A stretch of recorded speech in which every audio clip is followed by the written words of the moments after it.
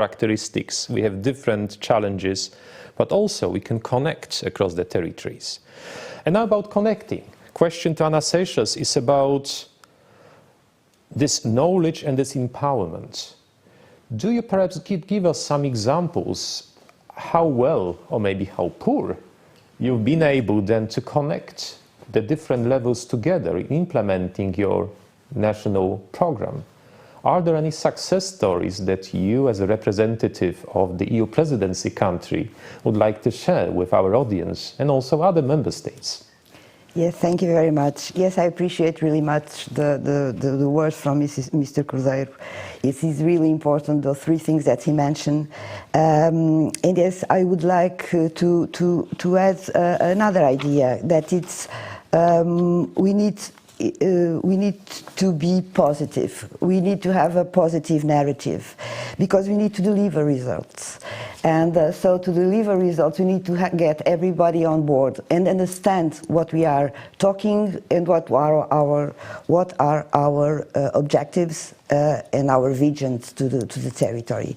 And I think, before answering to your question, yes, I think that we have something right now that is important as well, because we have common goals.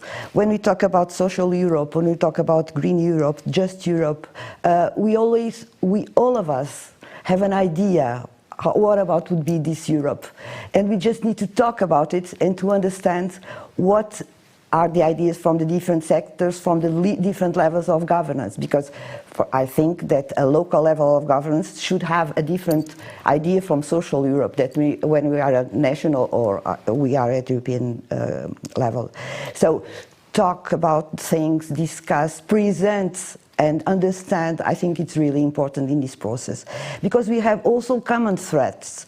We are now talking about governance, but we have major threats that are related to climate change. Everybody is afraid, how can I say it, about climate change, and it really changes our way of thinking things, and demographic challenges, and also other things that are more connected to local process, like loss of biodiversity and so on. So yes, I think this is a very complex process, but I think we as territorial planners are acquainted with complexity, and so we think about all these things, and we try to reach at national level. As an example, as you asked me to say it, we had our national program for policy that we have. It's a national program for special planning policy that is, in fact, has been presented to the Parliament. It has been approved by a law in 2019, and after that, we realized that we could not stay with a process, with a plan, with 50 measures, more political measures, and do nothing about it. Mm-hmm. So besides taking the territory in the center of policies, we decided and we proposed, and it was approved by Dan, that we need to build a intersectorial forum. So we have all major actors at national and at regional level. We have the regions, the autonomous regions like Azores and Madeira, well represented, that they are part of the core of this process. So we talk among each other about things that are important in the way to implement this planning process, this planning program, spatial planning program. And we have very good results. For instance, the policy brief that we built together regarding long-term vision for rural areas was not only something that we built with ESPON at national level, but we present it to our intersectorial forum, and we could have the feedback and what they think about it. And so we deliver the results that we did. So yes, I think this way of have a forum where we can speak and we can talk about problems, not in a very institutional way. That's the main thing. We don't need to be very institutional. We need to go there and be able to think, to say, and to present our problems and discuss them. We having a common vision and a common goals, and also be aware of what our common problems are. So, yes. Thank you. Dear panelists, a perhaps provocative question then to both of you. Do we have territorial leaders? Because implementation of these programs and plans requires that we understand the needs of our communities, because they should also express their needs. They should articulate their needs, their expectations for how to make their life good, the quality of life to be even better. So probably we need to consider that there is a need for territorial leaders, the leaders of those actions, the leaders of those movements, the leaders of those measures, so that what the governments are going to implement is well received on the ground and based on real needs. And if you confirm that we need territorial leaders, who these persons should be? Should that be young females, perhaps, in rural areas? Should that be something else? Someone else? Should we need to include also some stakeholders that probably we never thought about, who are essential in delivering these plans? Is it the enterprises? Is it the NGOs? So the floor is yours. What do you think about this idea, territorial leadership? That's important in order to turn the visions into realities. We need to have the full support of the people on the ground. Any of you then, Mr. Cordeiro perhaps, you worked a lot with communities in Azores regions and also in the Committee of the Regions. You definitely also discussed these issues of leadership. Well, I think if you don't have territorial leaders, you don't have territorial communities, you don't have territorial interests, you don't have, at least you don't have the correct expression, let me put it this way, of those identities.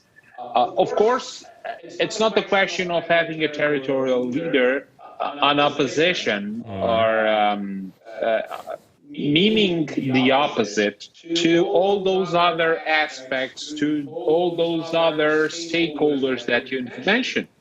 I think it's part of territorial leadership to have the ability to gather all those stakeholders in a common vision related with the region or the municipality represent. That's essential. That will lead us to a discussion about leadership. I don't think we're here for that. But I think it's very, very important to have the clear idea. This goes, and I think the process goes both ways, okay? What I want to express with this is, it's not only a question of having the communities well organized with well-designed policies, or to put it in a better way, well-designed interests, objectives, goals.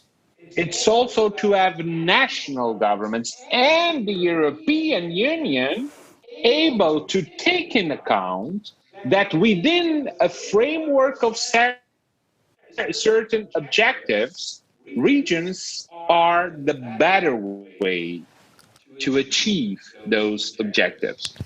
So, and sometimes this is very easy to speak like this, but it's very, very difficult to difficult to have it on the ground, because there are a lot of issues that interfere, that have influence in this idea. So you ask, do we need territorial leaders? Yes. But we need also national and European leaders that are able to understand that the better way to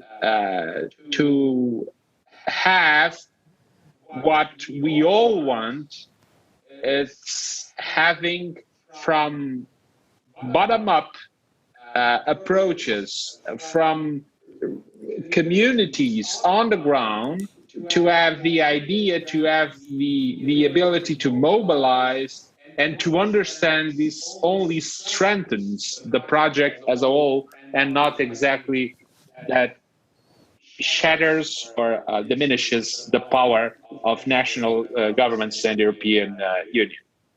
Thank you very much. Anna, back to you about your case. You mentioned the intersectoral dialogue, that you involve the sectors that have something to say for the development of rural areas, because we know this is a quite complex problematics related with how to develop the rural areas in the best way. Could you perhaps let us know if within those measures you mentioned, a lot of measures that have been pinpointed in your document, do you already agree on whom will be to implement this? One single authority, one single organization, or a group of those working together in a concerted way? Yes, thank you. Yes, of course. When we decide what measures to take, political measures to take, of course we identify the coordinator, and we just have a meeting this week that it was really important, because we could see all together, all the process together, because each coordinator informed us about his measures, and then we could have an overview of what happened. And we have a lot of initiatives. We have hundreds of, I don't know if 100 and something of initiatives regarding territorial the implementation of this national program. Now we need to speak to them and to find out if is the best way to do it, or is the technical way to do it, because I'm standing from the technical point of view. So from my perspective, yes, of course, it's very important to have a leader, someone who can talk, and someone who can mobilize the population, and as Mr. Cordeiro said, because there is something that it's not really good for us as technicians, that we have a program, we have a strategy, and we go to the local communities to present it, and nobody appears, or at least not too many people go to listen to us, and then they don't interact with us. So yes, I think both levels are important, technical and the political one, to mobilize people, to make them concerned about the results. So that's why in the beginning I was saying that delivery results is really important, not only to speak, but also to show results. And yes, we are looking forward to have some results to present to everybody. To just emphasize what you said, because it brings me back to the overall context. It's not that the plans for rural areas are prepared just for them, but must be prepared with the rural areas, yeah, with the engagement of the community leaders, the people who live there. Otherwise, they will not accept it probably as something that is brought over to them that perhaps is not consistent, coherent with their ideas, with their ambitions, with their anticipation of, as I mentioned again, the quality of life. Yeah. Because no region is the same. Yeah. And speaking about no region is the same, perhaps I can then introduce the matter of how to address the specificities of the rural areas. And both of you mentioned already the work of ESPON in that regard, and I'm very happy to present our joint venture, a joint product of the Portuguese presidency and ESPON, which is the policy brief on the prosperous future of all rural areas. And I think that's important then to take into account that we have different processes for the rural areas. We have different rural regions, as a matter of fact. And I do believe that Mr. Cordeiro very soon is going to react to those maps I'm presenting here, because we have growing and shrinking rural regions. And we have the population that lives in the growing areas, but also the population that lives in the shrinking areas. And as you may see here, that a lot of the EU regions actually are predominantly rural, and then they shrink a lot. And this is the process that lasts over many decades. So this brings me to the aspect of that we need some customized, tailor-made policies to respond to the needs of every single region, because they belong to different categories. We also need to understand that there are different processes, different reasons behind the rural shrinkage. There are agricultural regions with low-income population. There are mid-low income regions. There are also quite well-equipped rural regions. So the opportunities, as you were mentioning, both of you, for those rural areas mean not the same in all the cases. So we need to be attentive to that specific diversity. And our policy brief is available for everyone to read. We also formulated some policy advice, how to turn these opportunities into reality. So in that connection, I would like also to ask both of you some questions related with the processes we have noted in the rural areas. This is the shrinking, as mentioned. This is the aging. Many of those rural regions experience that the demographic structure is going worse. Young people tend to migrate to urban centers in pursuit of their individual paths and life and professional careers. We also see a lot of landscape transition issues because of the climate change. We have a number of natural hazards. We have floods in rural areas. We have wildfires. We have forest devastations. And when speaking to the people there, I think maybe Mr. Cordeiro, we can start from you, because you managed to successfully label Azores in that respect as a destination for nature tourism. So not mass tourism, not something that is regarded with huge flood of people coming to your beautiful islands in order to spend some holiday, but you managed to do it in a sustainable way. So this is important perhaps also to learn on your lessons on this territorial specificity, because even the outermost regions are not the same. So if we can shed a bit of a light on your experience with, how to address the specificities of rural areas. Thank you. Well, if I can share something with you about the Azores and the way we proceeded, I think it could be summarized in this idea of transforming liabilities in assets.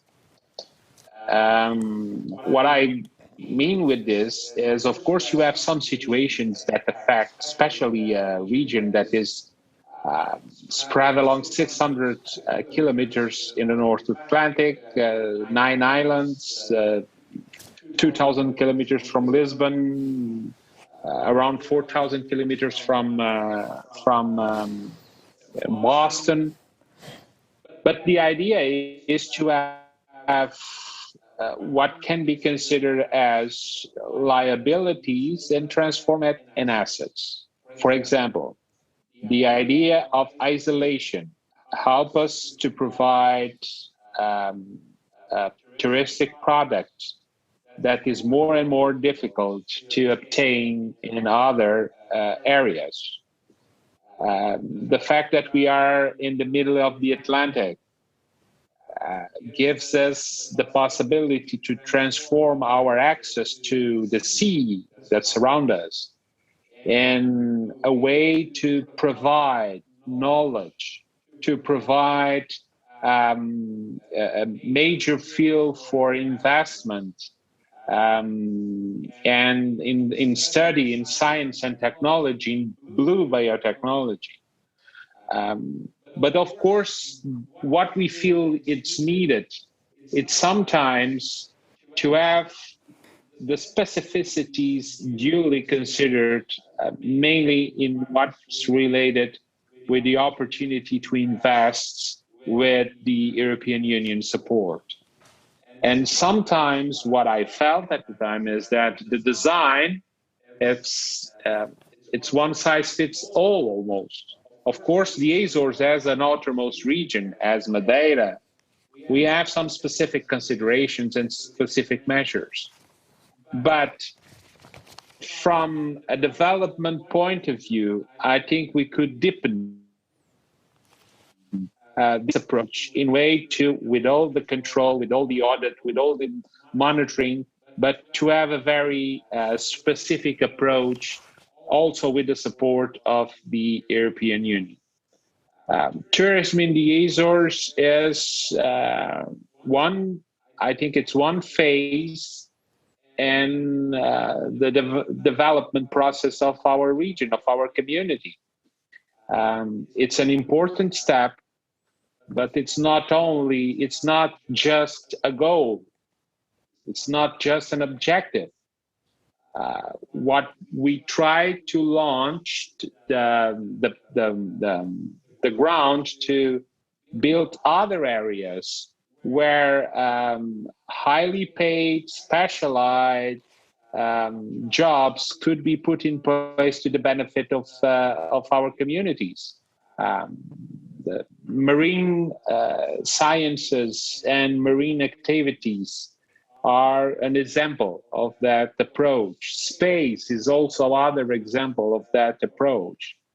So the idea that occurs to me is you don't have to have this to see that small cities, islands, outermost regions are a fatality. No, they are not. Of course, they have very specific challenges.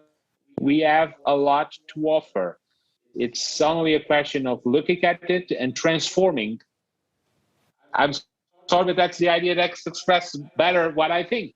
What could be perceived as liabilities, as negative aspects and assets, transform that in something positive, in something that could drive, could be a driver of development. There are key issues that I think it's very, very important is what's related with small communities, rural areas, and the demographics. We cannot have the same approach in infrastructures that other areas have. If you want to fight for the demography on those areas, you need to provide the same or even the better services, infrastructures that big cities, big communities offer. It not only helps people to go there to feel that they can access in a more easy way those services, the ones that depend on infrastructures like school, health facilities, and all that, but also it's a powerful driver for the economy and for development. That will lead us to a discussion about how we can, for example, in the field of eligibilities, to have this approach to what's happening and what's needed in rural areas. But if you don't have that kind of approach, I'm sure it's, if not impossible, very, very difficult to fight for demography and for a demographic growth and the inversion of the tendencies in what's concerned with demography in those areas. So those are some ideas, some issues that I would like to put on the table for your consideration and discussion. Thank you very much, because it goes very much in line with our thoughts within ESPON that we are not able perhaps to fight the demographic change. We are not able to say to young people, you must stay where you were born, because there are no measures any government in democratic world could do in that sense. But we should understand the demographic change and then provide the population with the services that they really need. And I think this is my question back to Anna about those services of general interest. Because one of the highlights in our policy brief that it could be presented also on our slide here is that there are different drivers behind rural shrinkage. We have economic restructuring in rural areas. We have some locational disadvantages of some rural areas. We have peripherization towards economic activities and globalization, and also some disruptive events.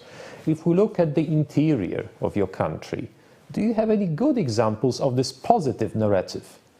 That it's not just, the poor interior, poor regions losing, suffering, weakening, But perhaps there is this positive drive that you've detected already through your work as implementator of the national program. Thank you. Yes, yes, we do have. First, I always think that we need to have a positive narrative.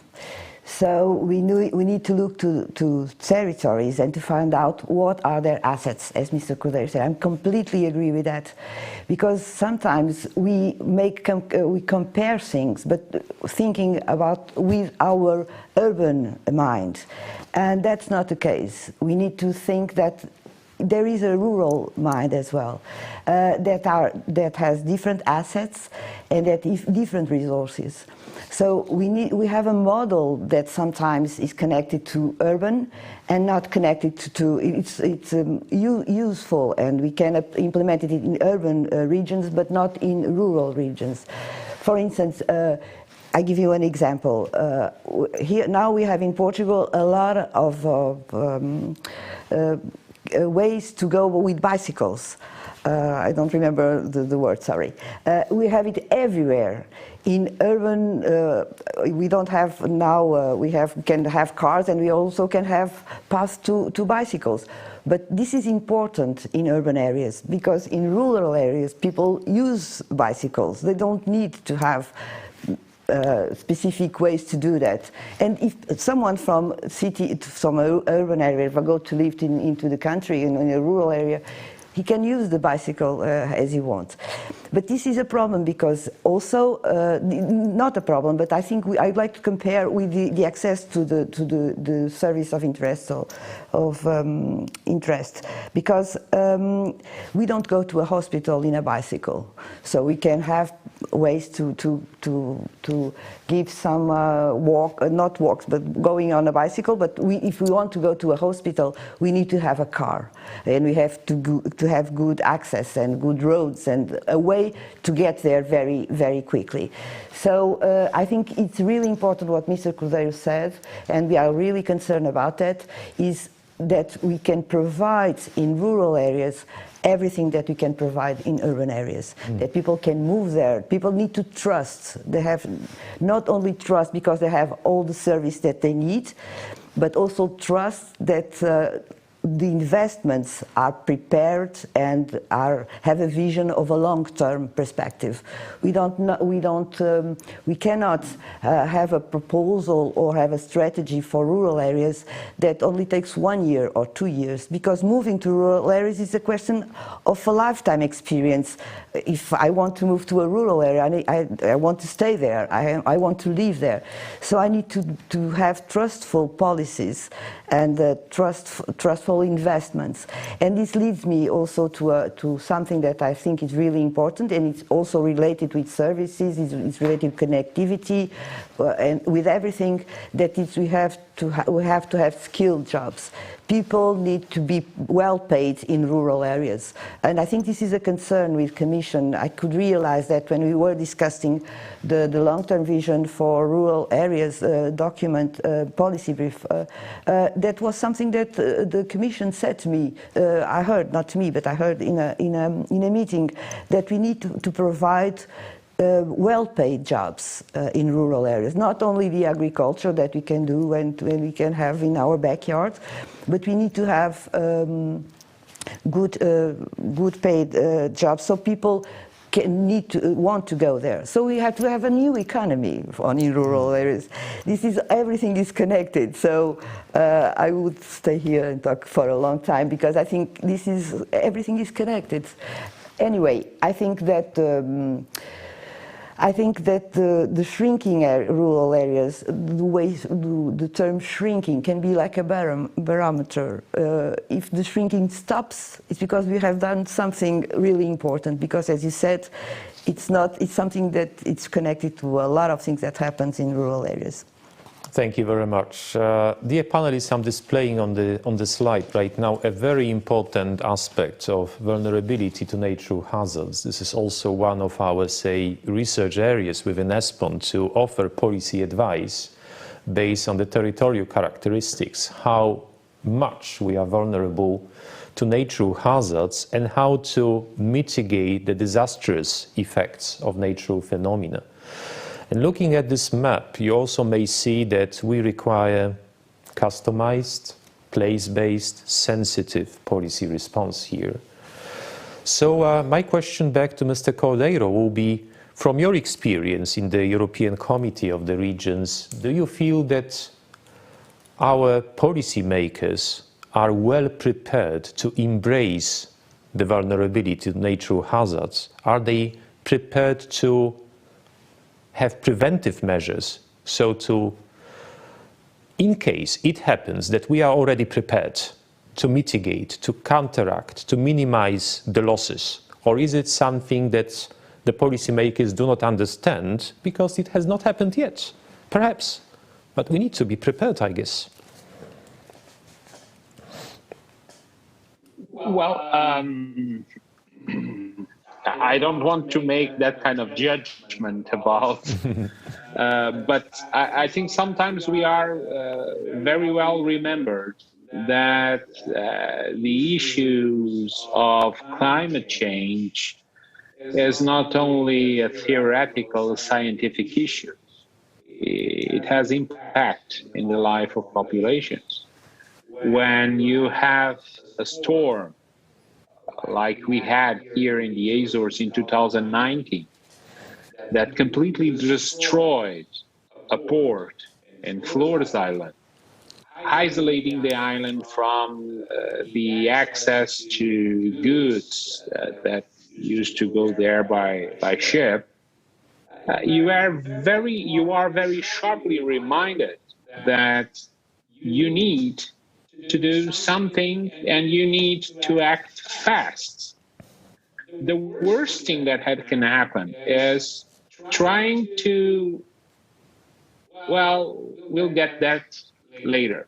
And I must be honest, I think in some cases, you don't have the very clear perception of the urgency of this issue.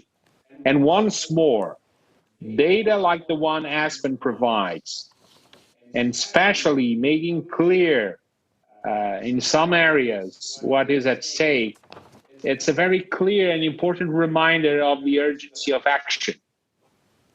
Now, one issue is to be aware of this need. The other one is to have the ability and the possibility to act. And here I would like to stress this idea. It starts with each one of us, with simple acts, with simple actions. And it's not a question about the government. The government should act, of course, but it's not only their responsibility. And I think once more that is the responsibility of leaders to make this message very clear about the urgency, about the dimension of this task, and about the fact that each one of us has a role to play. It depends on each one of us. In that sense, what I experienced within the Committee of the Regions, and because of my work, is that this is a growing there is a growing awareness of the urgency of action, but I think there is a very good margin of progression to improve this awareness. Let me put it this way. Thank you. So there is still a room for improvement, you would say, even Yes. among your peer colleagues representing the regional authorities, that they understand the threats behind being too much vulnerable to natural hazards without any action or preparedness measures put into the plans and into the framework to action. I think it's not only about political regional leaders. I think it's all across political institutions. There is a very good margin of progression to improve the awareness of this issue. Thank you very much. Back to Anna. How well you are endowed with this vulnerability preparedness measures when implementing your program? Because this is probably the matter also for your intersectoral dialogue, to have taken or only perhaps in the future to take into account that even within Portugal we have different colors, different shades of red and brown, meaning some areas that are more exposed to natural hazards, some are less, and this probably also requires some dedicated measures, some sensitive policies and sensitive measures to implement. And also perhaps, as Mr. Cordeiro was saying, the knowledge of those territorial leaders and community members to understand that when it comes, when it happens, it could be too late to start planning. What's your view on that? Yes, that's right. Yes, we are aware. In fact, we are really aware. Our national program for special planning has considered the climate change and the risks. We have a map of all risks in Portugal and in the islands and regional autonomous regions as well. Yes, we are really aware about our risks and our vulnerabilities. And we have a lot of them. They are from different kinds. Well, you can say that climate change is the motor for all of them, but you can have, and I was looking to the map that is now displayed, and you can see that we have different colors, but you can see in the southern part we have very dark color, and then we have also an orange in the other part near the ocean, and also the islands that are all in red. Yes, but there are different hazards. When we look to that colors, we have different hazards. And we need to be aware, and we are really aware. And in fact, I think when we are planning and at the technical level, we are aware, I think at the political level as well, but I think that people in places need not only to be aware of the risks, and of course they are better than us, I'm sure, but they also need to be aware of the importance of the resources that they get in those territories. Just an example that I think it's important. The value of the natural value of some territories need to be highlighted, and people need to be aware of the importance of the value that they have in their territories regarding, for instance, vulnerabilities. We have here, in Portugal, we have, for example, we drink water in some places that water is kept in dams, in reservoirs, about 120 kilometers from those places. And people live there, around those reservoirs, and they have some conditions they cannot do everything they want, and they need to improve, for instance, the way the forest is managed surrounding those territories. Why don't we as a society understand that if they stay there and if they manage the forest, for instance, in a different way, in a more natural, in a more way that is concerned about biodiversity, for instance, and we can keep better water to drink 20 kilometers away, so far away.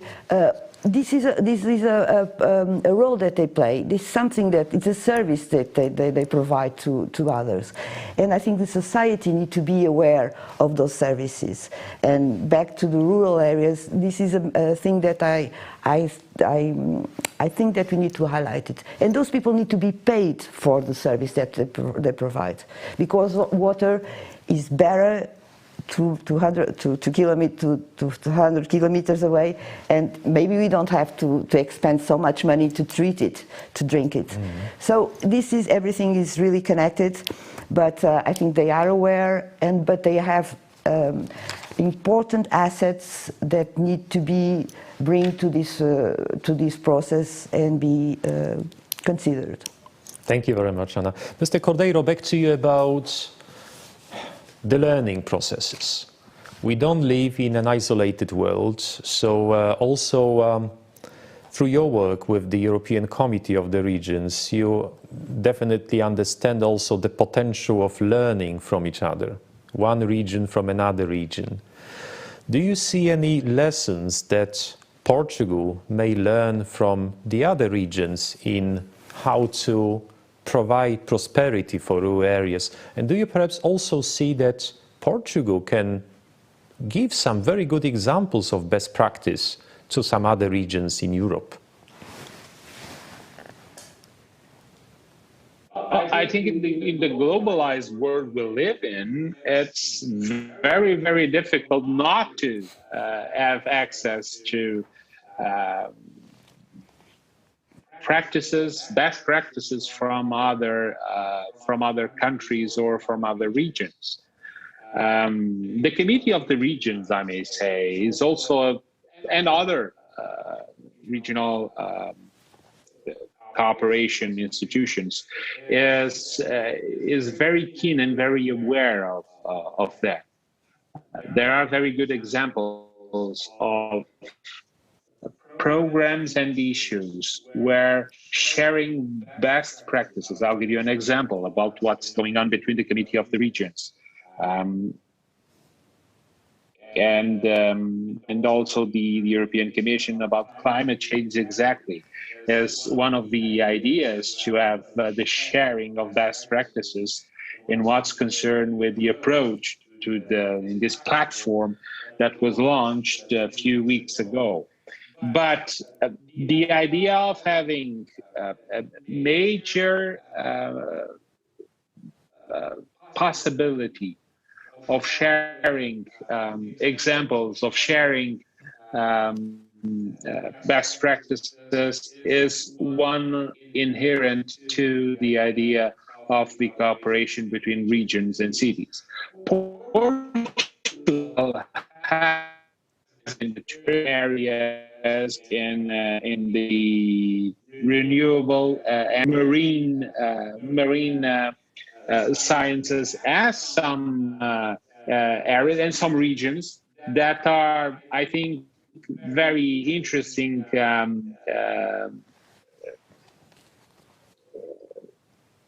leaders in those areas.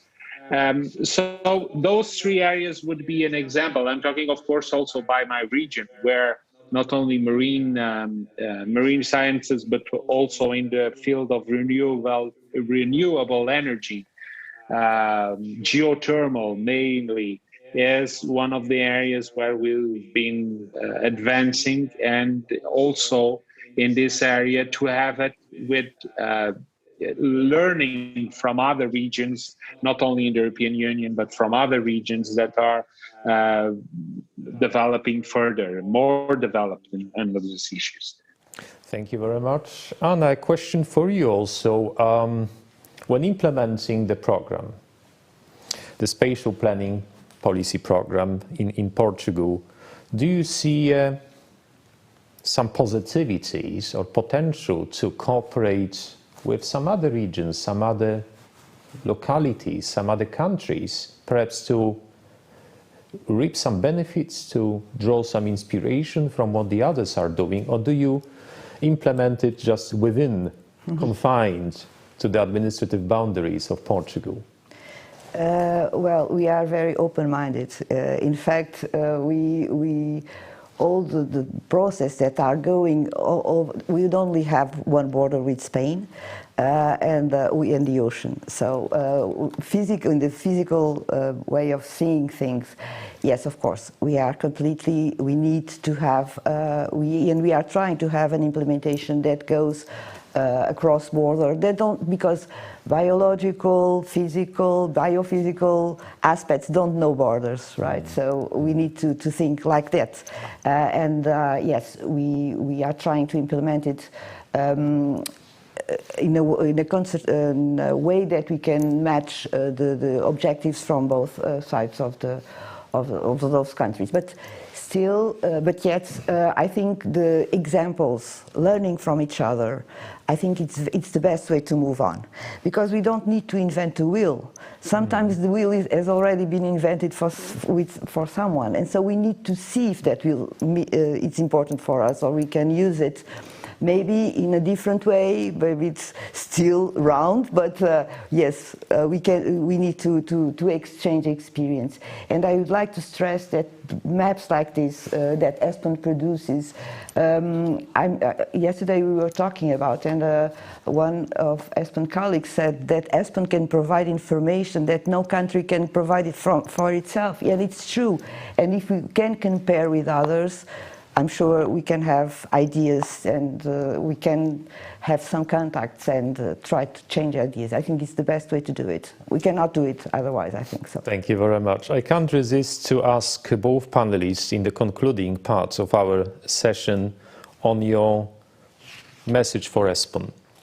Because ESPON works a lot with data, with maps, with visuals to provide evidence on the territorial trends, on the territorial patterns, on the territorial drivers to all decision makers, so that they understand that the impact of administrative borders because of some processes, Anna, you just mentioned, that they don't know the borders, is important to take into account. And now we are sadly going to leave the Portuguese presidency of the EU Council by the end of June, and then move on to engage in a journey as ESPON with the Slovenian presidency. And instead of talking about green and just recovery as your political priorities, we'll be talking about the territorial perception of the quality of life. That is why I many times also emphasize the need to perhaps understand the quality of life by each of us in order to make well-informed policies. What would your messages be for ESPON? What should ESPON look for when we look at the rural areas, the prosperity of the rural areas, outermost regions, functional areas, islands, mountainous regions, and so on? Mr. Cordeiro, as a policymaker, what would you say to ESPON? What we should do? Well, first of all, keep up the good work. Second, be aware also that, and I think you are aware, of course you are aware, but let me just stress this idea. I think in the field of this project, it's also important to have in mind the differences between regions. Some of the criteria, some of the questions, some of the indicators that could have very strong differences between each regions. But most importantly, I think the idea of ESPON, not only as giving us a reading of our past, but also helping us to shape our future, giving us the tools to that help us to decide better, to compare, to call our attention to aspects where we need to intervene. Well, that's it's priceless. So the message would be: keep up the good work. Keep up the good work. Thank you very much, Anna. Your message for ESPON at the executive level when implementing your national policies, your national priorities. What kind of support you would expect from ESPON, even when the presidency of Portugal in the European Council of the European Union comes to an end? Would you like still to be engaged in the joint ventures? Yes, of course. Yes, I'm sure we will like to, because I think we only learning from each other, and we can do something really different. We can change something, and I think ESPON gives us that opportunity to compare and to realize how big or not so big is our problem in the European context. And it's important. Sometimes we think about our problems. That's what we do for a living. That's what we do every day. But be aware how are we seen from Europe, and how we can compare to other countries in Europe. It helps us to understand where we stand. And I think ESPON gives us a lot of information that you can use in very different ways, and we can with different sectors. So I think this is really important. The other message is that we need to take all stakeholders on board. So we need to be able to communicate ESPON to the stakeholders at local level, at regional level. They need to understand that ESPON information is important. They can use it. and they can have also be inspired, because I think ESPON is also all about being inspired.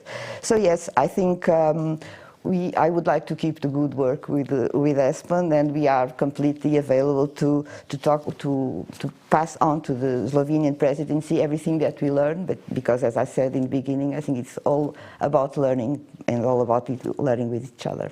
Mr. Cordeiro, back to you. It's a sort of a ping-pong game I'm trying to exercise right now. Hope that both of you don't mind it, because communicating is very difficult. You have to not only speak the same language, and in ESPON we use English, so it's very difficult for us to just directly from our EGTC, the operational body, speak with the communities, because of the language barrier, and also because the terminology we've been using in ESPON, vocabulary, is sometimes very difficult to comprehend.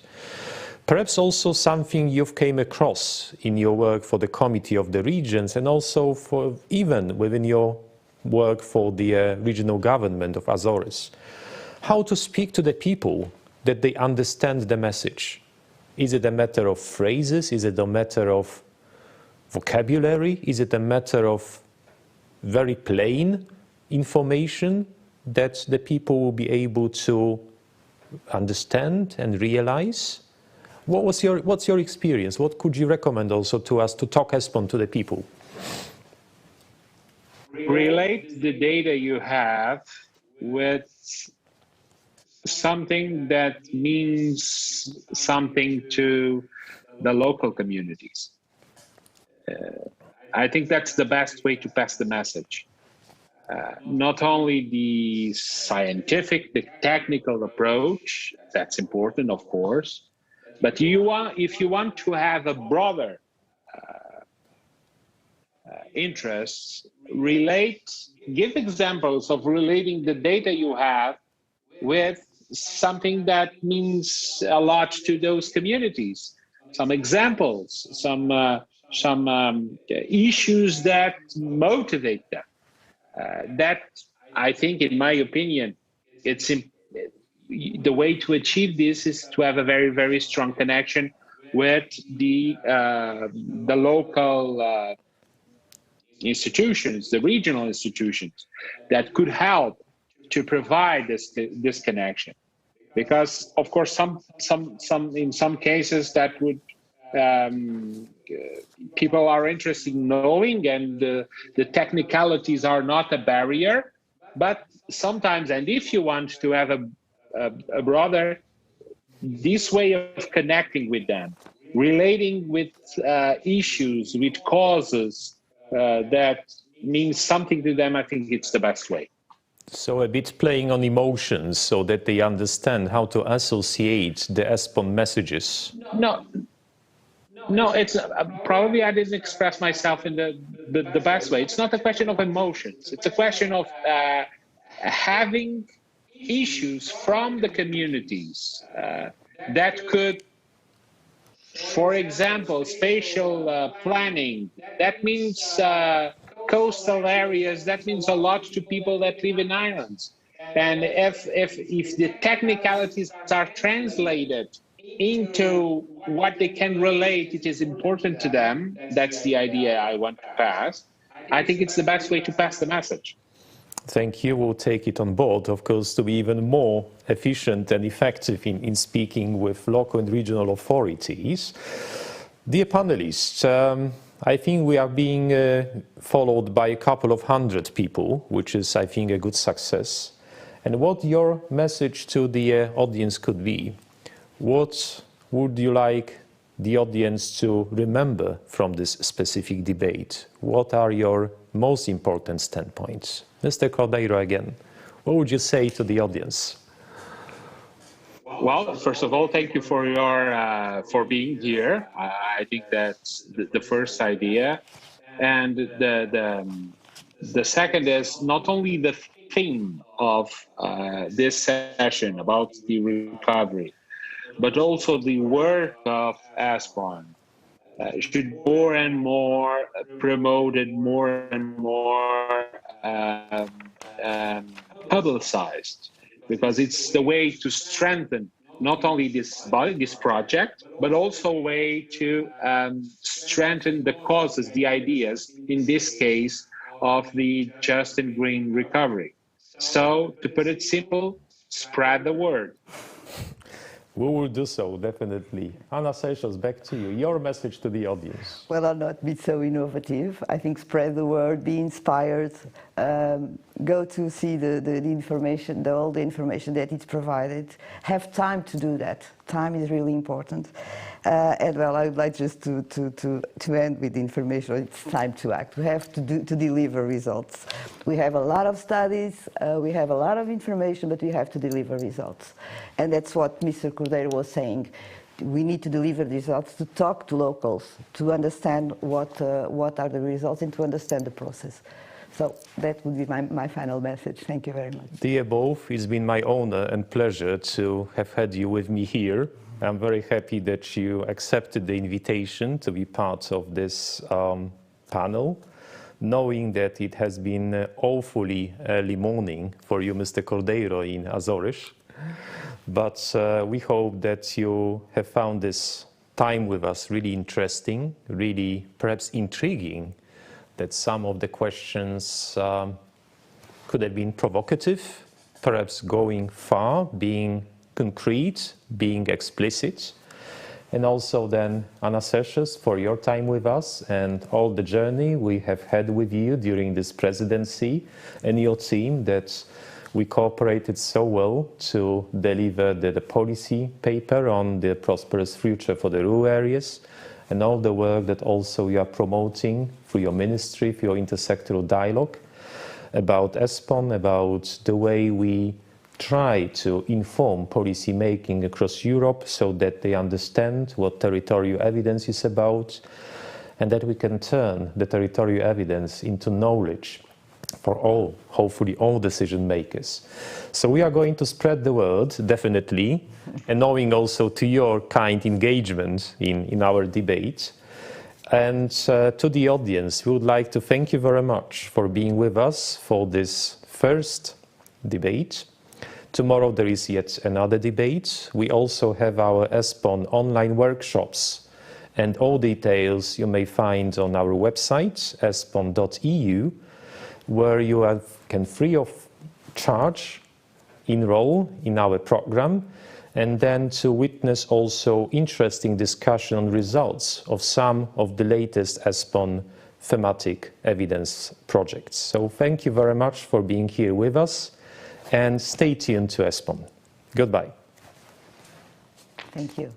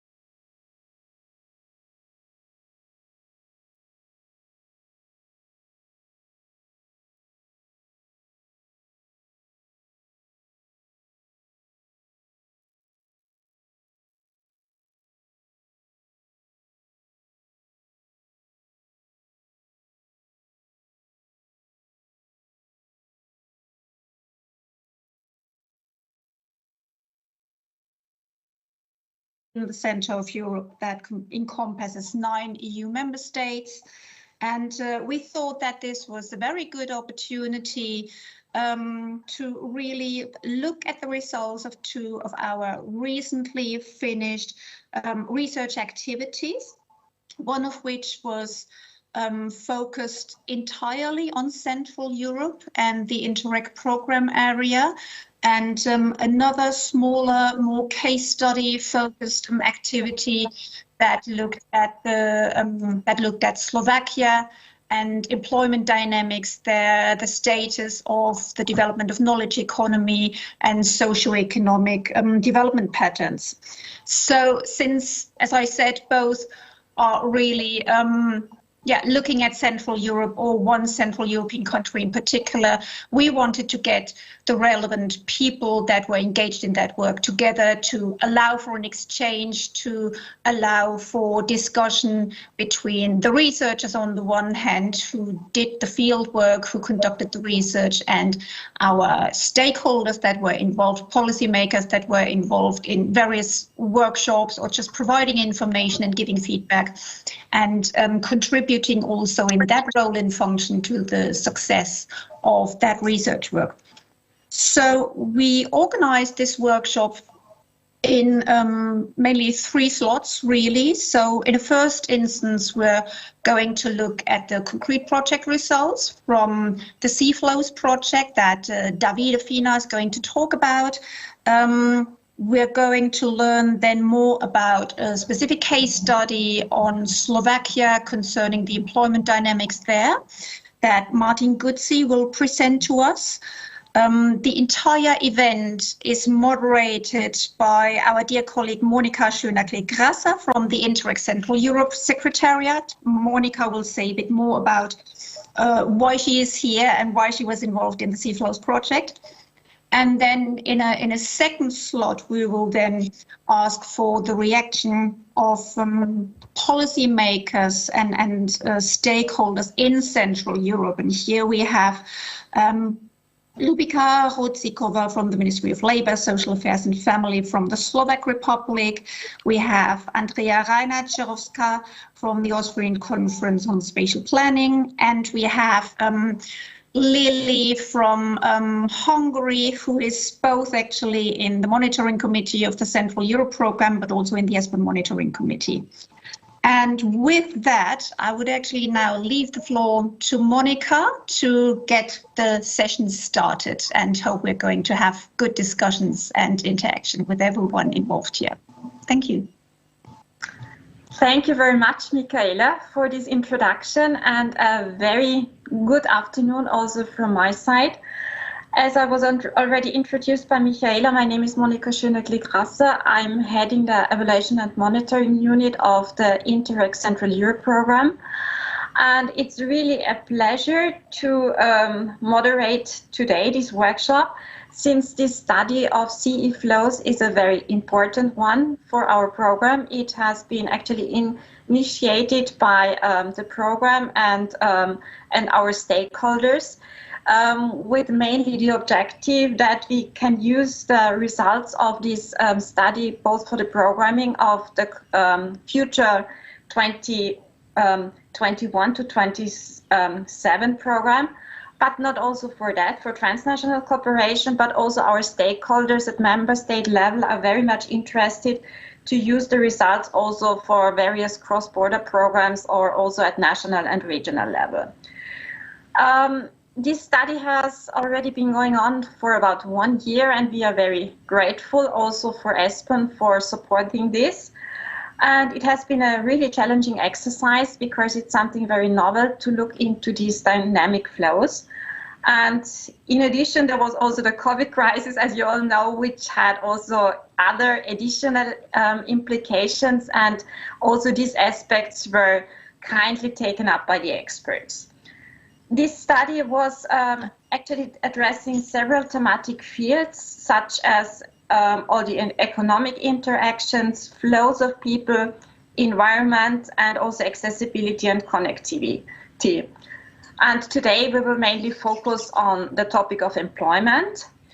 And unfortunately, this workshop is very short. We have 1 hour only. So this means we really should keep it brief and to the point, but still there will be some time for questions and discussion. And I think we could even spend quite some hours for talking, but yeah. And with this, I hand over to the expert presentations. First by David Fina, who has been coordinating the study, and he's working for VVA. And then afterwards, Martin Guzzi, as already was announced by Michaela, from Slovakia, who has been doing the case study on Slovakia, and he's working for the university for the Masaryk University in the Czech Republic, and is also a researcher at the Central European Labour Studies Institute on Slovakia. So please, David, the floor is yours. Please go ahead. Thanks a lot. Thanks a lot, Monica and Michaela, for the introduction and for setting the context. And good afternoon, everyone, from my side. Also, on behalf of the CE Flows Consortium, also we really share the pleasure of being here today. It's really a great opportunity to be here to present these these findings.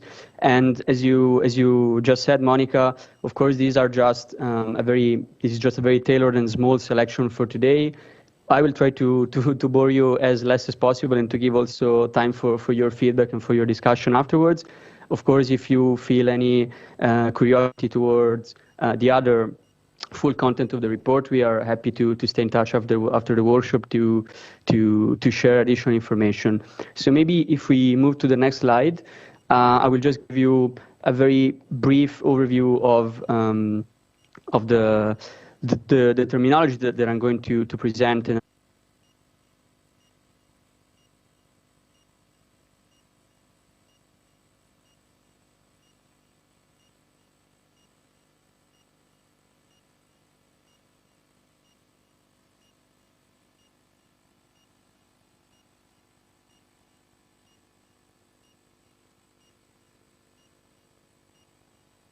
Quantitative analysis techniques to address spatial dynamics in Central Europe, meaning that we range from econometric analysis to identify what we call untapped potentials, and I'm going to be more precise in a few minutes about it, and also to design some scenarios for the future development of Central Europe, also trying to take into account the impact of the pandemic, and there was really an element of novelty and a great challenge, as also said by Monica, across this study.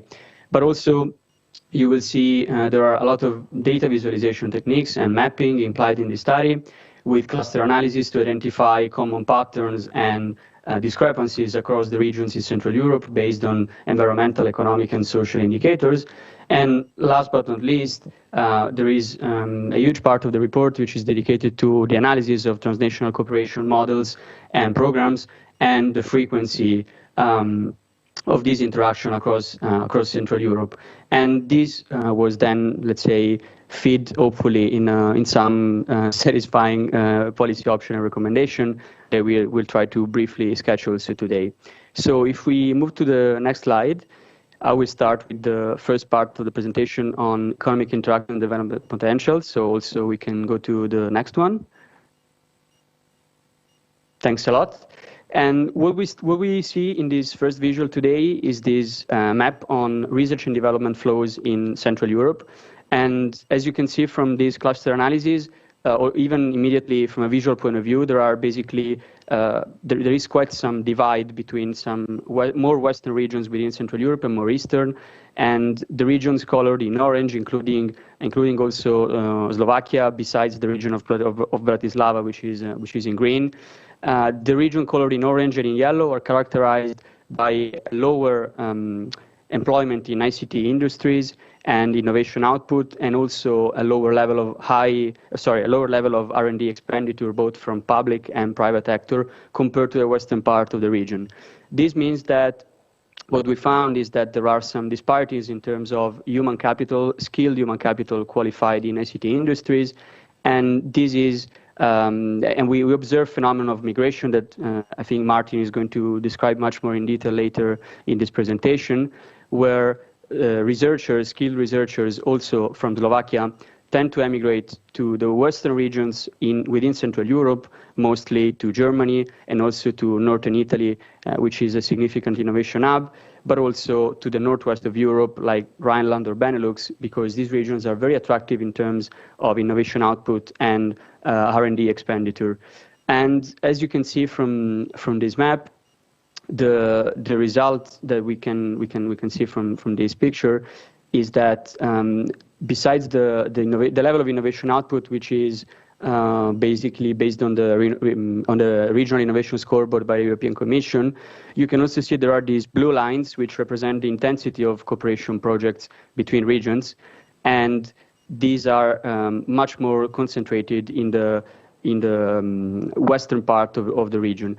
Now, I see there is a hand raised. I don't know. Now I'm asking mostly Michael and Monica. How do we want to deal with questions? Do we want to maybe have a Q&A session at the end? Because otherwise, I think it will be a little bit complicated to yeah. Okay, that's fine. We're going to take questions on board later, and if you move to the next slide, the impact, let's say, of this lack of integration in R&D networks across Central Europe is reflected in what we identified as the untapped potential in innovation. So basically, what we call as untapped potentials are a set of indicators that could be economic, social, or environmental that are equal to, let's say, the regional asset of certain region in Central Europe, and for several reasons that could be, I don't know, geographical barrier, administrative barrier, economic barriers, they are not fully exploited. And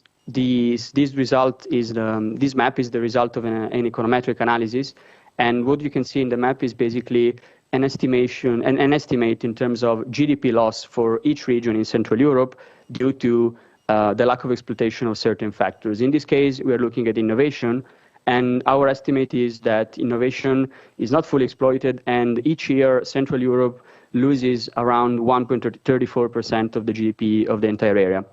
Linked to degree of innovation, it is closely linked the level of manufacturing specialization, and manufacturing has really a paramount role in Central Europe, as according to data from Eurostat, it accounts for 68% of the whole value added in manufacturing in the whole EU 27. And if you move to the next slide, we can see that also manufacturing features is characterized by lack of integration between regions and represents an untapped potential according to our analysis. And the main reason for this lack of integration in terms of manufacturing hubs between across Central Europe is mostly equal to the lack of transport infrastructure. There is not full interoperability between Western and Eastern hubs within the regions, and especially this applies to the railway sector. The result is that, as you can see in the red part of this map, there are certain areas which are more impacted by untapped potentials in manufacturing, and among these also we can mention Slovakia. And according to our analysis, which of course is an econometric analysis, a very rough quantitative estimate, we estimated a 1.58% of GDP loss per year due to let's say, well-functioning links in manufacturing. Then we can move to the next slide, and I think that actually this one that you will see in a few seconds on demography and migration, we can also skip it, and we can keep it for let's say a deeper focus on Slovakia later in the presentation. And maybe we can move directly to the two slides on the scenarios, because it is really, I think, one of the elements of greatest novelty of this study. And so basically what we tried to do in our research is to model 3 different scenarios of what will be the future integration of Central Europe in 2030. So basically we have 3 scenarios. The first one, which roughly amount to the situation last year at the beginning of the pandemic, and is called the new normality scenario. So basically with the macroeconomic conditions that were more or less existing 1 year ago. And then we modeled 2 different scenarios called integration and partial integration, depending level depending basically on the level of success of the integration of economic, social, and environmental activities in Central Europe, and depending on the likelihood that COVID, in the partial integration scenario case, will be slowing the integration process and will have a more persisting, unfortunately, effect that we hope is not going to happen. So maybe if we move to the following slide, we can start to look at the first map, which is let's say the good one, the integration scenario, and hopefully a scenario of economic recovery, which is significantly fostered by the result and the fund of the Next Generation EU that is going to be implemented across each member state in Europe. And what we see in our analysis is that the regions that are at the border between countries in Central Europe are the ones that are supposed to gain the most from, in terms of, we are talking of GDP growth rate, and again is a very rough estimate, but they are supposed to be the one gaining the most in terms of future integration in the area. And these regions are really matching what I was mentioning a few seconds ago about manufacturing activities, because the areas where hotspots of manufacturing activities are located are also the ones that in our analysis are supposed to benefit strongly from integration, better integration in transport, from an environmental point of view, and from economic activities. And this can be also seen in this map in Slovakia, because in the western and eastern part of the region, we expect in our analysis a quite significant GDP growth rate, while interestingly enough, metropolitan and large cities that will also benefit, of course, from economic recovery from the pandemic, but they seem to gain relatively less compared to border areas in Central Europe. And if we go to the next slide, we go to the bad map, the partial integration scenario, where in this case the effort to improve integration processes at each level after the pandemic will not be as successful as in the previous scenario. And the result is that, again, the areas which are very linked to manufacturing hubs will suffer and experience the highest losses. And focusing on Slovakia in this case, in particular the region of Košice will be the one, according to our analysis, experiencing a higher GDP loss compared to other parts of the country and other regions in Central Europe. Maybe we can move also to the following slide, and we can discuss a little bit what are our, let's say, key options for transnational cooperation that we came up with to try to address some of these issues. And again, as I was mentioning at the beginning, of course, these are some options that we are presenting today, looking at economic interactions and labor dynamic and employment. And these, let's say, do not encompass the full recommendation that we let's say designed for other thematic fields of this project.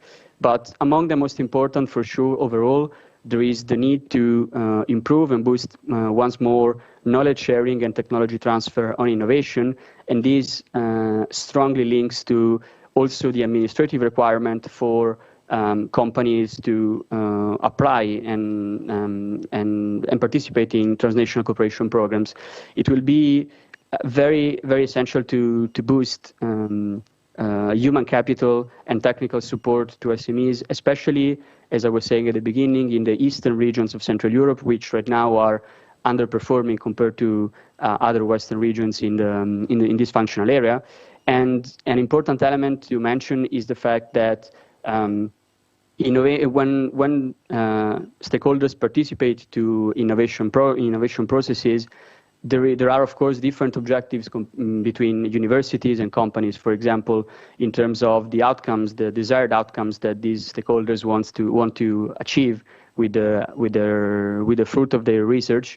And this means that it should be really essential to facilitate differentiated, for example, tender requirements for universities and SMEs, meaning that the tender requirements need to be aware of the need of these different types of stakeholder and maybe not being a little bit too standardized.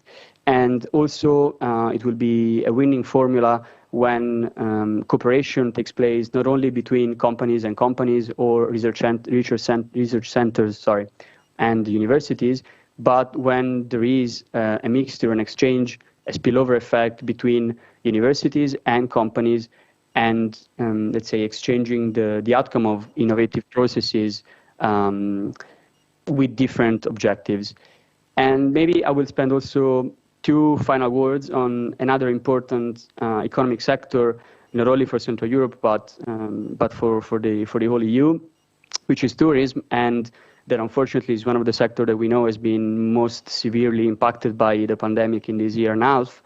And however, there are also some learning experiences and some good selling point that we can learn from this experience.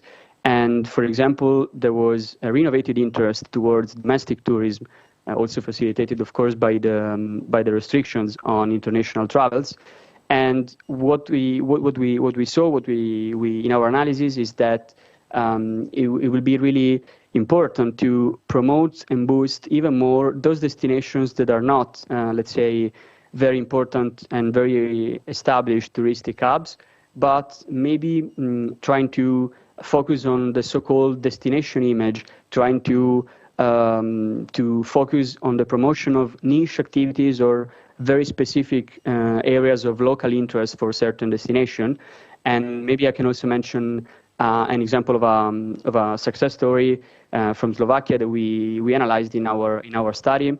And this was in this case it was a project funded by Interreg Europe, and it is called like Lettered Initiative. And basically what this initiative did was an activity of promotion of renovated rural castle in the Prešov region in Slovakia.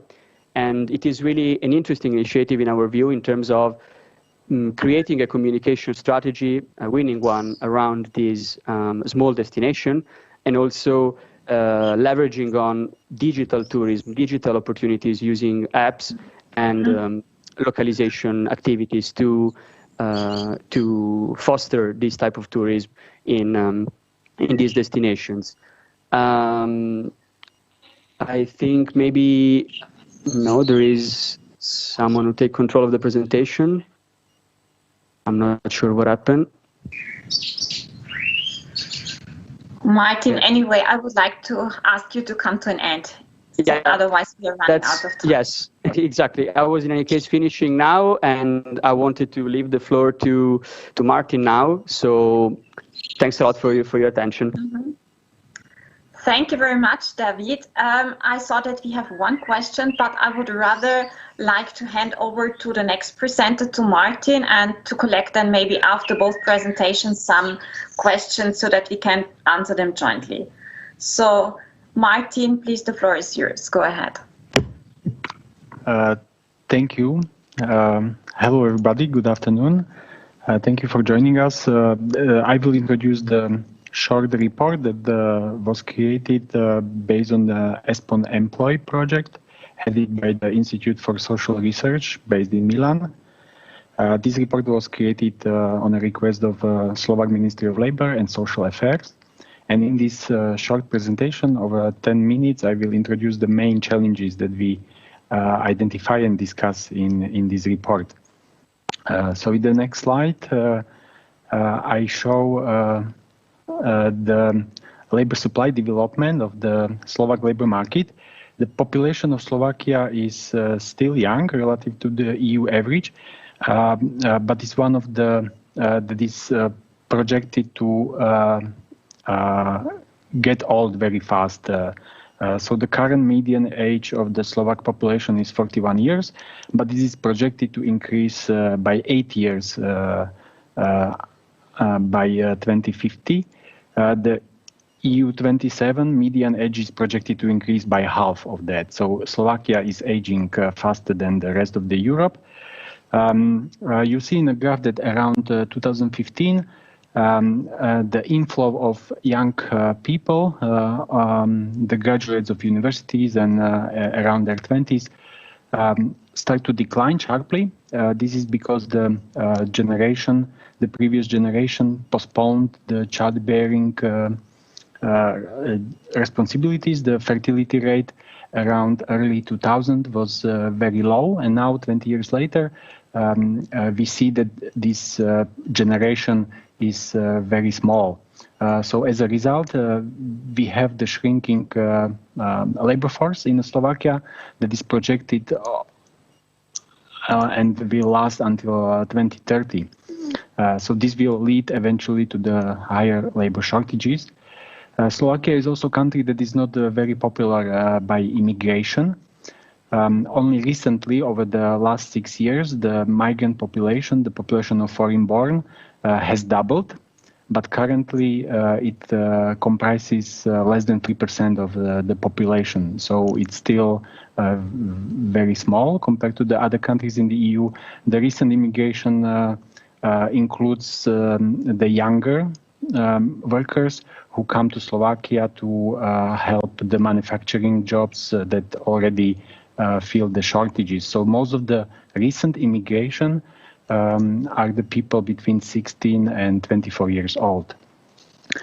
Okay, in the next slide, I demonstrate the dynamics, the immigration and emigration. So if anything, the Slovakia historically was and also currently is the country of where people emigrate for jobs, and very recently also for studies. So young people increasingly seek their university education abroad. After Luxembourg, Slovakia is the second country with the largest population of students, university students studying abroad. Most of the Slovak take the opportunity to study in the Czech Republic, where Czech universities have very good reputation.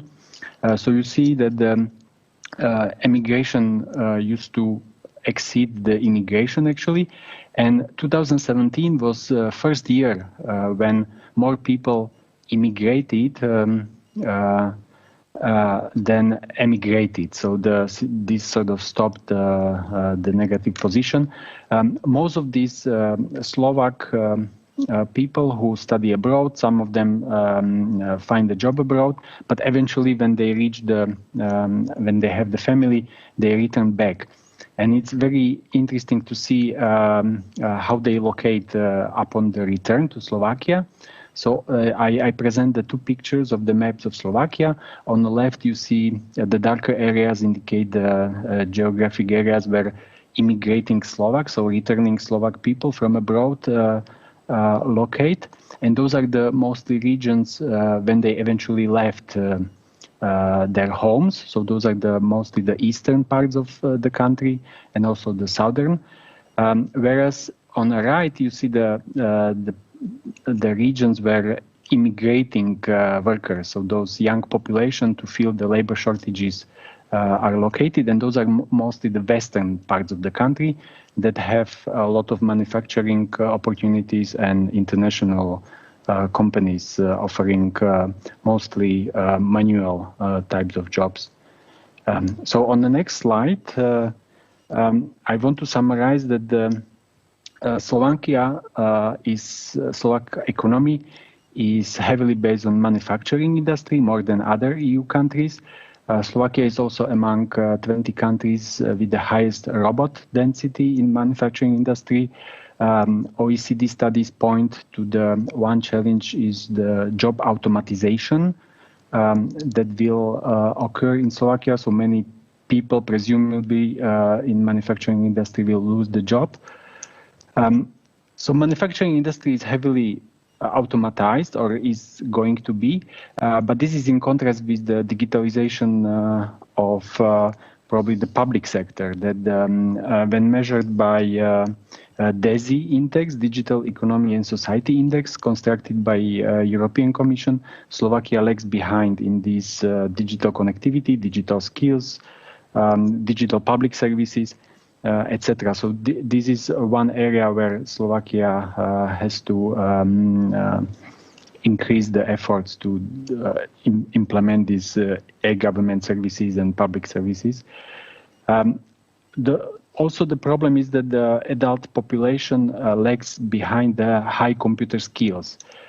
So in the comparison on the bottom in the table, you see that the more than 1/3 of Slovak adult population has no computer experience, and around only 1/4 has advanced computer skills, which puts Slovakia in the bottom tercile of the OECD countries. The quality of the labor force is increasingly cited as a barrier in entrepreneur surveys. So in this report, we point our attention to one of the recommendations is like the government to support the lifelong education, increase the SMEs motivation to create ICT intense jobs, and to increase the funding in education. In comparison, we show that the education sector is heavily underfinanced, particularly the university or tertiary education is underfinanced compared to the neighboring countries and also the EU countries. In the next slide, I point to some differences that arise during the COVID-19 pandemic. So as many other countries, the businesses were closed, the school was closed, and many companies were forced to implement the teleworking practices. Slovakia is, since it is heavily based on manufacturing industry, this is very difficult to telework or to do from home. So in a table below, you have summary of some indicators that demonstrate the situation in Slovakia. So approximately 29% of jobs could be performed from home in Slovakia, which is below the EU average. Also, Slovakia, in general, Slovak workers use less often the ICT at work, the computers and technology at work. Before the pandemic, only 10% of workers had some experience with working from home. During the pandemic, 30% of workers started to telework. And this remained roughly the constant during the summer of 2020. So this is probably one of the limitations that having the manufacturing-oriented economy prevents a high share of people to work from home.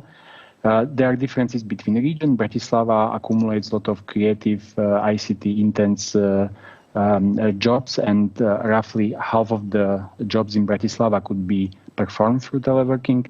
The share is much lower in other regions. So we have these regional differences that were also visible in the previous presentation in the graphs.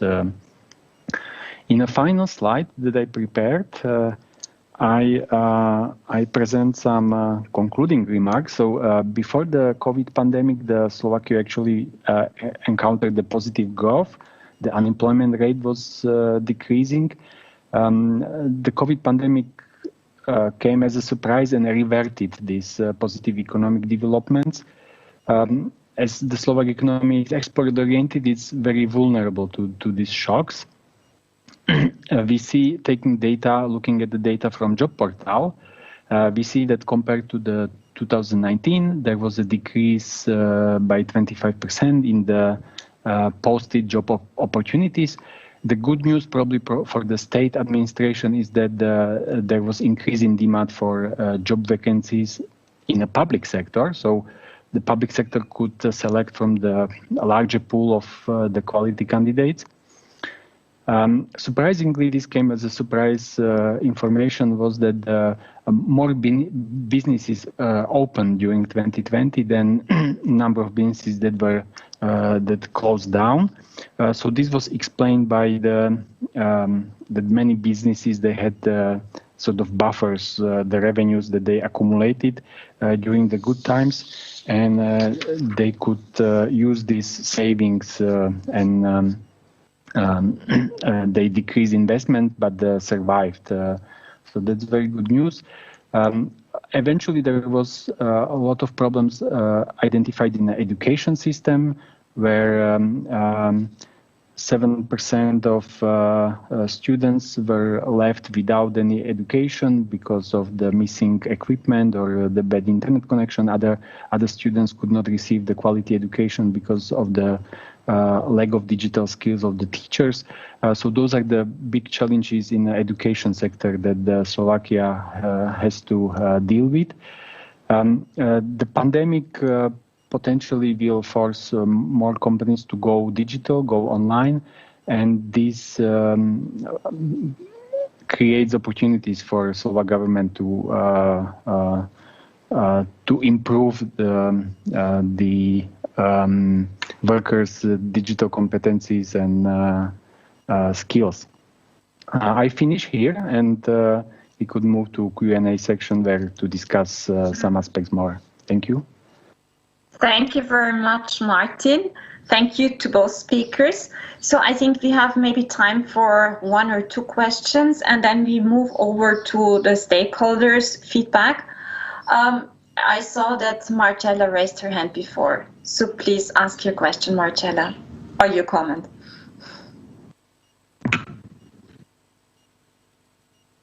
Marcella, are you still with us? Yes. Okay. Yes. Good afternoon, all.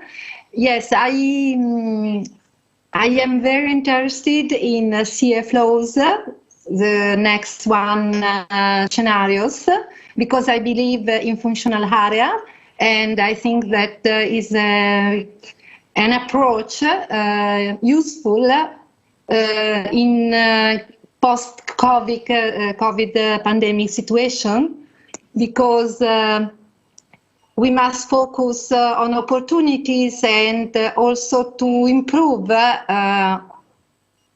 links, economic links, and also job for young people. So in the other hand, there is the important study to demographic change, but also the dynamic of employment is in COVID pandemic situation are important to discover and analyze in order to every member state can have some evidence in your country and compare with country nearby, neighborhood, and with a vision to go beyond the boundaries and focus on the principal focus topic that are better life, better job, and young people opportunities. So good work. I'm in Lombardy region and have a pandemic situation, very, very, very strong and stress people. So I know very well that we must work all together. Thank you. Thank you, Marcella, for this statement. I think it's more a statement than actually a question. Is there any other feedback or question which you would like to ask now to the experts? Since we are running a little bit out of time, if not, I would hand over to our stakeholders who have kindly agreed just to present a little bit their point of view, why they think that these studies are useful and important also for their institutions and at national and regional level. So first, I would like to start with Lubika Ruzikova from the Ministry of Labor, Social Affairs and Family in Slovakia. So we have about maximum 5 minutes for each intervention. Please go ahead, Lubika. Yes, hello. Hello, good afternoon, everyone. Thank you for the invitation to this webinar. I am aware that we are running out of time, so I will try to be brief. So my name is Lubica Ružičková. I work at the Ministry of Labor, Social Affairs and Family of Slovak Republic, and I am here to say a couple of words on the project Employ Slovakia covered by ESPON. The case study Employ Slovakia arose from cooperation among the relevant departments of the Ministry of Transport and Construction of Slovak Republic and Ministry of Labor, Social Affairs and Family of Slovak Republic. Based on the established cooperation with ESPON, we have gained very valuable findings which have been or will be incorporated into two important national documents. The starting document for the elaboration was the strategic document for the area of employment in Slovakia, specifically National Employment Strategy of Slovak Republic until 2020. The key objective of the assignment was to have an expert, external, independent assessment of the implementation period of the National Employment Strategy, so that the independent view of experts complements or expands the framework of regular evaluation of this document. In this context, we consider the key goal to be met. Particularly beneficial are the dynamics of the job creation associated with the knowledge economy, the development of the 2030 Agenda for Sustainable Development, a view of the lack of skills, the geographical and demographic framework, specific employment issues, etc. The findings anchored in the study adequately complete the evaluation framework of our national employment strategy and also contains of the effects of the COVID-19 pandemic with relevant references. Another goal of our assignment was to identify key employment problems in Slovak Republic in the period under review, compiled by independent supranational and national experts, as well as outline of conclusions and recommendations for Slovakia for the next strategic period. The study reflects the current situation in the country and helps to identify the challenges for implementing policies in order to avoid middle-income traps, policies to improve the overall innovation environment, and to improve the skills and adaptability of the workforce to the new trends in digitalization and automation technologies. It also underlines the need to focus priorities on internal innovation, research and development activities developed by small and medium-sized enterprises, on support for lifelong learning, on policies to facilitate the return of Slovaks living abroad, and to tackle insufficient level of qualified immigration.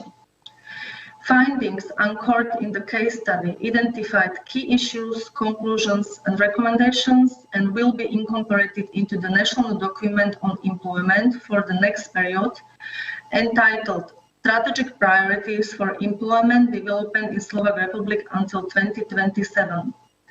This document will serve as the main guideline in terms of employment strategy and policies in Slovakia for the coming period.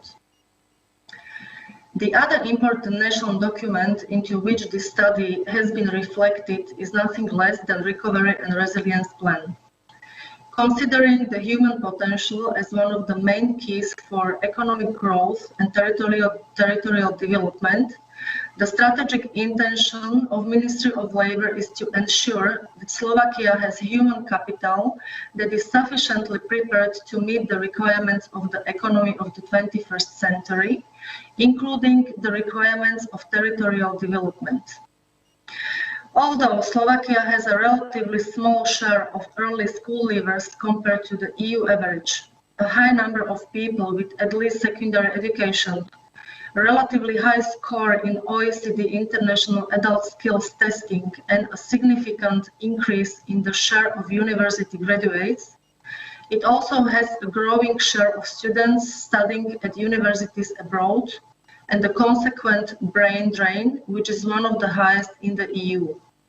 In addition, the proportion of people and jobs affected by automatization is highest among OECD countries, and the proportion of people participating in lifelong learning that could help to reduce the effects of automatization is one of the lowest in the EU. Because the benefits of return migration for the economy are considerable, the government of Slovak Republic has taken measures to attract more Slovak citizens to bring them back to the Slovak labor market.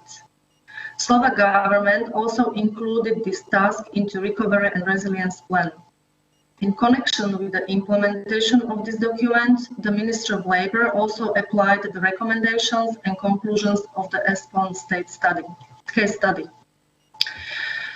The main challenge for Slovak Republic is therefore to break out of the middle income trap and to restart the convergence process. This process should be based on increasing human capital and creating an innovative environment that will strengthen the competitiveness of Slovak Republic in activities, especially with higher added value. Just to conclude, the ESPON study adequately responded to our expectations and predefined needs. It also includes the aspects of COVID-19 crisis with relevant recommendations and has multifunctional use in Slovakia in order to identify and tackle the main issues to help to recover from pandemic and to secure the transition to more digital economy. Well, I think I will stop here to leave some space to the other stakeholders, but I would like to thank once more to all the experts and participants to this study for a great job they have done. Thank you very much for your attention. Thank you very much, Lubika, for this very positive feedback on both studies. And yeah, I think it's very good to hear that the results are useful. They are not just something to be written in a study to put on the shelf, but really something which can be used in practice. I think that's really important.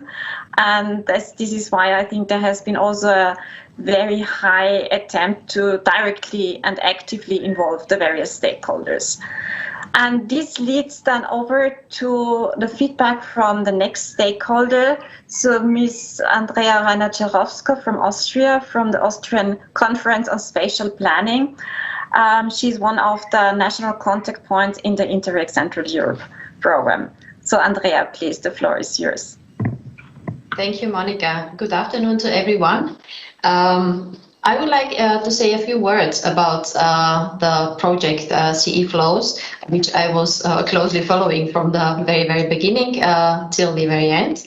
And I have to say, and Davide, you also have shown it on your slides, the project has clearly drawn a very heterogeneous picture of the developments in our program area of Central Europe, and being all of them due to either economic, geographic, administrative or language barriers. And although cooperation in this functional area of Central Europe is going on for several years now, you have identified a big lack of integration still persisting.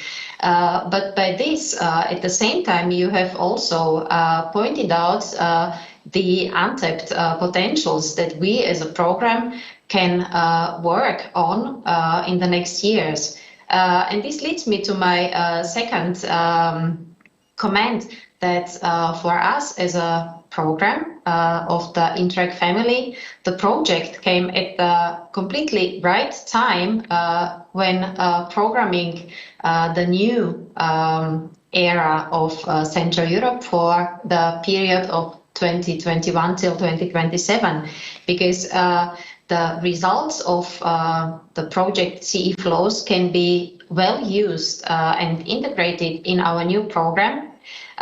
Besides the territorial analysis that we also had been, which has been drawn by external experts for our program and which is needed as a reference document for the programming, the ESPON project will help us mainly in the future to shape the calls for proposals and to react to the developments and the possible development scenarios. And we can provide by this project to the applicants a very good basis for their project ideas, with the well-elaborated data, which they can reflect in their planning to untap the potentials in our area.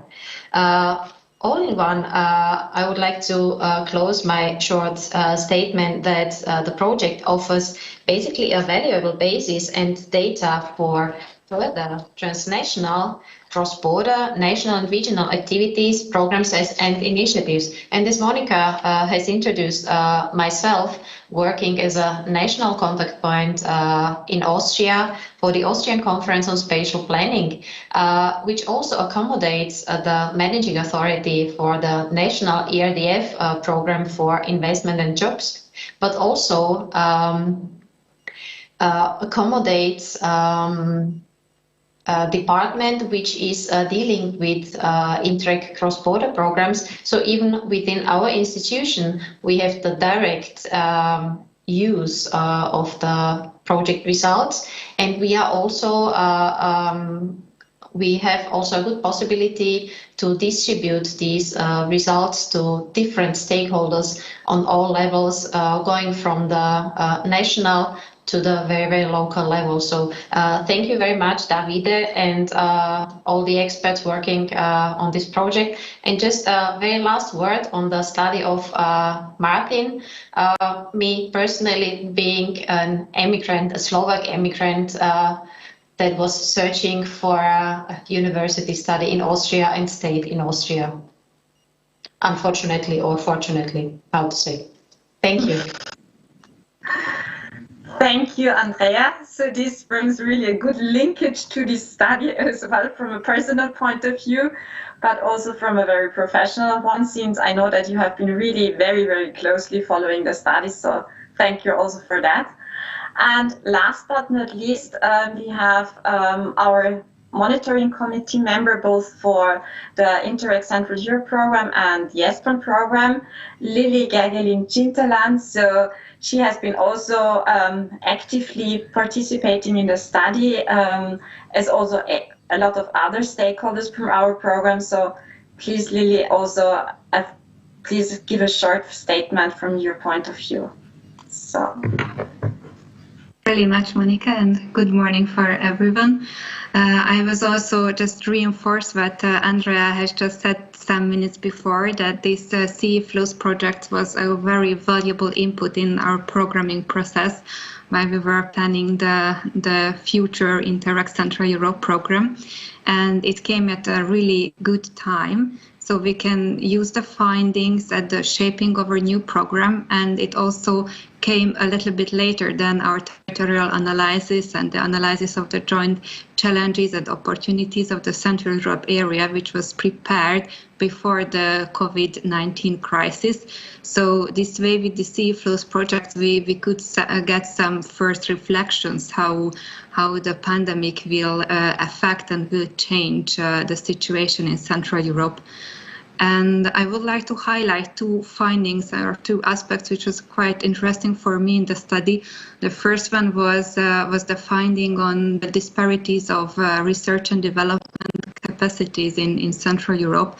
It was very striking to see that how much you can see the former Iron Curtain in the map, where it shows the different clusters of R&D capacities in Central European regions, and it really reinforces that there is still a need for cooperation and to exploit the untapped potentials in this research and development aspect. And it was also very useful and interesting in the study that they just made a linkage between the untapped potentials and the need to connect and also the more eastern regions of the Central European area to the innovation system and the demographic change and the brain drain, that we really have to tackle and address this issue in order to have a population retention force in the eastern part of this transnational region. And the second thing that I would like to highlight, and it was especially interesting for me, was the different scenarios, how we can imagine the Central European place in the next decades with the new normality, with a more intense cooperation and with less intense cooperation. I think it's a real threat that cooperation will a little bit slow down in the coming years, but I really hope that we can overcome these obstacles, these new obstacles coming with the COVID crisis.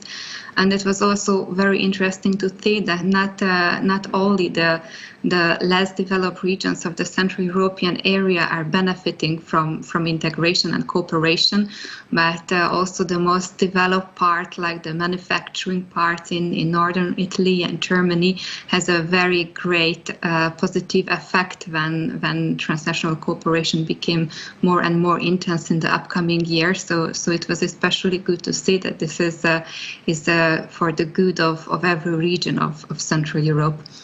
And I would right now just close my verse and thank you once again for the study and give a little bit opportunity for questions if we still have time for that. Thank you. Thank you very much, Lily, also for your very positive remarks. I fully agree that Interreg Central Europe is characterized still by a lot of disparities, and there is still, I think, a lot of space or a lot of opportunity to do via cooperation. And we are actually very much looking forward to launch the new Interreg Central Europe program, where we will, of course, offer cooperation possibilities in different thematic fields. So there is now maybe still, even if it's already 2:30, still a few time for just a very few questions or comments by other participants of this workshop. So please feel free to raise your hand.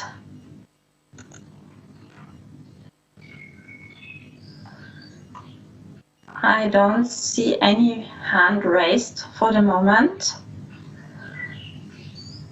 If not, I would like to hand back to ESPON, to Michaela, to say a few concluding remarks to this, I think, very interesting workshop.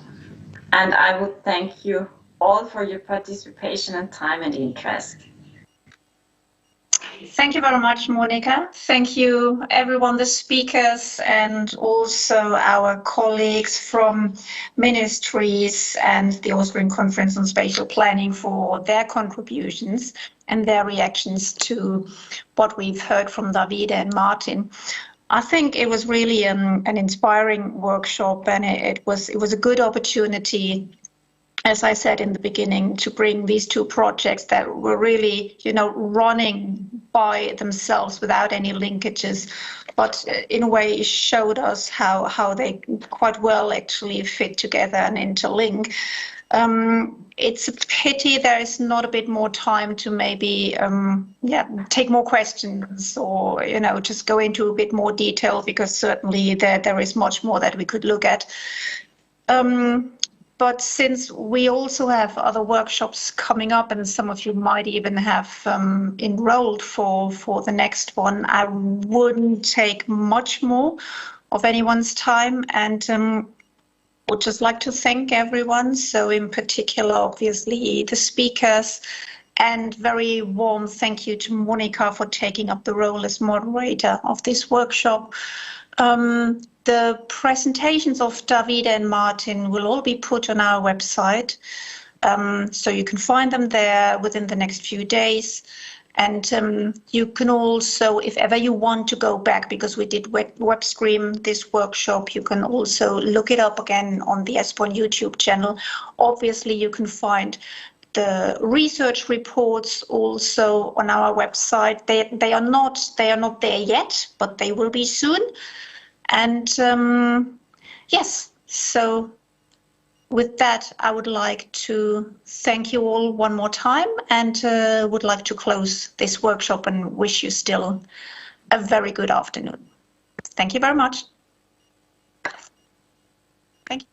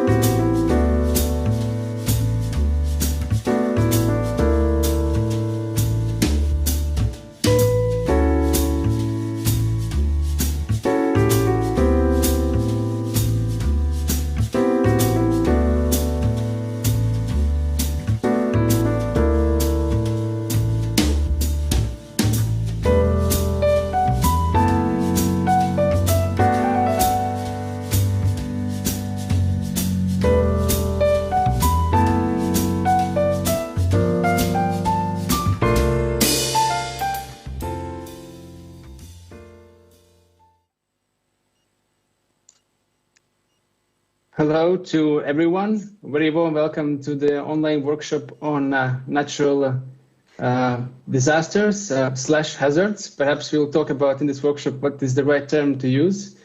But anyhow, very welcome to all who have managed to join. My name is Zentis Harmasons. I am the project expert at ESPON EGTC.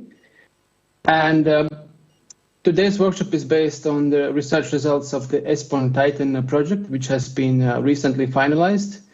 Perhaps you haven't seen the reports yet published on ESPON website, but they're coming shortly. So this is also in line with the theme of the ESPON week. So we'll make some connections there as well. I'm going to admit participants as they come, but I think we can go on and start with the presentations and the short context information. So I'll pass over to Efren, who is going to give information on how this workshop is going to be conducted and what to expect. Thanks a lot. Thank you very much, Zentis. Even though we are starting a bit late, we will try to finish on time, so we avoid this overlap with other sessions of the ESPON week. As Zentis was saying, we are going to talk about outputs of one of the ESPON projects, the ESPON Titan, which is about understanding and analyzing territorial patterns of the economic impacts of natural hazards, but also the project addressed other issues related to territorial vulnerability, as well as policies for disaster risk management, climate adaptation, and their integration into spatial planning. The session today is going to have 4 presentations. And I will present them in order of appearance. First, we will count with Carolina Cantergiani from Tecnalia, from the team of the ESPON Titan project. Well, she's been coordinating the work, as a matter of fact, and she'll be giving main highlights of the project outcomes, specifically related to policy recommendations. We will have Tiberiu Antofi from JRC and the Disaster Risk Knowledge Center. We will have Blanca Bartol from Slovenia and member of the ESPON Monitoring Committee. And we will have Francisco Cobos from the Andalusian regional government, and specifically related to climate change adaptation. The presentations after Carolina are going to be framing a little bit the issue from the respective policy arenas at European level, national, and also regional level, but also they are complementary not only in terms of the scale, the administrative scale, but also from the field of action. Because in the case of Tiberiu, he's working specifically in disaster risk management. Francisco is working in climate-related issues and climate-related risks, therefore.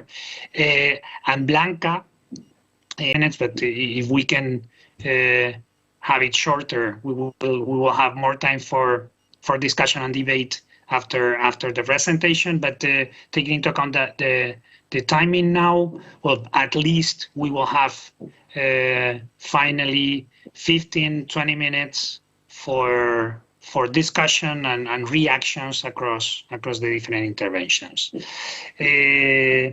Well, that would be all as an introduction. Carolina, the floor is yours, please.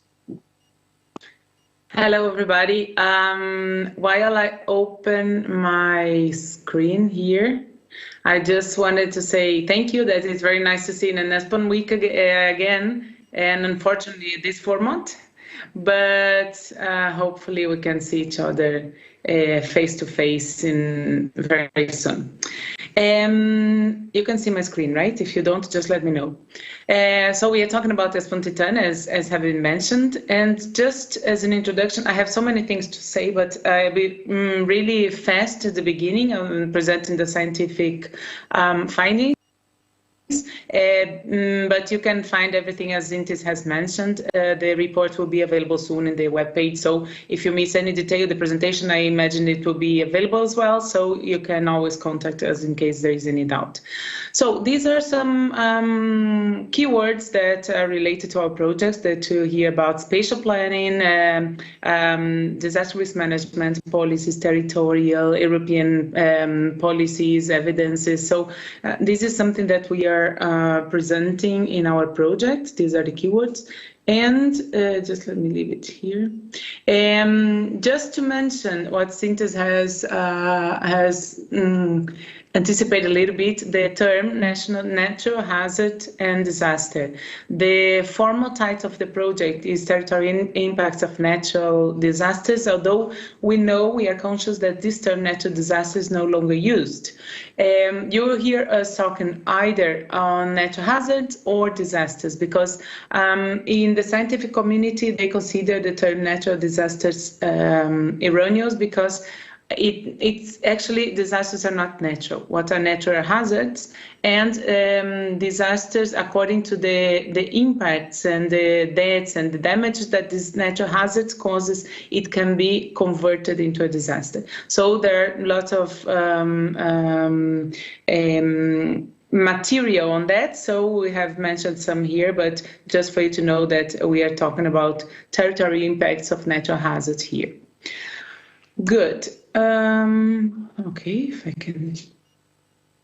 Okay, so just to give a brief idea of what the project is about, we are leading this project from Technalia, but we also have other 4 partners into it: the GTK from Finland, the Technical University of Dortmund, the Trinomics in the Netherlands, and the Cambridge Econometrics from the UK, each of us with a specific expertise and contribution to this project. We have analyzed 4+1 disasters, or hazards in this case. It's the river floods, the windstorm, earthquakes, and droughts. They're at the center of the Titan, but we have added also landslide, because one of our case studies had it as the main natural hazard to be analyzed. So as we had information at European level, we decided to include in the spatial distribution in the project. So the first block is just spatializing, is representing spatially the natural hazards as well as the economic impacts. The economic impacts, we have done two kinds of analysis, one at global level for the whole Europe, and local level using 2 test regions that will be showed a little bit later. And we have analyzed both direct economic impacts as well as indirect economic impacts. Just to mention that indirect ones is novel. It's novelty because at European level it has not done very often, and we have used the modeling to do so. So it's something that is really an added value for this project. Well, after that we have analyzed the territorial patterns, and we have interpreted them based on as well on the territorial vulnerability.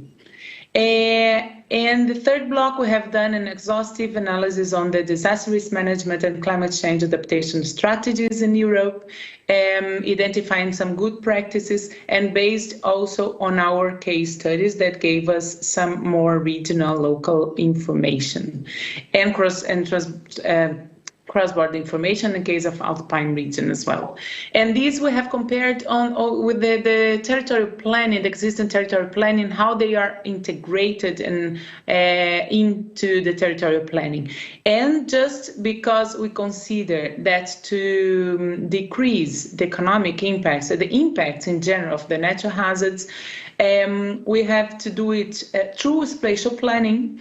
We have either to decrease exposure or to decrease sensitivity or to increase coping capacity. And because of that, we have to know what is the vulnerability of the territory so that we'll be able to to minimize the impacts through them. But I'm going a little bit deeper further. Very, very fast, I would like to present the scientific findings, what we have produced in the first part of this, before going into the policy recommendation. That is the goal of this discussion today. We have analyzed the 5 natural hazards, we have distributed them spatially, we have interpreted them individually, and we have also created an aggregated hazards. As you can see, for each of them, we have different interpretation. And as you can see, we have presented them in a 3 scale. But for droughts, we didn't have that information. So only for these natural hazards that we had to use the net zero. So it's represented by country. And we have created an aggregated map using to distribute them in the territory. We use the cumulative damage cost for that. That is presented on the right. The key messages. What is presented there does not respect the flood measures in place, the protection measures, and so that if we consider the risk, this map would be a little bit different. So that this is not considering the measures in the representation, the distribution. The drought, since we have it in at 0, it's kind of a limitation to this. It may the interpretation must take this into consideration. And just to mention that that distribution does not count for human fatalities, so because it's not considered for the monetary value distribution, so that it would be a little bit different if we had considered it as well. In terms of economic impact analysis, we've used some modeling.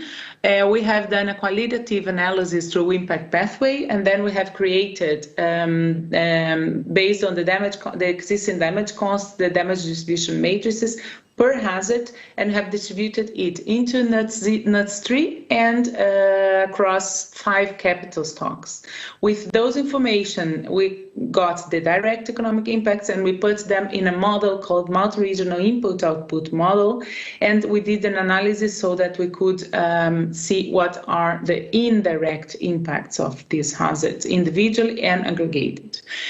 Just to mention that the direct impacts are the ones induced by direct damage to the capital stock, while the indirect is induced by the disruption of the economic activity in not only neighbor, but linked regions. Right, for both of these exercises, we used publicly available sources, and this is we have done the same analysis from the natural hazards, aggregating all the individual ones in one map. I'm not going into detail on the analysis of this map because it's not the goal of the meeting today, but I would like just to mention the main key message here, that the results are aligned and coherent with other studies, such as PESETA 4 report. We have not considered, and very important, we have not considered for the indirect impacts, the interruption of critical infrastructure. So these such as harbor, airport, bridges, etc. So the real potential indirect losses could be even higher than what is presented here if it was considered. Besides, we have done an analysis year by year in terms of natural and direct and indirect impacts. So we were surprised to see that is in the proportion of 40% to 60%. We thought that direct hazard would be much higher, and it's not. We have a very, very important indirect higher impacts represented along these years. Again, we have done the same analysis, but instead of direct, indirect by hazard, and we can see that floods, floods and windstorms, actually winds, floods covers like 50% of the impacts analyzed, while the windstorm around 30%, and the other one with minor proportion. We can see in this graph that the orange one represents earthquakes. Since it's not very frequent, it's not very visualized here, but when it happens, it has enormous economic impacts, as expected.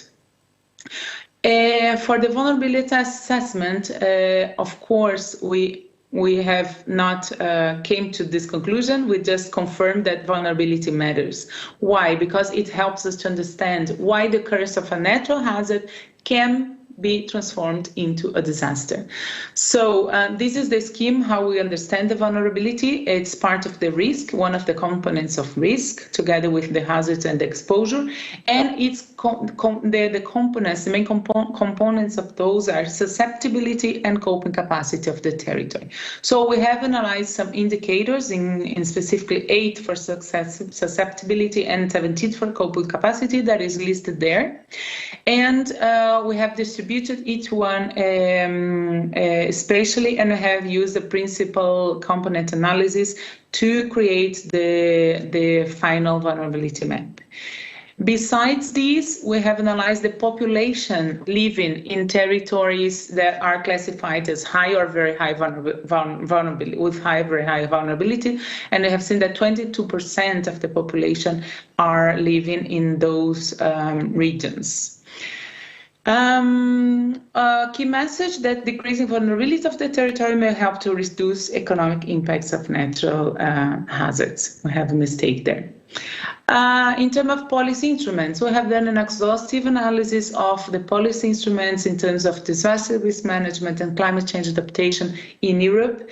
And we have realized that the practices are still far from fulfilling the requirements for an effective spatial risk-oriented management approach, but there are some initiatives and some good practices there. We have used a multi-methodological approach, using desktop analysis, but also based on what we got from our case studies. And we have, as mentioned, we have identified some very good practices that will be shared in a moment. And we have used the case studies as a base for confirm some findings that we got at European level. So the two main results of this task in the project are two tables that are cover all the countries and by hazard. One of them is on disaster risk management and climate change adaptation practices, while the other is on the role of spatial planning for each of the countries. And we have investigated 8 case studies. They are evenly distributed. They have specific different heterogeneous institution governance settings, and they are representative cases in Europe in these terms. The goal is to illustrate the findings that we got from our European analysis, and to contribute, of course, to the generation of policy recommendations. These on the right are the ones that are chosen: the Po River Basin, the Rotterdam City, Alpine region, Dresden region, Andalusia, city of Pori, the Nouvelle Aquitaine, and Prague. 2 of them are represented here by our speakers, Francisco from Andalusia and Blanca from the Alpine region. And 2 of them are highlighted there. Nouvelle Aquitaine and Prague is underlined because they were the 2 that received specific local economic impacts analysis. The modeling and all the sequence that we did for Europe, we just downloaded the scale and downscaled and did it for these two case studies. The lessons learned in good practice, I'd like to focus here because the next part is already the policy recommendation, but these are part of the policy recommendation because they are the messages that we got, the main messages summarized here, of course, but the main message that we got from the case studies as good practice and lessons learned that we would like our speakers to react on, and also that are considered partially as an inspiration for the policy recommendation. So, of course, territory should focus more on more risk prevention activities rather than responsible reaction, and our numbers said that the impacts are really important. So if we have preventive measures, it may it's worth it. Actually, the cost is relevant, but it's worth it. The risk cannot be avoided nor reduced to zero, but it can be managed. better or worse, but we have some very good initiatives here about the risk management. New methodologies could be implemented for risk assessment, and for example, the analysis based on scenarios instead of probability of occurrence. The importance of binding laws, regulation every aspect of DRM, the prevention, maintenance, update, etc. That the regional and national level should offer the local level financial support, guidelines and knowledge. It happens the same at European level, so all the hierarchy levels would follow more or less this good practice. Vertical coordination and cooperation major for disaster risk management and climate change adaptation, as well as intersector coordination. It's related that this strategy should involve all the relevant actors, professionals, universities, enterprises, etc. And the supranational level should set common standards. In our case, we have seen that the flood EU directive and the water directive works very well as a higher reference from all the countries and all the case studies that we have interviewed. So we come to the heart of this presentation, that is the policy messenger recommendation. We have organized them in 3 blocks, even though there are 6 main topics addressed, and they address different parts of the policy processes. Besides those, we have added a recommendation as well, based on the case studies experience that have just been presented. So just going through them, because I think it's important to mention here, since the reactions of our next speakers will be based on those. The first block on economic impacts is the methodologies for calculating economic costs and impacts for natural hazards. And we highlight here the importance of harmonization of the concepts and methods for risk assessment and risk evaluation. The other 5, in terms of indirect losses and the creation of damage function, the consideration of spatial and temporal dimension of risk, the consideration of criticality, and the more research and cooperation projects are presented in our reports as methodological ones, and that could be just like it would be important for future research on these issues. The second part is improved data availability on economic losses from natural hazards at local and regional level. We highlight here that the development of a framework for the collection of the necessary data is important at the local level across member states and authorities, although we know that there is an initiative there and there is some try, we think it should be better organized in the sense that we have it the collection could be developed better. So the other one is about the information itself that could be more granular and include the distinction between direct and indirect. Direct is very, very direct, as the name say, but the indirect is, we have seen that it's not very common to find indirect damage calculated and considered in the planning. The second block, they show the link in measures of economic losses with the development of the disaster risk management and climate change adaptation, and it should account for the total economic impacts considered direct and indirect. I've just mentioned that. And this is the key one, but we also consider the spatial-oriented risk assessment and management and the consideration of critical infrastructure in the evaluation of risk. This is key, and it's not very common to find it. The last 2 parts is one of them is the mobilizing European funding mechanisms. So we recommend that it could focus in a proactive and prevention-oriented design of the European funding instruments in combination with quality objective regarding funding of reconstruction. All of these, well, let me go to the last 2 ones, and I mentioned that. The terms of cooperation and coordination that we have seen in both level, European level and all levels until the case study levels. That for some of them we have very local case studies that also face the same limitation, is develop the cooperation structure between regions, cities, and local government. And of course, it would be interesting to establish a clear coordination between structure to provide it with leadership qualities. And the last one is the integration of both DRM and CCA, disaster risk management and climate adaptation, into legislative framework. Main one, again, is support those issues during the amendment process of EU directives, since they are very important for the development of these strategies at other levels, and the mainstream the climate change adaptation in the territorial development policies. As I was mentioning, all of those have specific section in our report, specific recommendation, more detailed explanation if you're interested to go into it.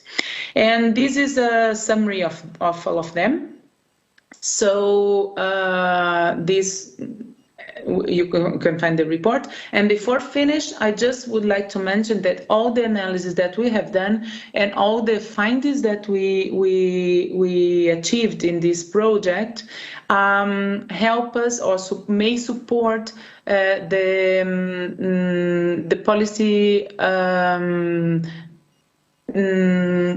the policies also at local level. So in this case, we have a spin-off in Portugal that we call support, but that would just to mention that is still ongoing. We are in the test 2 and 3. In the middle of it, it's finished in December, and it's on the strategic planning framework for the wildfires. So this follows the same logic of the Titan, although with a little bit more different context and very much local analysis. So just to mention that this also supports some local policy making as well.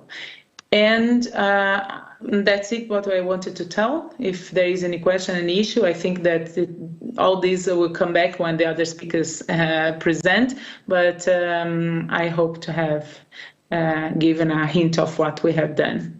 And hope to have opportunity to explain more in detail everything that we have done in terms of the scientific findings in the project. That's it from my side. Thank you very much. You have finished sharp, and it's on top of the expected time, so we are on time.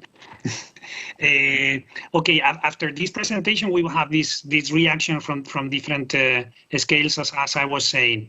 Tiberio, in your case, European scene with this perspective of disaster risk management, and also reactions to this framework of policy recommendations that Carolina was presenting. The floor is yours. Thank you.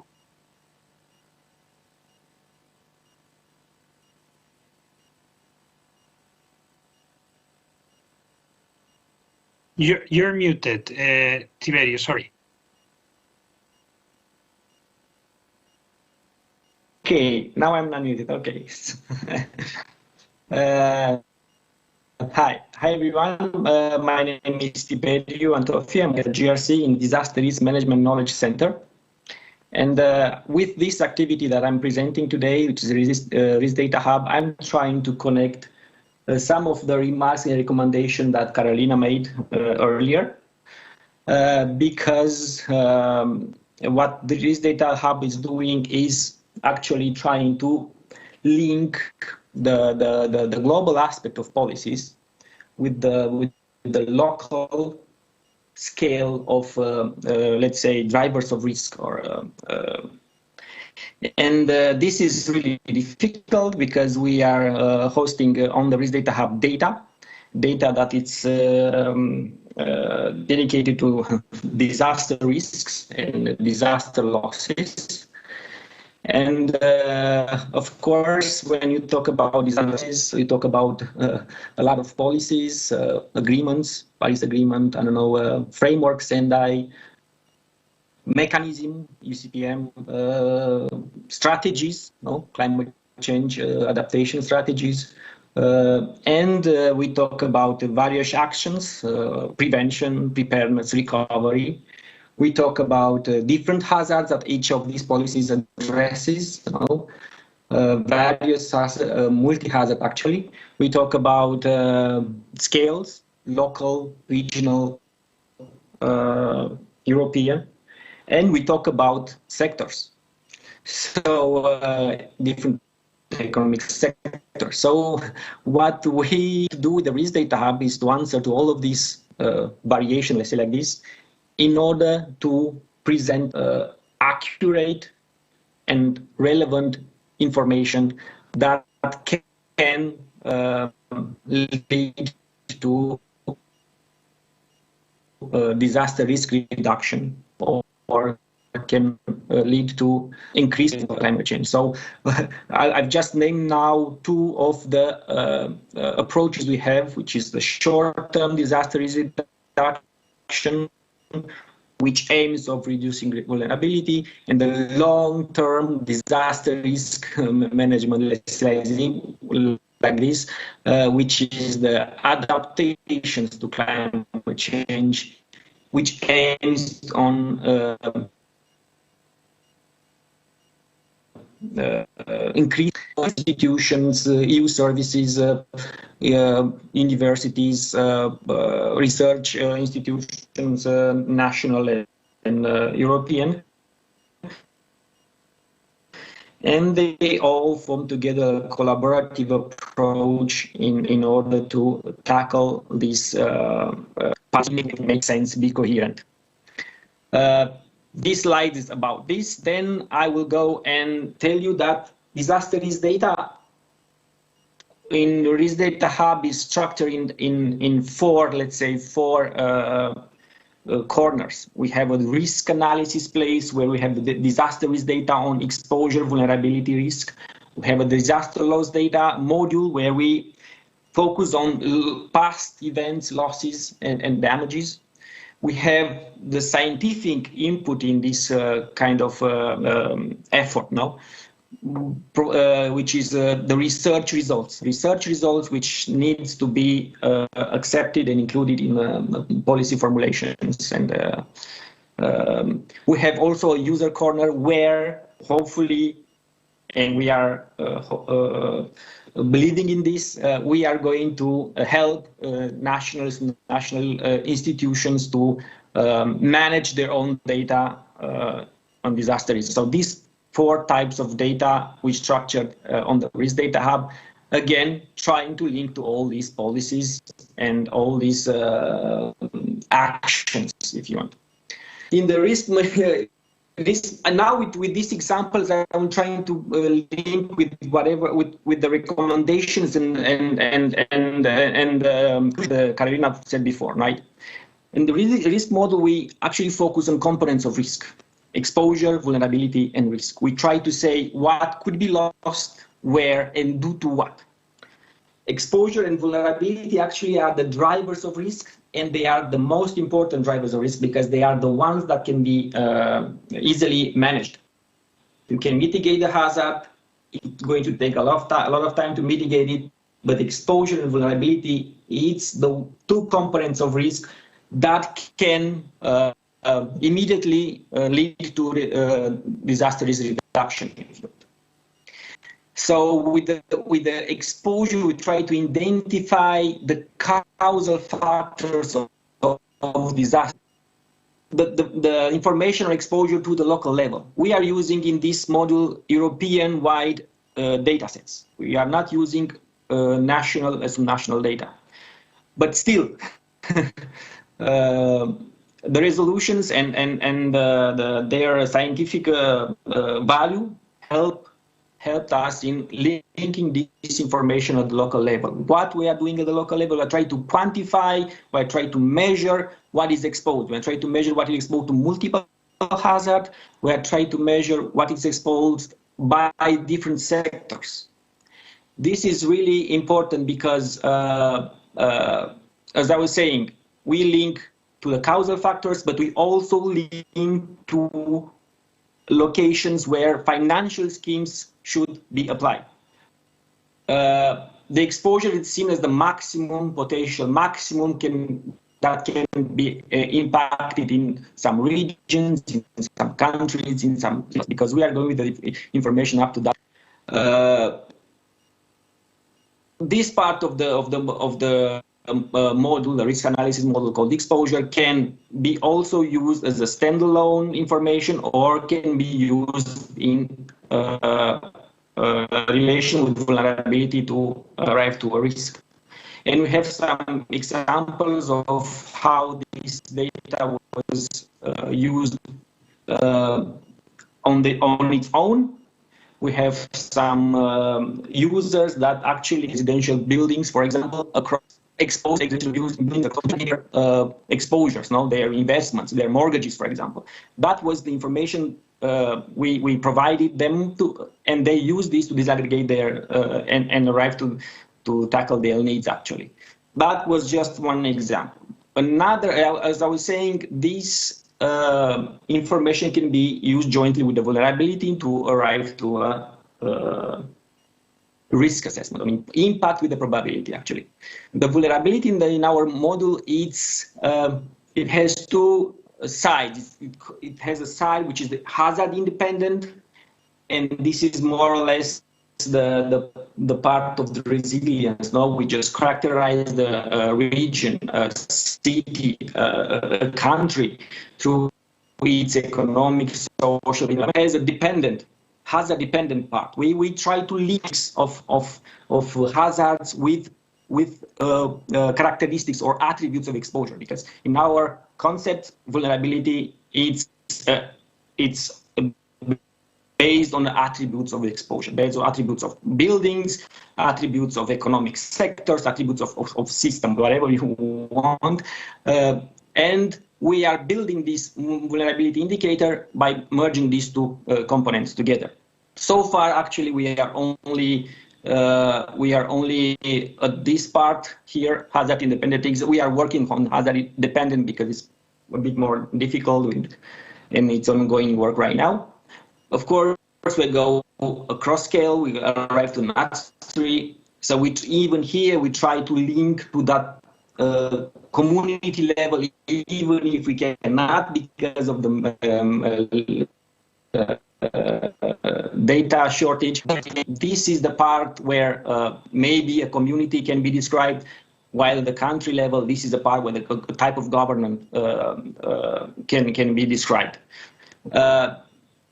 On the vulnerability, again, the causal factors. Once we know how vulnerable we are and what are the causes of our vulnerability, we can manage it and can arrive to the risk reduction.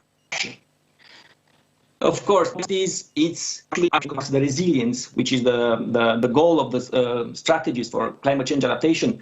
It's highly correlated with vulnerability. It's highly correlated, but negatively correlated with vulnerability. We try to get them both in this kind of indicator and then separate it according to the needs and the use of the users. It's a multi-asset vulnerability, so we are going to say buildings, they are vulnerable that much in that region, or it's a multi-scale, as I was saying, it's a multi-hazard. That building is vulnerable to flood, that residential buildings in this region is vulnerable to earthquake in this way. And then we arrive to risk. The risk in our is a potential impact. It's an impact, actually, calculated impact, which is has a probability.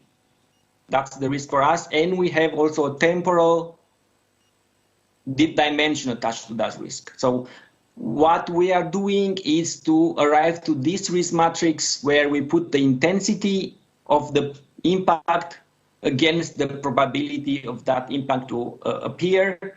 Of course, we have a multi-hazard platform, so we had to align and homogenize the way we treat the data for different hazards in order to arrive to a comparable analysis which is represented in this risk matrix. So what we are presenting here actually is say that the intensity of a certain impact can be equaled or exceeded with a very low probability in this example, for example, or very high probability in this example. So, and that can be the situation in 25 years. But what is the situation in 2 years, in 5 years, in 10 years, in 15 years? Is it going to be equal or exceed this intensity? And we are putting together all the hazards on the matrix for comparability reasons, because that's important to prioritize what is more damaging, if you want, in a region compared with the other region. Is it from the landslides? Is it from coastal flood? Is it from river flood? This is our risk analysis model. Okay, I don't know. Now we go to the disaster loss and damage model. This is another type of data that is trying to provide inputs in arriving to those economic impact, direct modeling of potential impacts. We are focusing on gathering data from all persons for now, from European level, and we are creating a coherent database coming from different sources. And we focus on losses from economic losses. We are focusing on damages of the typology economic losses, human losses, or non-economic number of buildings or area affected. As I was saying, these are coming from different sources. We put them in a database. We did a lot of work to get them homogenized and get them comparable, actually, these different sources. And we also aggregate this data in various products. One of them is Sendai indicators. We present also trends. We present also ranking and spatial variability across Europe. We support the impacts from the past events with satellitary images. We have colleagues in GRC and research institutions that are collaborating with, that they are presenting the actual impact areas with Copernicus or with the MODIS products from forest fires. In this case, this is Copernicus. So we try to get to that level of local level also when we look at the past events, past impacts. The next types of data that can be easily used to link policy scale with the local implementation, with the local, let's say, drivers of risk, it's represented by data from research programs. On the Risk Data Hub, we have the possibility to store data that are outcomes of different projects across Europe. We have presented here two examples, SETA 4, which is a European project on considering climate change scenarios, and a local project, which is New Frame, which was a local project on risk assessment in the city of Monza from floods. This data is available on the Risk Data Hub, can be downloaded, can be accessible, because this is what we try to do, to bring the scientific work up and to have it used at the level of policies, level of decision makers, either through formulation and also through as input for the implementation of those policies. The one aspect is that this data can be uploaded on the Risk Data Hub, can be made available for other users to see, or can be only managed by the uploader there in their corner, and it's under a username and a password. In this case, this is not available, for example, but this one from SETA 4 we cannot download it from the Risk Data Hub. Another type of data that we are really pushing for, it's with the example that I just presented before, we try to we induce the needs of measuring of exposure, measuring of risk, measuring of vulnerabilities at some national level. We are also aware that this data, that even if it's done, it cannot be cannot be put together, cannot be stored in a proper way. So we have created this this corner on the Risk Data Hub where national institutions, national collaboration networks can store data on the Risk Data Hub. So far, our success was only in study cases. So we have some data from Genoa, from Romania, from Austria, that they are stored on the Risk Data Hub. We have been contacted by many others to store some data on the platform. For example, Slovakia have a huge database on loss and damage data, and they wanted to store it somewhere. Collaboration with ZAMG in Austria produced more than 10,000 impact events. Now they are assessing with their networks to see if this data will be available on the Risk Data Hub or not. Anyway, as I'm saying here, this platform, it's all about collaboration.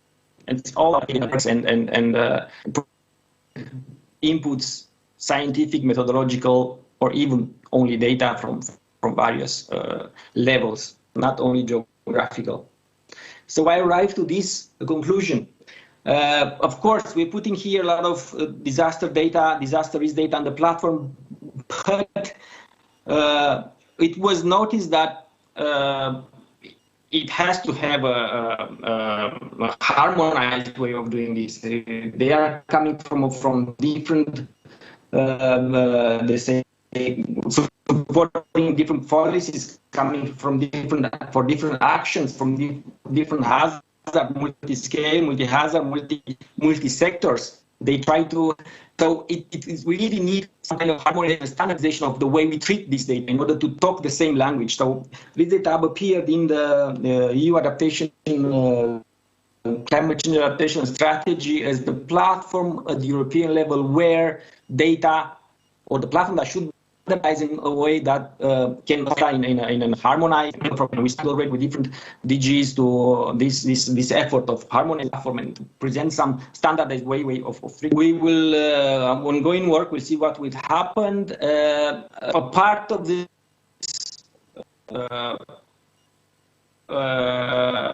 we should just one step more in order to link this policy scale, global policy scale, to the local needs. But we also present data management. We can allow there with a lot of data, a lot of data sets which are more or less authoritative if you want. We present here research, scientific research to back up and support various actions at the European level. And as I started the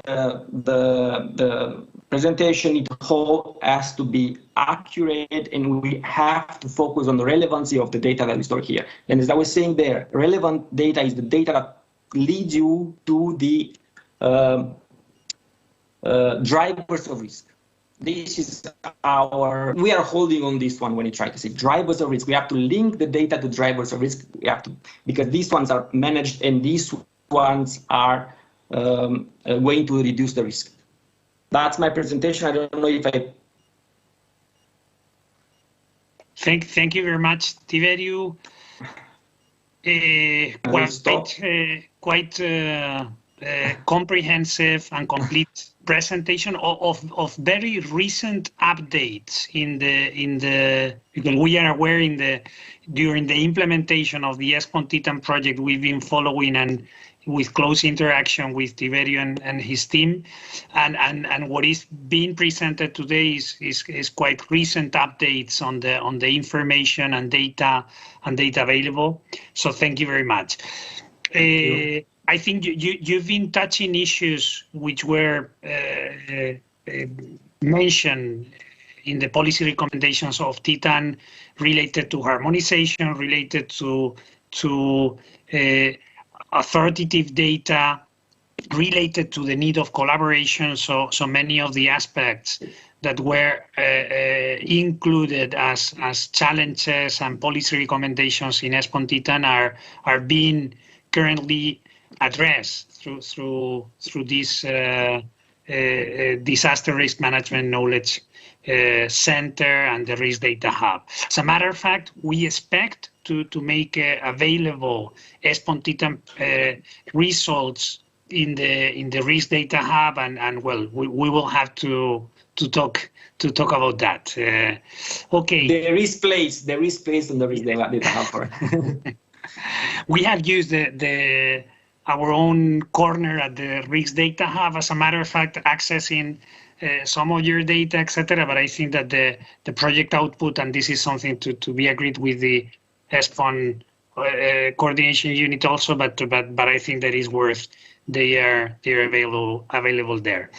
Without further delay, the two other presentations, to be honest, it's so hard to control the timing in a short session online, because if you do it face-to-face, it's easier to call the attention of the speaker and therefore to try to manage the time. Okay, we have half an hour to go. I would like to have some time for cross reactions among the presentations and the challenges we are talking about today. Let's see if Blanca and Francisco could manage to shorten the presentations and make it straight to the point. Let's see. Blanca, I didn't mention before that on top of being the Slovenian member of the ESPON MC, you have also trajectory in territorial cooperation and cross-border cooperation, which is also part of the point of view that you can bring in. So please, the floor is yours. Yeah, thank you. Good afternoon to everybody. I would like to share my screen. Just a moment. Is this the screen? This one? Do you see it?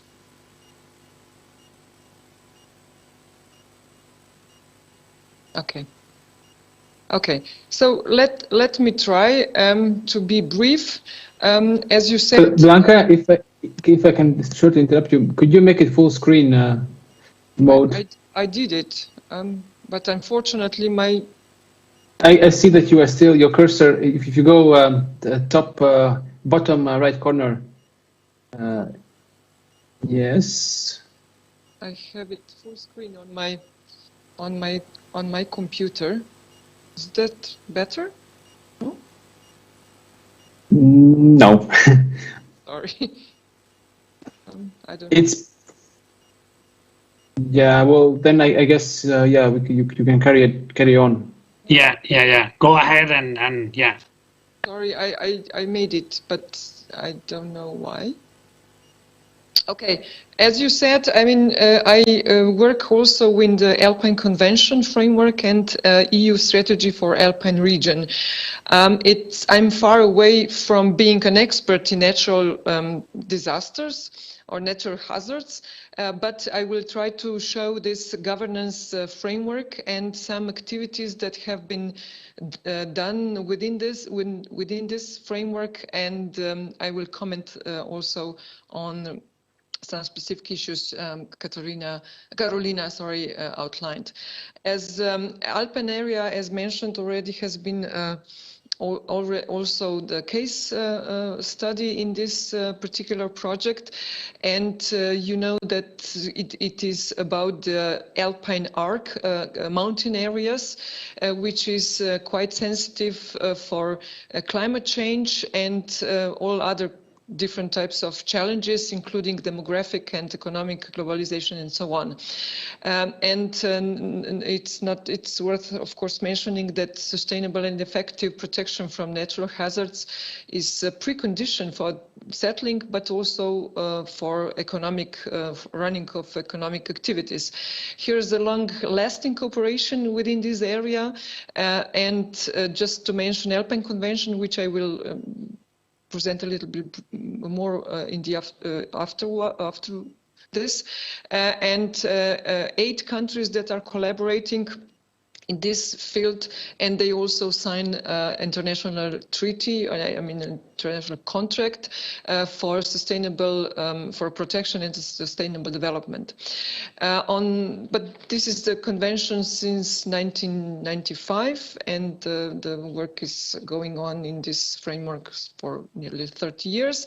But then in 2015, we, on the basis of EU Council endorsement, EU strategy has been settled, and the collaboration also extended from the core area to the lower lying areas, which are, of course, very much connected to, I mean, there is a mutual connection and interdependence, and, you know, between urban, lowland, urban, more urbanized area and mountainous areas. We also have a European territorial cooperation program that covers nearly the whole macro-regional area. So through this, we can also have a good support for transnational activities. Natural hazards are a theme of both frameworks. Within Alpine Convention, we have a platform, a working body on natural hazards, and also in the macro-regional strategy, we have a risk governance action group, it's called 8. A few words on the Alpine Convention. It also only have 4 million inhabitants, but being very attractive and appealing for many people. I mean, we have a lot of tourism here, visitors here in all seasons, and the area is particularly vulnerable because the climate change and the increase of average air temperature is almost increased nearly to 2 degrees Celsius. This natural hazard platforms I wanted to show a little bit is working is from 2004 and mainly Blanca, on. Sorry to interrupt you again. I think you are not switching the slides because. I am sorry. You are okay. I don't see. I see just the second slide. Okay, let me. And yes, now I see the slide on the platform. Now it's changing. Yes. Okay, sorry. So this platform has mainly consists of experts from Alpine countries and regions, but so it was a very much efforts have been done in terms of exchanging experiences, seeing what can be done in a common way, preparing some kinds of harmonized approaches to assessment of natural hazards and so on. The latest report, the latest outcome is result is a seventh State of the Alps report called Natural Hazard Risk Governance, and which includes also some pan-Alpine maps. And I mean, we have not our natural hazards that are important, I would say, in the Alps are more or less connected to water, and these are floods, but also debris flows and avalanches. So these are the major, I mean, problems here in regards to nature hazards, which are, of course, example, I mean, theme to work on in the platform. But this platform also, I mean, the work also accelerated a little bit with establishment. Do you see the next slide? Alpine Climate Platform.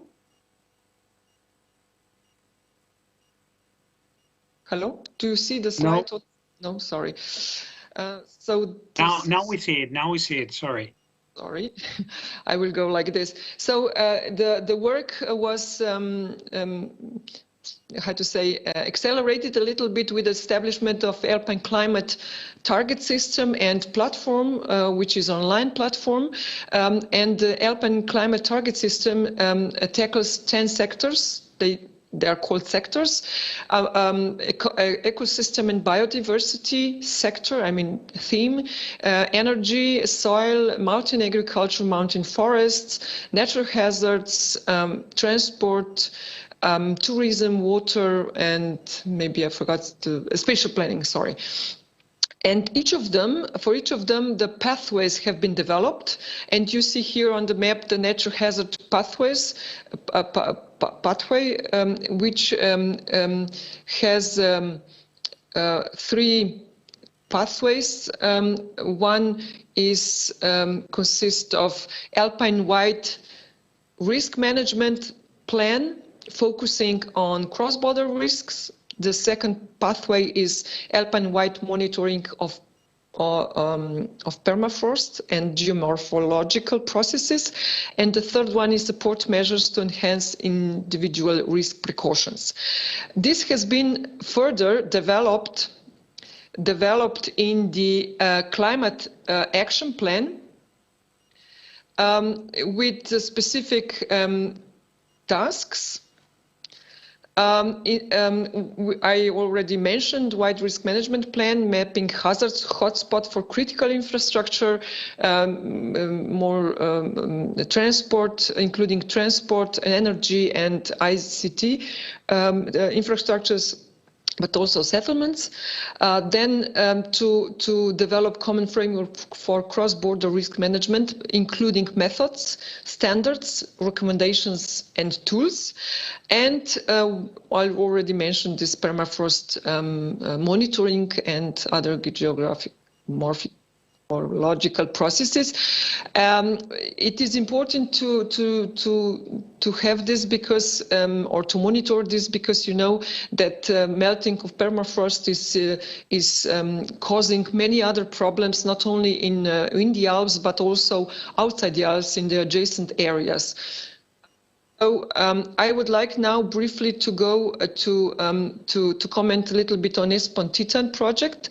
I think it's great work has been done within the project, and especially because economic impacts. I mean, we are facing all the time with the economic impacts of natural hazards, but we are calculating, of course, them and on the national basis, which is okay, which is important that you included also this indirect economic impacts, although I can believe that it's very difficult to calculate them and together and to foresee what this can be, because, for example, in the Alps there has been a windstorm causing quite a great damage.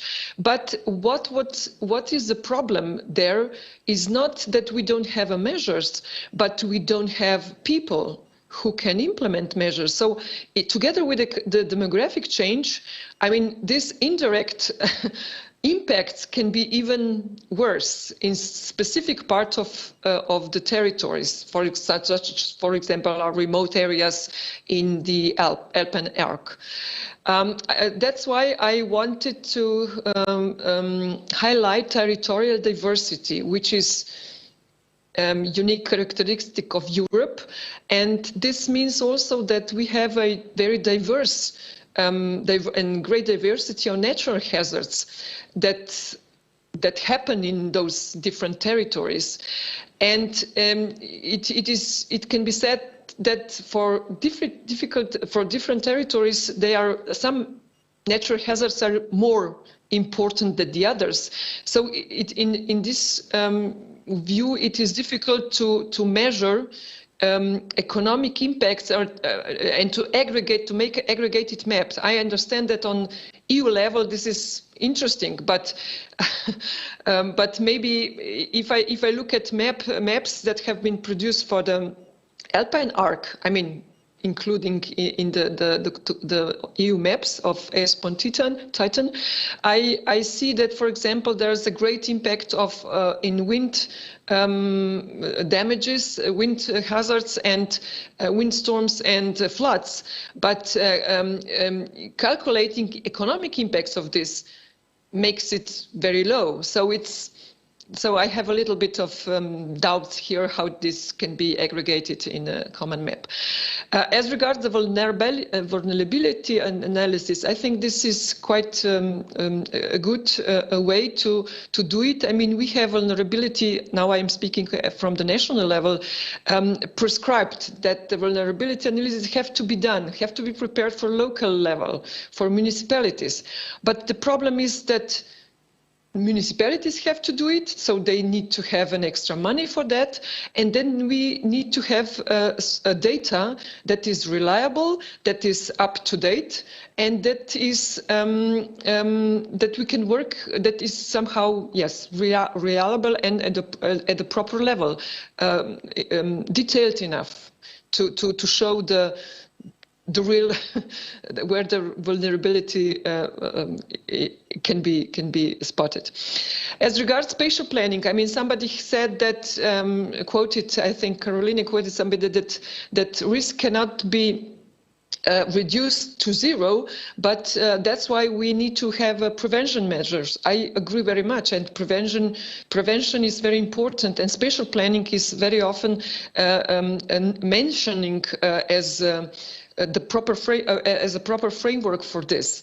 But I think we are still far away from optimal use of spatial planning framework as being a prevention, something that we can be used for proper I mean, for this purpose, for prevention measures. I mean, we can speak about this later on, but just to say that according to my experience, also at national level, this is far away from being very. I mean, we use it, but due to some sectoral views and some sectoral normativizing their inputs, we cannot, how to say, negotiate what is feasible, what is still feasible, what is impossible, and so on. So, and that's why this makes a spatial planning framework less, how to say, usable that it could be. I also would like to comment on assessment, which has been mentioned within the recommendations, to put in the strategic environmental assessment some of this, to also look at through assessment on natural disasters and vulnerability. But I think that we cannot do everything through analysis or spatial planning. I think that many things have to be done through education and governance. When I spoke to some time ago in the EU-SALP workshop on this issue, natural hazards, someone said, and that the problem is that not many people, I mean, it is not very good to have experience with natural disasters. This is could be a trauma. But nevertheless, I mean, today people don't have experiences with natural disasters. And that means that they are not enough, how to say, alert. What does it mean? And they don't use this, they don't think of this when they act in space. So they usually they can put things, obstacles that can make an obstacles for the water to flow through the waterbed, because they are not aware that what this can cause. So also education, not only in school but also with the public and so on, is very important. And I will stop here. I hope was not too long. Thank you. Thank you very much, Blanca. Quite a nice summary of some of the challenges that have been addressed and commented by the ESPON Titan project in the framework of those cross-border initiatives and policies that you were presenting. Let's go quick to the last presentation, and let's see if we can have a final round of interventions for cross commenting, to say it somehow. So, Francisco, the floor is yours. Okay, good afternoon to everybody. I'm going to share my screen. Can you see my presentation, the first slide? Not yet. Mm.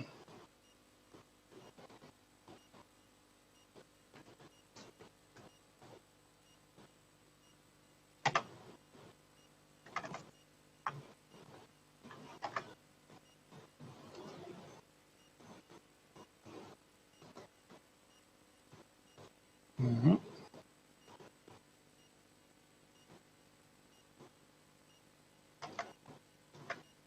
Now?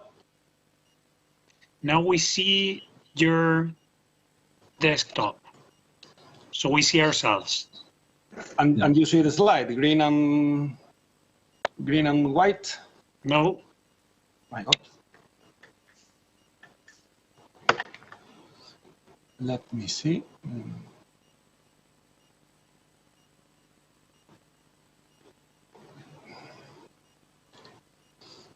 Mm-hmm. Share.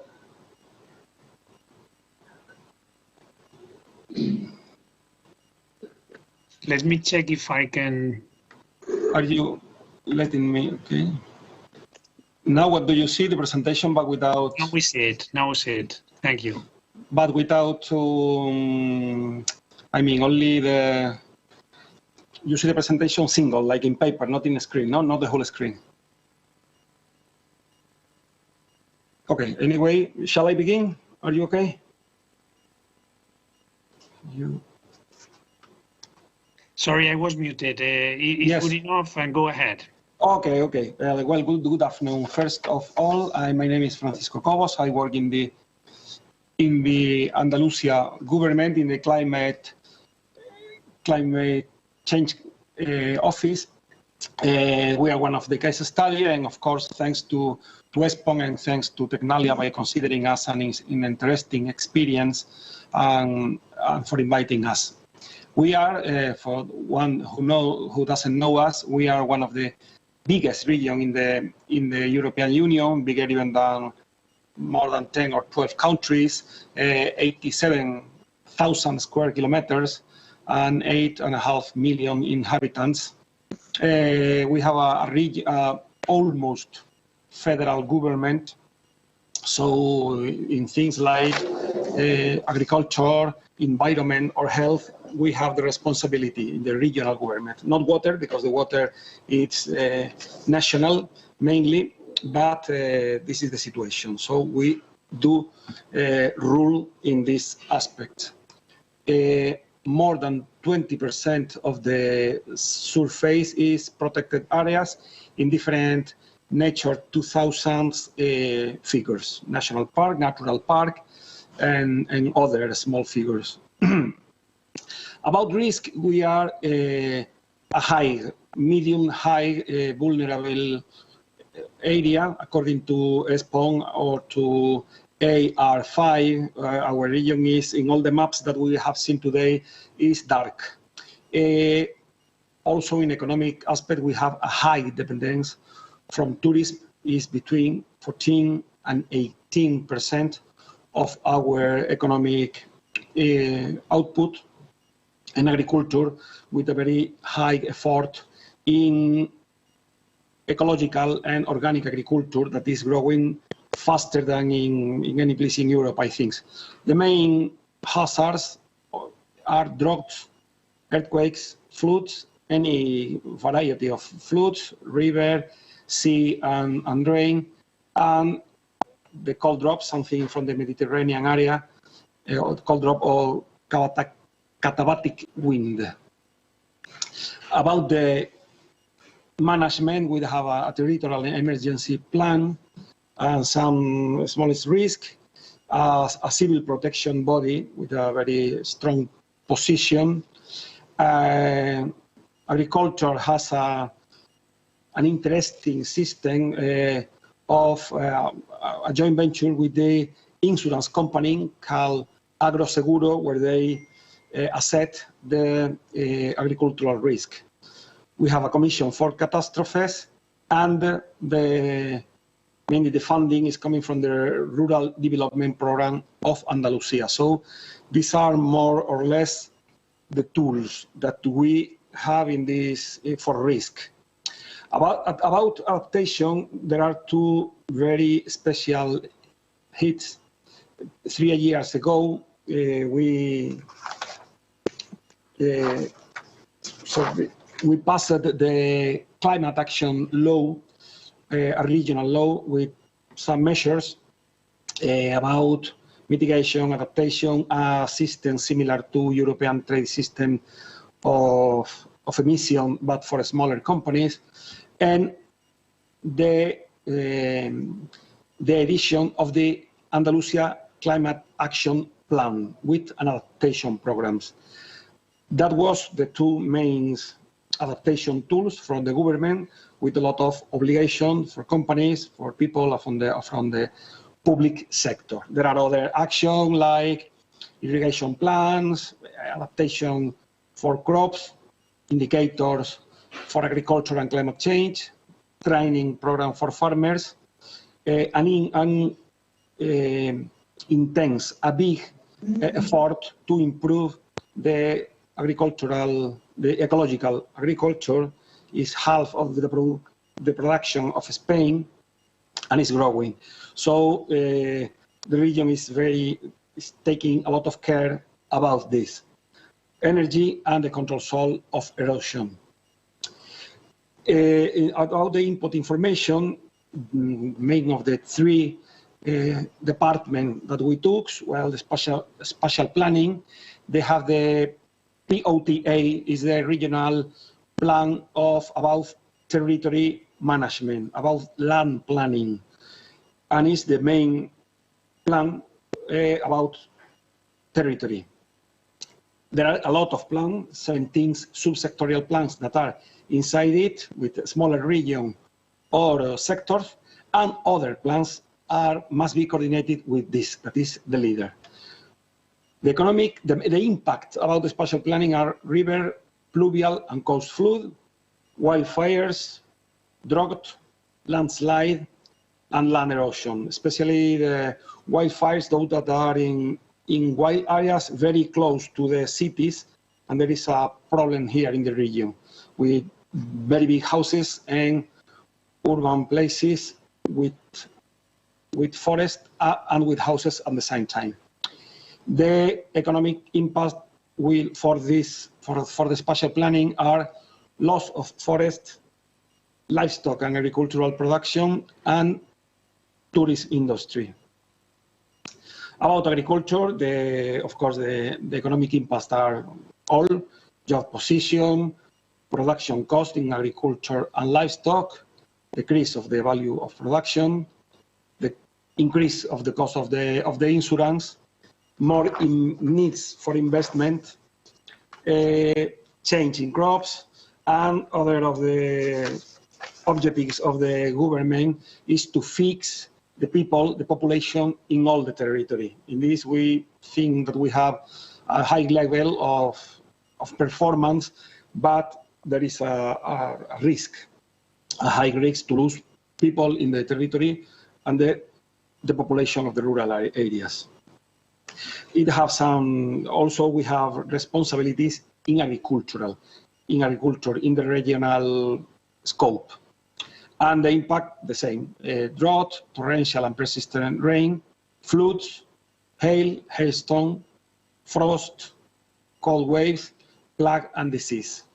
Finally, the third department with more national competence is the hydrological management. When they talk about economic impacts, they talk about permanent infrastructures, roads, bridges and other public services, housing. All the information, all the planning is under the POTE, the land plan, the main land planning that I told you, and the main impact, again, the high exposure to river overflows, erosion, and cold droughts. What have we learned with this ESPON, with this project, is that it's essential to share information, the intervention of different bodies, different organizations.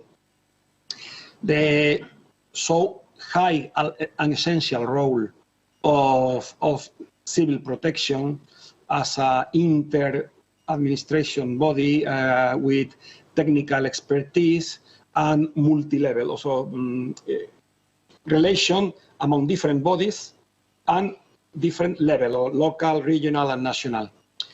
We think we have an interesting job done with identification of risk areas and a little with identification of direct and indirect economic aspect. And it's the first time that we have done a so exhaustive analysis. So this is the best place, the strength, and about the weakness, we need more coordination among sector, among different level of government, more focus on prevention than it reparation and correction. That is important to invest in the previous steps before the troubles have come. In economic impact, there is a lot of job to do. And this is a very local problem. The sub-regional plan and the subsectorial plan must be integrated better in the risk management framework. So any policy with economic impact, with social impact, must include the climate change perspective. And something very specific, it does flood assessment, only use the past information, not simulation, not forecast. The best information of this is that the PACC, the Andalusia Climate Action Plan, has the same diagnosis. So it has been joining with the job that the Andalusia Plan was doing with this diagnosis from ESPON. So it has been very useful, and we are working almost in the same sense. The Andalusia Climate Action Plan, as I told you, is the main tool. It is right now being published, because we publish it in a provisional way. People send in a participation way their changes or their questions, and now we have ready the definitive option. And it has 3 scopes: mitigation, adaptation, and communication, and is an obligation for the government. It's included in the climate change law, and as I have told you, have the same inspiration that the ESPON weakness and the diagnosis of ESPON. Even if you study this, it has 8 transversal lines: green taxes, green budgets, green public procurement, but the 3 last of them are related to the thing that we are seeing here: the generation of knowledge, cooperation, and institutional governance. And seeing here more specifically, cooperation talks about the works with other national and international projects, prospective, look for information, look for funding. The institutional governance is the same, but inside Andalusia. And something very special is the definition of local, municipal climate plans that must be coordinated by the regional government. So before we talk about coordination with other places, other regions, even Europe and Spain and the state, and institutional governance is inside departments, different departments, and local and regional. About the requirements, all the strategic lines must follow these principles: knowledge management, integration of the climate change in any information, and the territorial consideration. So consider this multi-level governance. And finally, I think I've been very fast. The next step are similar to the one that you have shown. We need to develop a framework for cooperation between different functions and different levels, different departments that are in ministries, and different level of local, regional, national, and European level.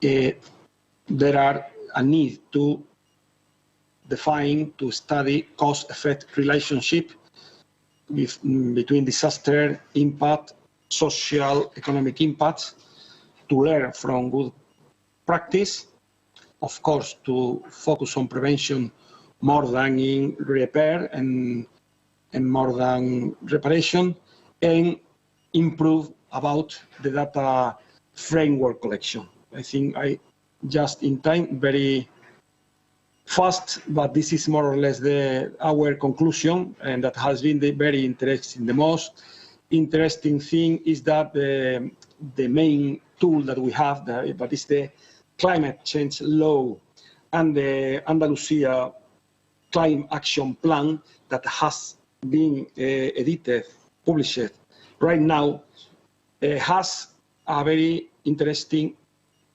has the same inspiration that the ESPON highlights, that the ESPON conclusion. So for us, it is very interesting, and we are going to work in the next step with this interesting experience. Thank you very much, Francisco. Well, touching also on issues that we have previously commented, for example, the importance of indirect impacts in agriculture, how territorial and sectoral integration is crucial, governance and data issues. So well, more or less touching upon the same issues that we've been commenting. We are already over the time of the session. We have barely 5 bonus minutes to go. And I would like to make a round of especially the 3 levels. So Tiberio, Blanca, Francisco, one short pitch for closing with overall conclusions, your main takeaway messages from today on one hand. But before that, I would like to call the attention on the vulnerability issue. So is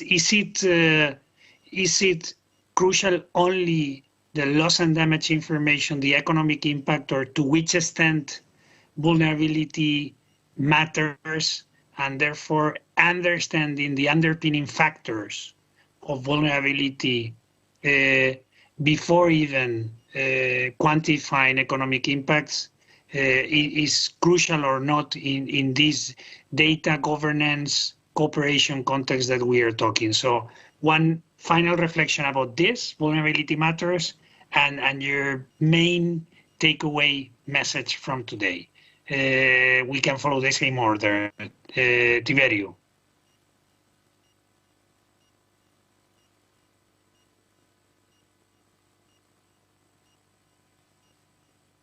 Still muted. Now. Yeah, but I cannot unmute. No, okay. I was not on. Someone blocked me there. Okay, vulnerability. Now, depending on the hazard, vulnerability can be associated with the attributes of the exposure, right? So really important, for example, taking as an example, river floods, and taking example as buildings, for example. So we get their attributes of those buildings are really important in the assessment of the risk. For the other, though, the systems are really important. So agricultural system, that applies to most of the climatological hazards. Those two, they might seem different, but they have the same answer.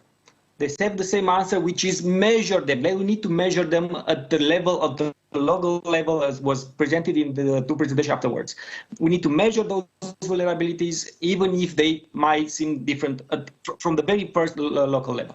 And as a conclusion, as a main conclusion for me, and it's what I was putting on the slides, collaborations. This is what we need, collaboration among institutions, creating of networks. This is what will help go further with methodologies, with science, with application of those methodologies in policies. And I think that's my need. Thank you. Thank you very much, Tiberio. Blanca, final pitch, vulnerability and main takeaway message. Okay, about vulnerability, I think that this is very important exercise that has to be somehow bound to spatial planning. So that means if we have vulnerability maps and we understand what has been said, exposure, and what is left of this. For example, in the Alps, they are talking about residual risk. That means when you do everything what is possible, I mean, you are more expert than me, then you have to cope also with this. And I think for me is vulnerability key issue for the prevention, and which can be, of course, or should be a part of the spatial planning exercises and planning and collaboration, intersectoral cooperation. As a takeaway, I would say also, I mean, collaboration, yeah, but not only between sectors, as has been mentioned by some colleagues, but also between levels. And in a transnational area is a little bit, how to say, difficult. It's a lot of collaboration, but it's the difference. Administrative systems are very different, and so it's sometimes very difficult to talk about harmonization.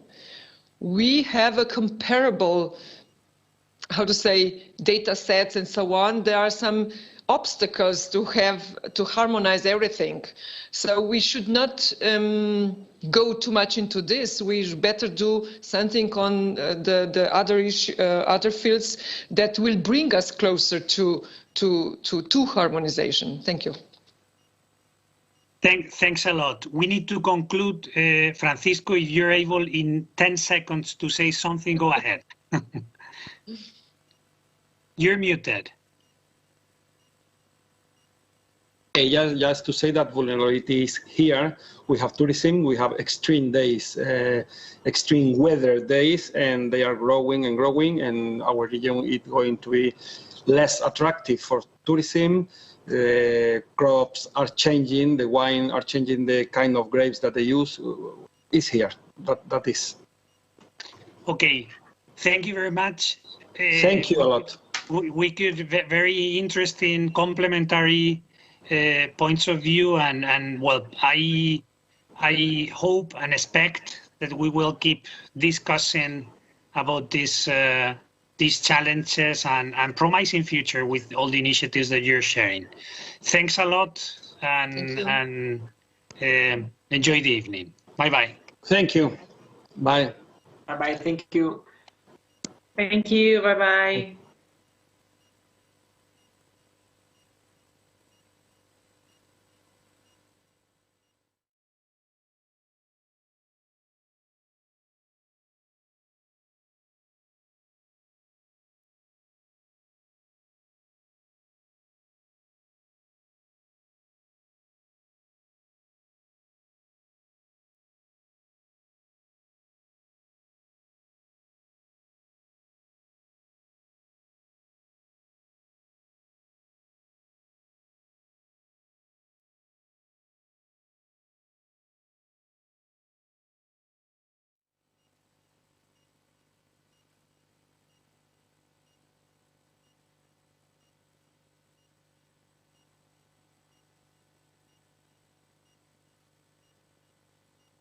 We have today here the presentation of our toolbox, and we'll give you a very active and interactive discussion about some ESPON tools, we hope.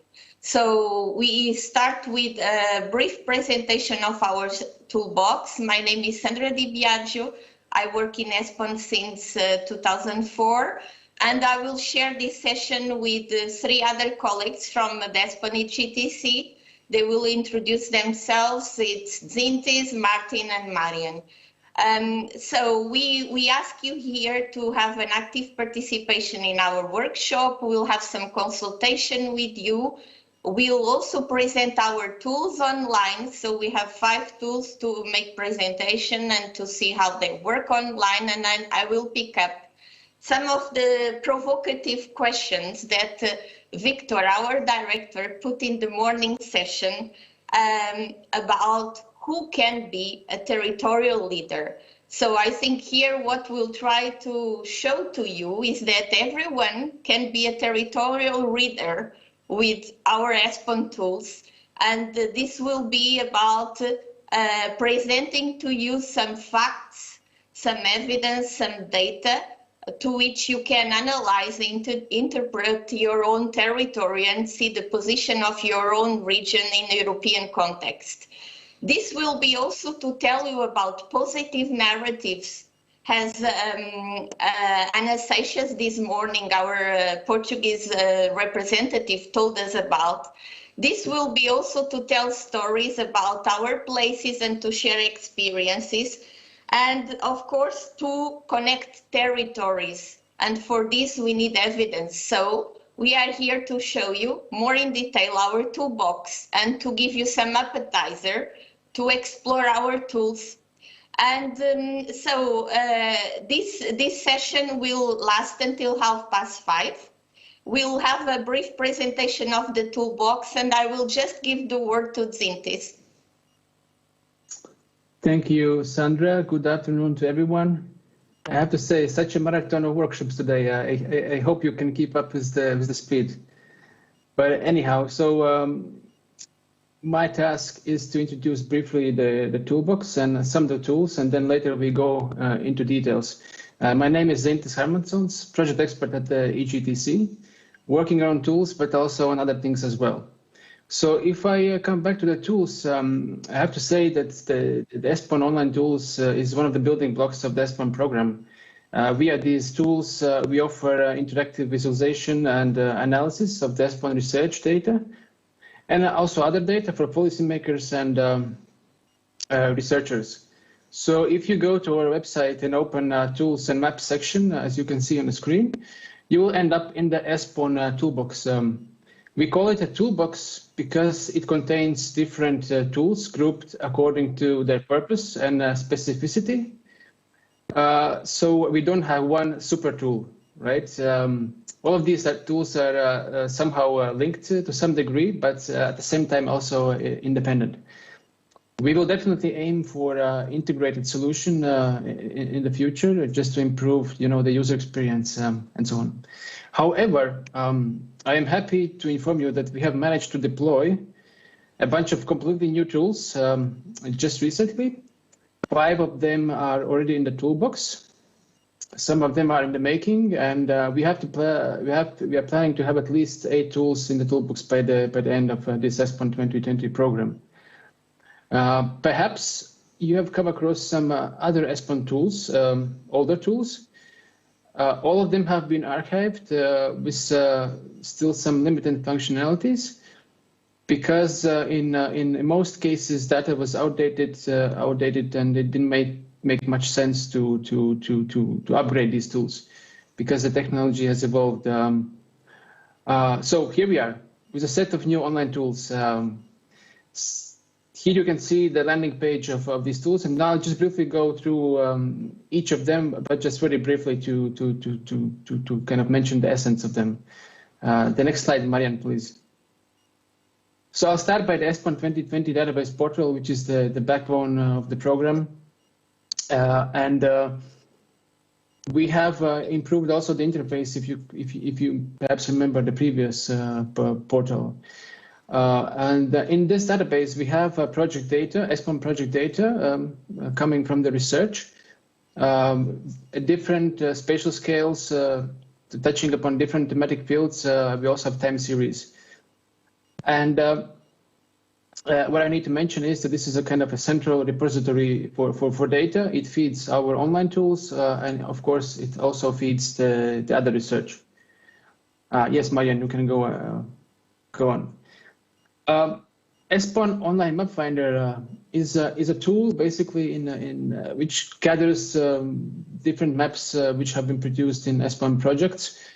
So these maps you can search by project and theme, and all of them also provide short descriptions about what you can see in the map. Unfortunately, but this is still going to be improved, you will see there's some older maps, but we plan to improve and incorporate the set of all the new maps we have developed in the course of the past years. The next slide. The ESPON here tool, which is a territorial impact assessment tool, is in a way a tool with which you can do ex-ante territorial impact assessments. And what we do here at ESPON, we do these assessments for EU directives and EU level, let's say, legislative proposals. But the tool is also tailored in a way that you can do impact assessments at different territorial scales, let's say at a macro-regional scale or a cross-border scale and so on. So in fact, anyone can use this tool and tailor to their needs. And this tool is fed by, of course, ESPON data, but also it contains a lot of other data which would be needed to carry out impact assessment. The next slide. ESPON Fora tool is a tool which is developed to analyze functional areas, functional urban areas and other areas. So in this tool, we have 9 types of predefined functional areas covering the whole Europe.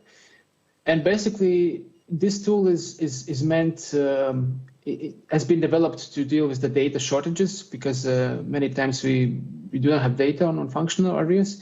So this tool is actually providing estimates, right? And it helps to analyze time series data to benchmark different functional areas against each other.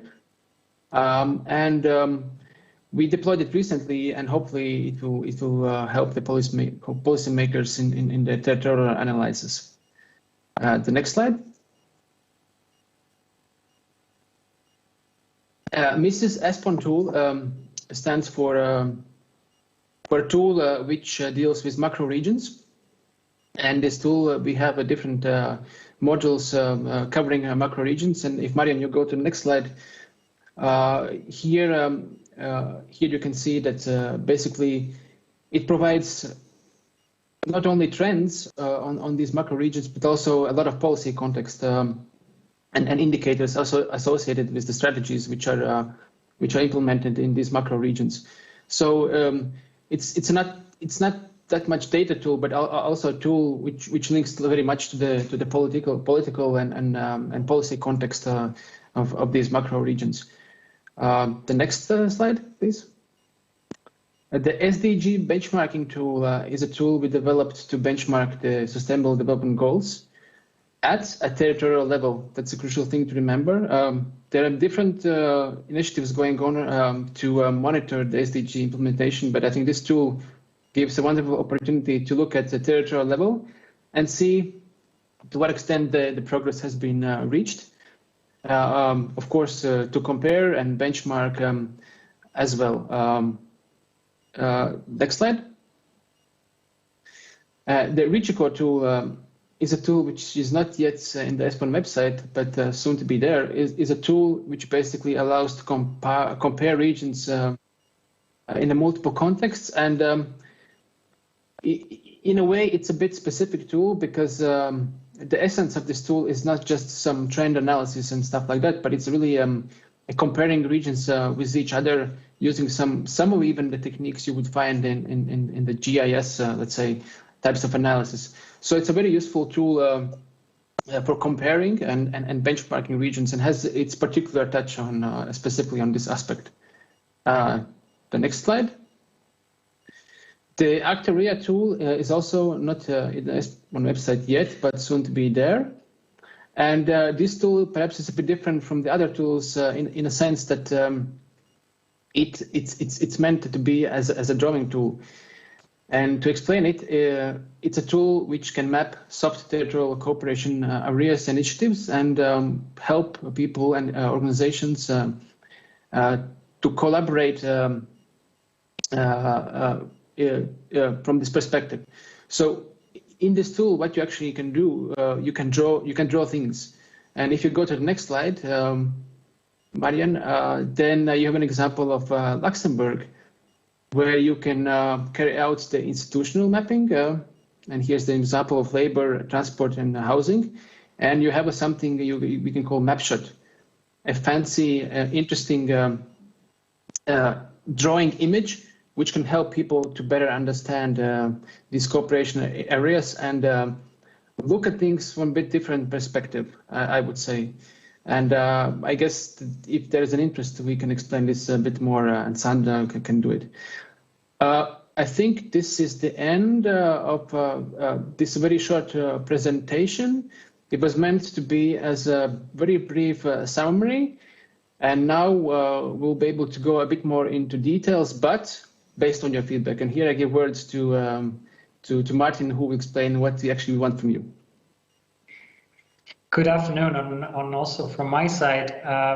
For the interactivity purposes, we will also ask your feedback in terms of which tools that we present you now more in detail, perhaps get you more interested in the subject and you would like to hear more. So for these purposes, we will have a poll later down the road. But just for the first poll, we would do a warm-up exercise.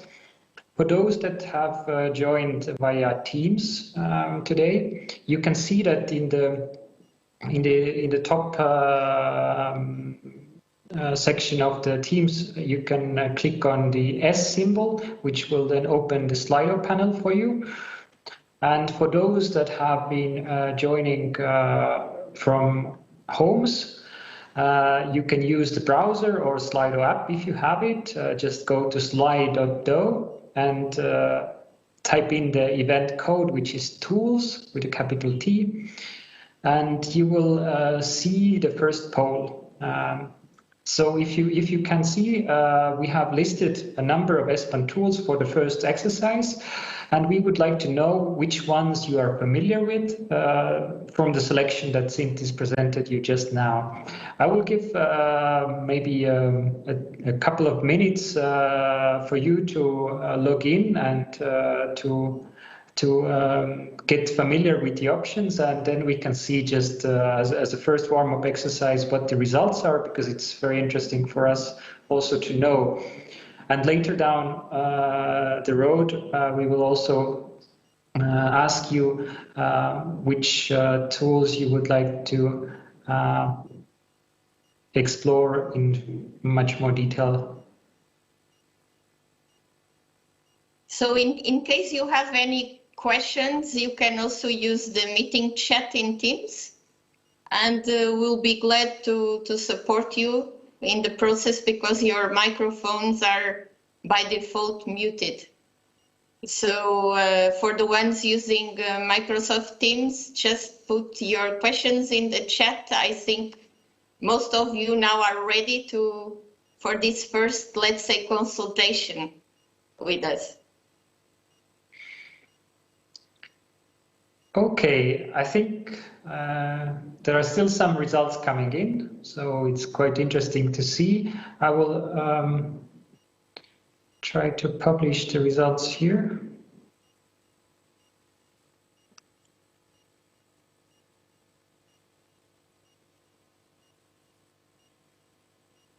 So once you send, you can see the results, and the most familiar tool is the ESPON database as it appears. Also the FURE, Mrs. ESPON and TIA tool are very familiar. And let's say one of the more recent tools, the SDG benchmarking tool, many of you have not yet seen nor explored, but perhaps today is a wonderful opportunity to learn more about it. ESPON Map Finder is a tool that we have carried on from the previous period, and this is a handy repository for accessing ESPON maps from the reports. Okay, but I think this is a good first shot, and we can start with it. Thank you very much, Martin. Thanks for all that participate. So now we have a bird's eye view on some selected tools. We are going to show them online. And this is just to give you an appetizer for you to further explore the tools. And then we'll have another consultation with you. So I will give the floor now to Martin. He will tell you more about the most familiar tool, as you mentioned, which is the ESPON database. Thank you, Sandra. I will just share my screen in a second. And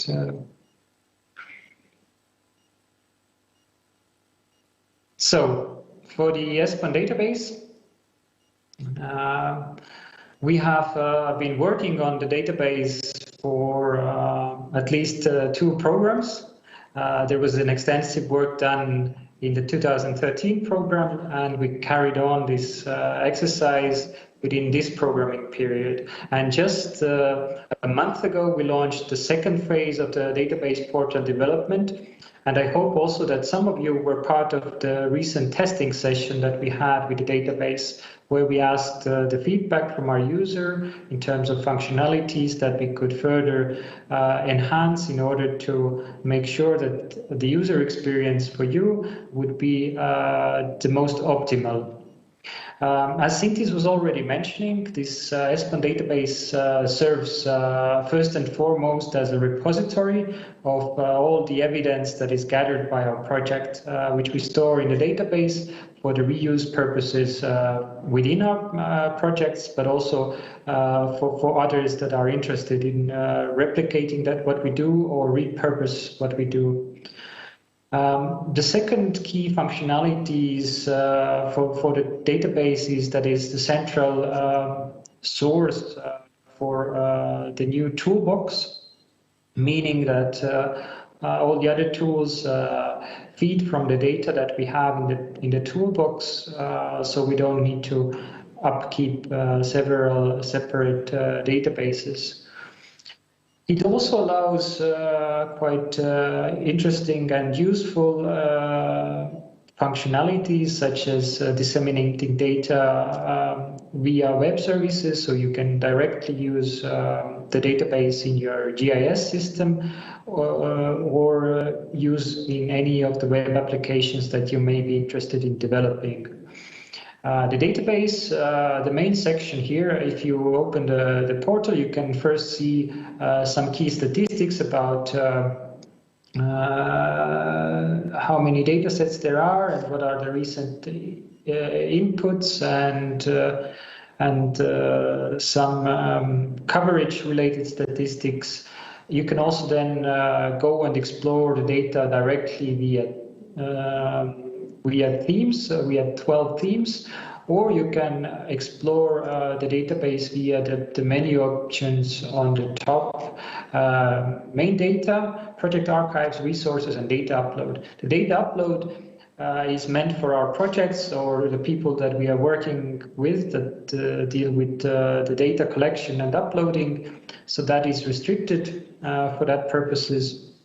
And there we have developed a specific system where you first declare the metadata, which will be checked by us, and then you get a customized template to fill in the indicators, and you submit it for further checking. And once everything is approved, this data will be available in the database, either through main data or project archives. Main data we try to keep concise, so most of the indicators that you can find there are standard nomenclature, so meaning either it's NUTS or LAU or certain standard city definitions. But if you have, for example, also in the project's flow data, this we upload what we call via other data, means that is non-standard, and this will be downloadable through the project archive, so you need to download the entire package. And but why we did that is just to make the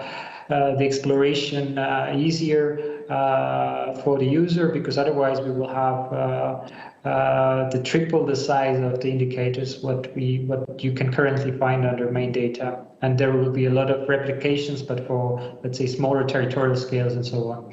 If you are in the main data section, you can Martin, I think we have 1 minute more, then we just go to the other tools. And maybe if people need to see and want to see more, then the bird's eye view on the database, we can show it, and you will be able to vote for your preference a little bit after. So, Martin, could you please resume in 1 minute?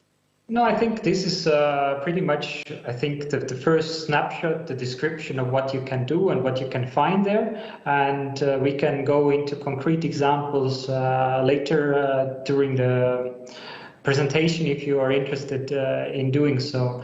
And as always, feel free to write us an email if you are interested in specific questions. We can always help you. Thank you, Sandra. Thank you, Martin. I mean, as you could see, this is really the backbone, let's say, of our toolbox. I mean, it's a tool that we have been putting online since the beginning of the program. And it's also like growing with the different project results, as Martin said, and linked to different ESPON tools. And now speaking about another ESPON tool with a completely different nature, but also very supportive in terms of reading the territory, understanding the diversity of our region. I'll give the floor to Marian and to briefly introduce herself and to tell us more about the SDG benchmarking tool.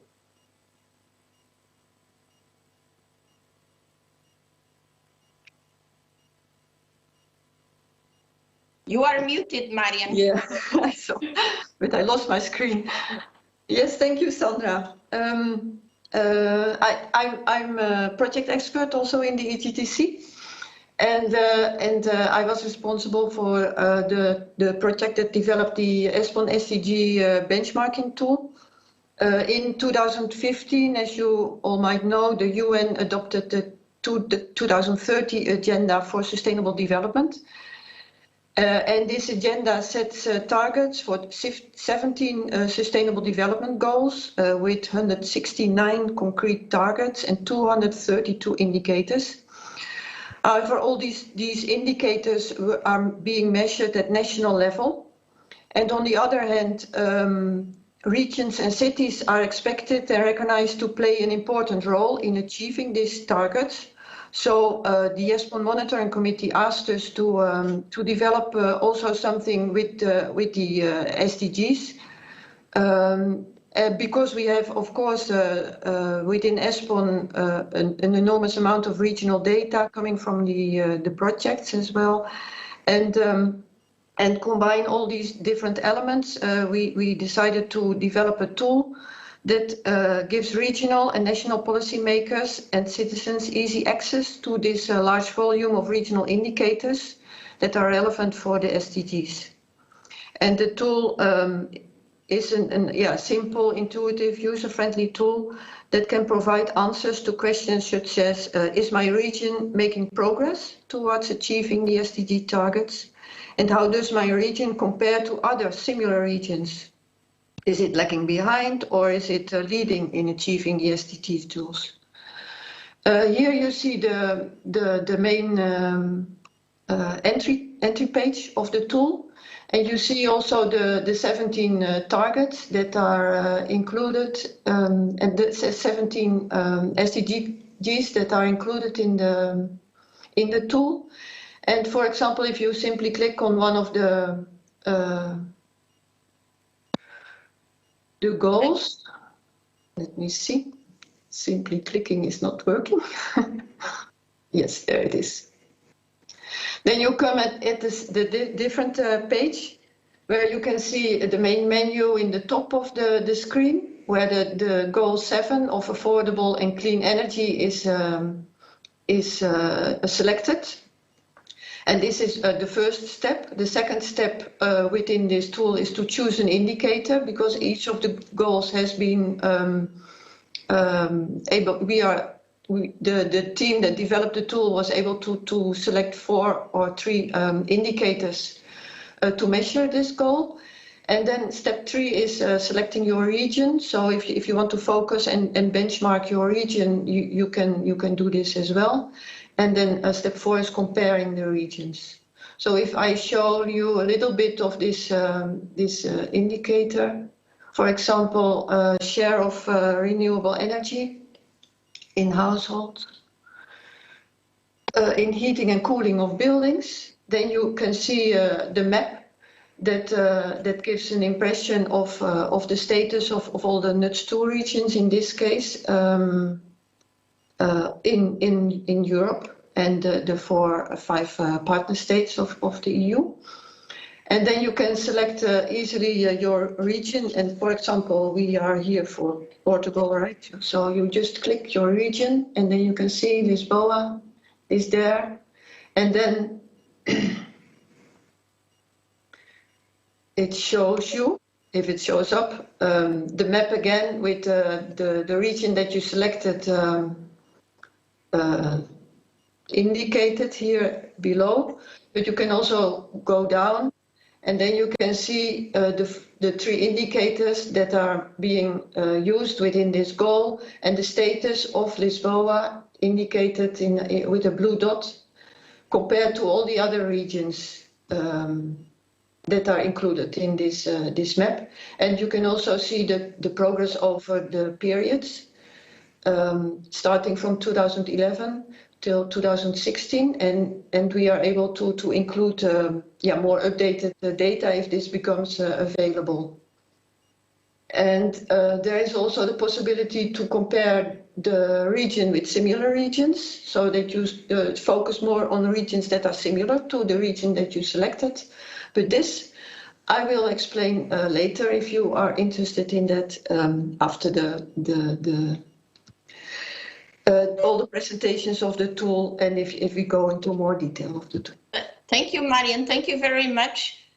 Very interesting. I think not only maps available, but also the infographics are very also interesting for this exercise of better understanding the relative position of the regions and in visual terms. Normally, they have been very appreciated by the users of the tool.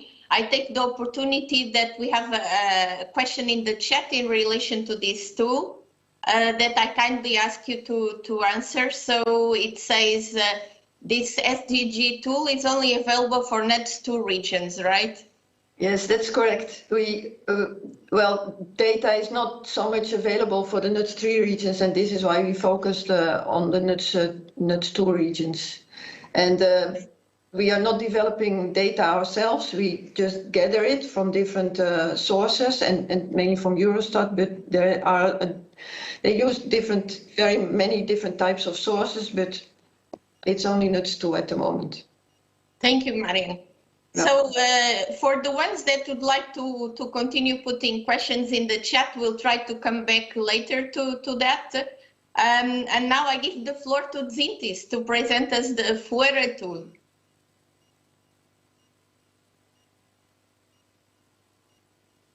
Thank you, Sandra. Do you see the screen? Yes. With the Fuera tool? All right. I hope you can see the screen with the Fuera tool. Yes, so this tool, as I mentioned, is about functional areas. And if we just go here, just a bit down, here you can see all the 9 functional areas. And I need to say this, that we didn't come up with these areas within the project. So these are all predefined functional areas. Taken either from the ESPON projects, like it's a case, for instance, for border areas, or green infrastructure areas, or spatially populated areas. And also we took some typologies from the Eurostat, which concerns functional urban areas, the coastal areas, which are part of the TERSET typology. Perhaps you are familiar with this. And also the maritime service areas, which also have typology coming from Eurostat. And the reason for this is to have, let's say, territories which can cover all ESPON space and which we can compare in a meaningful way and which are actually comparable. Obviously, in your own countries, you can have other types of functional areas and even better defined, right? Because this is the feedback we sometimes get when people look at this tool that oh, you know, in my country, delineations are different. But here the purpose was to have this European overview, and I hope this is still helpful. As I mentioned, the data here is based on estimations, 100% estimations. So and the estimations are carried out by a methodology a bit complex in a way. And if you go here, there's an explanation how the data has been estimated in what way. I don't want to go into detail about this right now. But if you just open one, let's say, as an example, functional urban areas. So the way the tool is structured, that on the left side you have different teams grouped accordingly. There's data on demographics, on economy, education, employment, energy, R&D, society, and something we call user uploaded, but I'll explain this in a second. And then you just go choose your indicator from the selection, and the map is displayed along with some other tools which you can use for benchmarking data. Sorry, this is coming up a bit slow, but it will come up. One distinct advantage about this tool is that we have a set of predefined indicators here in this tool, but you can also estimate your own indicators. If, say, you have an indicator on a NUTS level and you want to disaggregate this indicator at the functional area scale, so you can use this tool. There's a separate module where you enter, which is by registration, and you can use the methodology developed in this project and estimate your own data. So, Tintis, don't say everything now. We keep it for the next consultation. And if you want to know more about this tool, you need to tell us, because we have also prepared other session to go more into detail on that if you wish to. So thanks a lot, Tintis. Thank you. Very interesting, as you could see, very different tools we have on our toolbox. And we'll continue now with this bird's eye view. And I will ask Marian to introduce us very briefly to the Regisco tool. That is a tool that indeed came up also from the previous program period, but that we rename. And I'm sure you will find it also very useful and interesting in this benchmarking purposes. Yes, thank you, Sandra. The Regisco tool is indeed a follow-up from the ESPON Hyper Atlas that has first been developed as a computer standalone application within the ESPON 2006 program, so 2 programs before. It's currently a very user-friendly web application that can support policymakers in analyzing and comparing their regions, in finding insights in disparities and similarities, and also finding which regions are catching up and which are staying behind, using methods such as the multiscalar analysis and spatial statistics. And because the Hyper Atlas is not really an atlas, we decided to rename the tool into the Regisco tool. It's comparing regions in multiple contexts. And this is the homepage of the tool. We have Stephanie has really developed a very nice video that you can watch, where she explains all the different functionalities within the tool. So if you want to know more, you can go into that one as well. And else you can just start the tool. And this is the main screen. Here you can do everything. The first step is to highlight the specific areas of interest. For example, we are here in Portugal, right? But it's not listed here. There is a number of predefined areas of interest, like all the Interreg programs and the EU strategies as well. And if your region is not there, you can just click on the plus and go to Portugal in our case, and then you can add it. Oh, first here add, and then I leave it like this for the moment, and then you have here Portugal indicated in the map. I leave this a little bit the same. So you set a mapping frame, the wider scope of the analysis that you want to do. You set a regional data level, NUTS 3 or NUTS 2 or NUTS 0, and we leave it at the moment at NUTS 3. And then you have to indicate which of the 3 levels that are used within this tool, how you want to analyze this. And then there's the large scale perspective, which we, in this case, leave at the Europe +5. We have a mesos perspective, which is a bit in the middle, and you can, for example, set it at NUTS 0, which is the country level. And then you have the neighboring perspective. This is more close around the region that you are in. And then the second step is to select indicators. We have some predefined indicators that are included here. And then we can, for example, select the share of human resources, which doesn't work because it's not in NUTS 3. So you can only select here the NUTS 3 indicators, for example, hospital beds. And then you can select quite a number of different years. And then you can show the denominator, which is in this case, well, we go to a lower, I think I selected the wrong one. Disposable income. This is great. Denominator and the ratio, because the HyperAtlas also most of the time works with ratios. So there you need a nominator and a denominator, which you can then see over there. Which doesn't work out today. Maybe it's the connection, Marianne. But here I think it's very important to say that you can see the position of your region according to your neighbors, according to maybe your national context, and then according to your European context. And then you can see that in all one map, for instance. Yeah, here, for example, I now selected the share of human resources.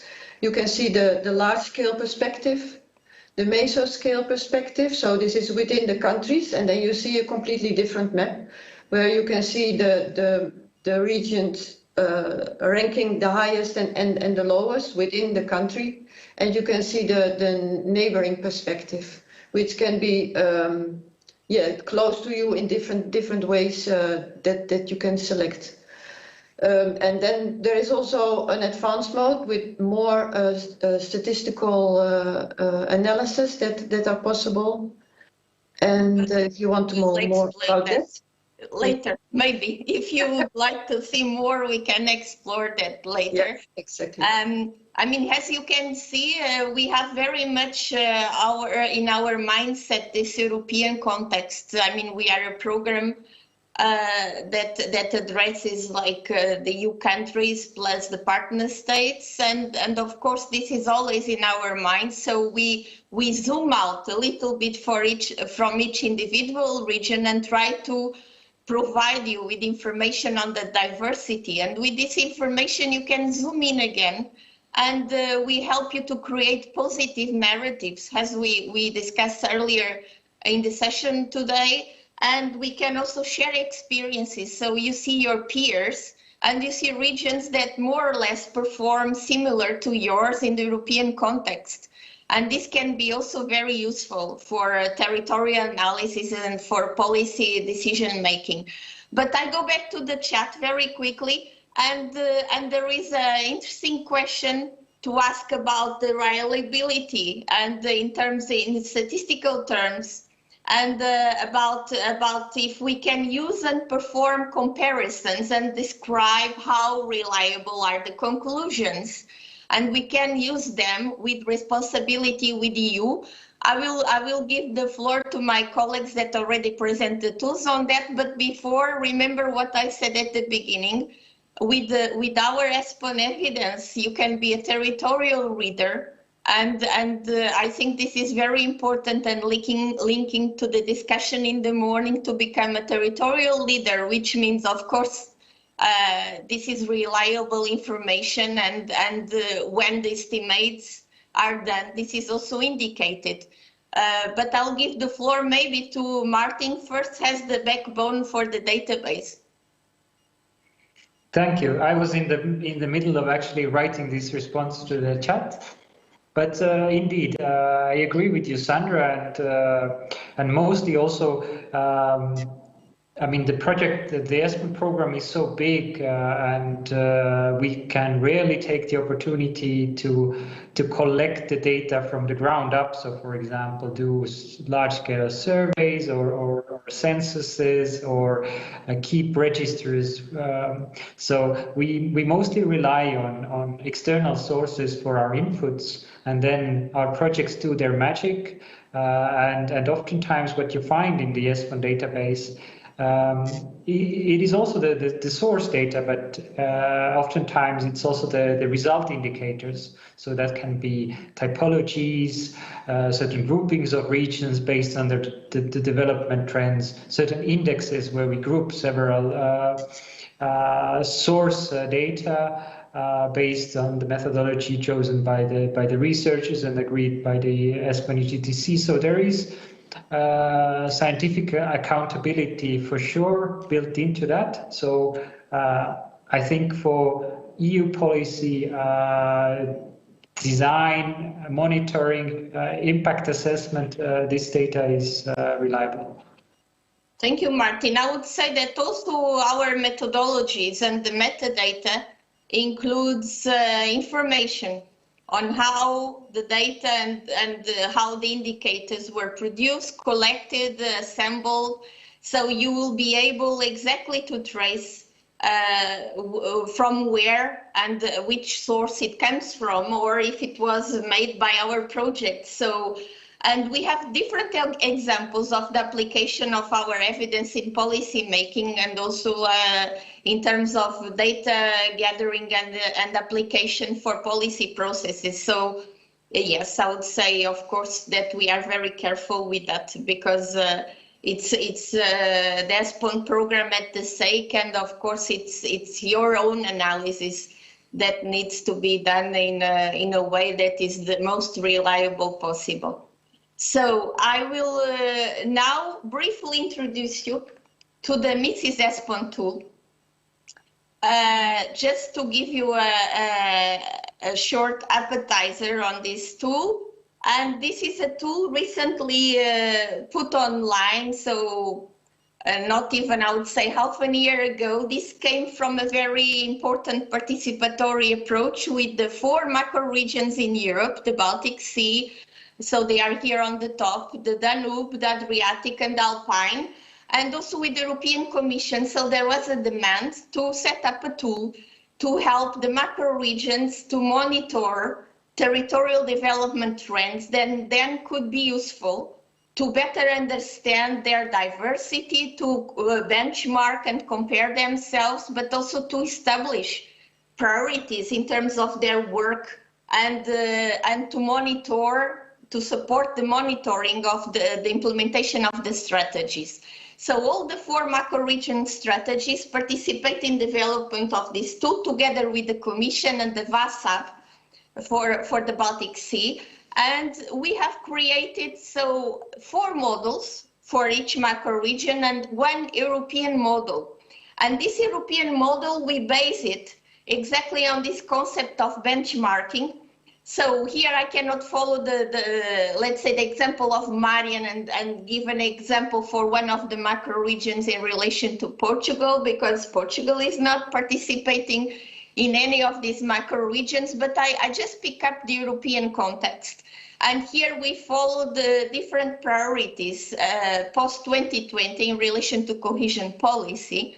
And we have the 5 priorities here listed. And for instance, if we click on Smart Europe, we have a set of indicators that were selected to give a characterization of the situation in relation to Smart Europe. And for instance, we have the position of the regions in relation to Smart Europe. And in this case, we have the GDP per capita between 2005 and 2015. So what we see here is that we see the position of different macro regions, but also individual regions in Europe. So we have the colors associated to each macro region. Then if you want to know a little bit more about the political context and background, we also have an explanation for you with the active links to the relevant documents and regulations at European level. But if you want to know more about the tool, so you will be will have the possibility now to tell us your preferences to further explore one or two of these 5 tools that we just presented. So I will give the floor to Martin, and in the meanwhile, I just tell you that our tools are continuous under development, so that they are not closed boxes. So we have continuous updating on the tools. I mean, the example, for instance, of the Mrs. ESPON tool for macro regions mainly, we have web services connected with our database, but also with external sources like Eurostat and United Nations for some indicators. So each time an indicator is updated on the source, will be automatically updated on the tool. So, but I give the floor now to Martin for to know more about your preferences, about the tools that you would like to see a little bit more detail. And as I said, they are all online, or most of them are online, so you will have also the opportunity to explore them by yourselves. Martin. Thank you, Sandra.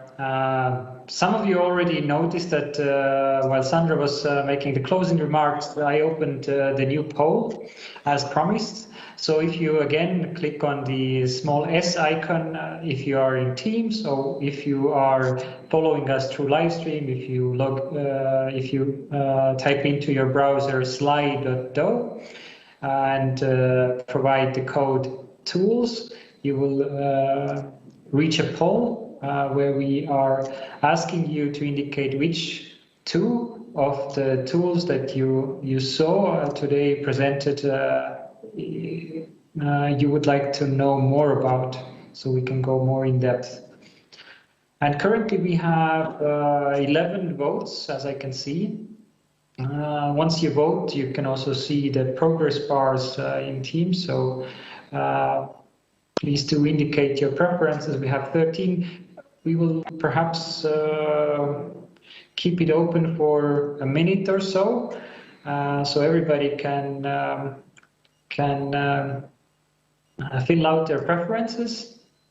I'm just quickly checking what is the count. We have 56 people, so around 1/3 has provided the feedback. Let's see if we can get up to 30 responses. So just click on the S symbol in Teams, and next to the raise hand button on the top corner, and you can vote. Currently, the Regitco tool and the Fore tool are in the lead. So if you want to change this, please go ahead. We have 20 votes. We can do more. So a little bit more. I think it's also good for us to change a little bit, a more active role in these sessions, that we stay far away from each other. I mean, we are the 4 of us in Luxembourg. I would say that most of you are in Portugal, so we can also connect ourselves through these more interactive opportunities to raise your preferences and to tell us what you would like to discover now in the next half an hour, that we can explain you about the tools and help you to read your territories much better, and also considering the European context. So how many votes we have now, Martin? We have 21, so people are a little bit shy, or whether maybe they are also agreeing on with the outcome already. So I think we can then declare the Regico and the Fora tools as the ones that people are more interested in. Thank you, Martin. I think probably because Mrs. ESPON and the database come out to be the most familiar. So you have already explored their tools, and now you are curious about the ones that you don't know so well yet.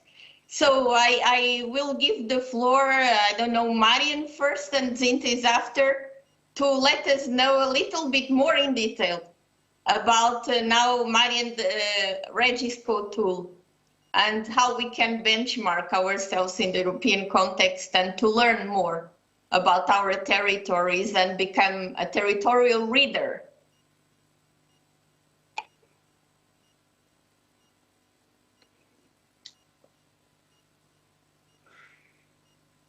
Yes, thank you, Sandra. And thank you all for selecting the Regico tool as the first.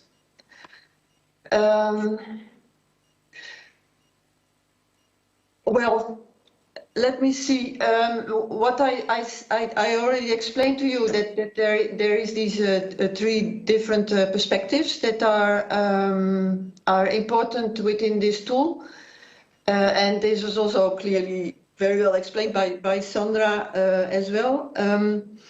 And let me see, we now focused on...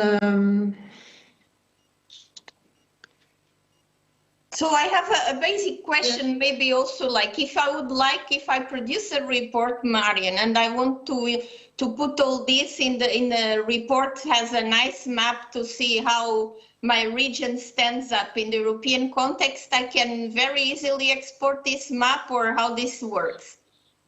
Yes, exporting is very easy. There is here in the upper part of the screen, you have different buttons, and here you can change settings. You can download the map and the data, and you can also share the map or the graphs with LinkedIn, Twitter, and also get a link so that you can share it with your own email or whatever.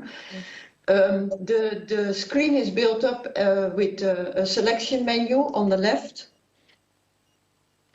And here you can set the regional settings. You can also select indicators. I showed you the predefined indicators, but you can also make custom indicators. So you can select a nominator and a denominator manually. And of course, you have to take care that you make a sensible ratio that does say something. This is also why this is made.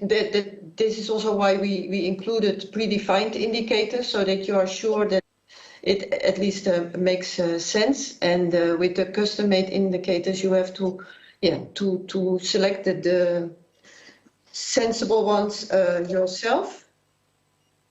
I prepared a small example from the model report, because this tool is published together, or almost published together, with a leaflet and a guidance sheet, and also a model report where two different cases are explained. And for example, this case is about regional management in the Norrbottens in the north of Sweden. So if we can go to this region, we can select this region in the north of Sweden.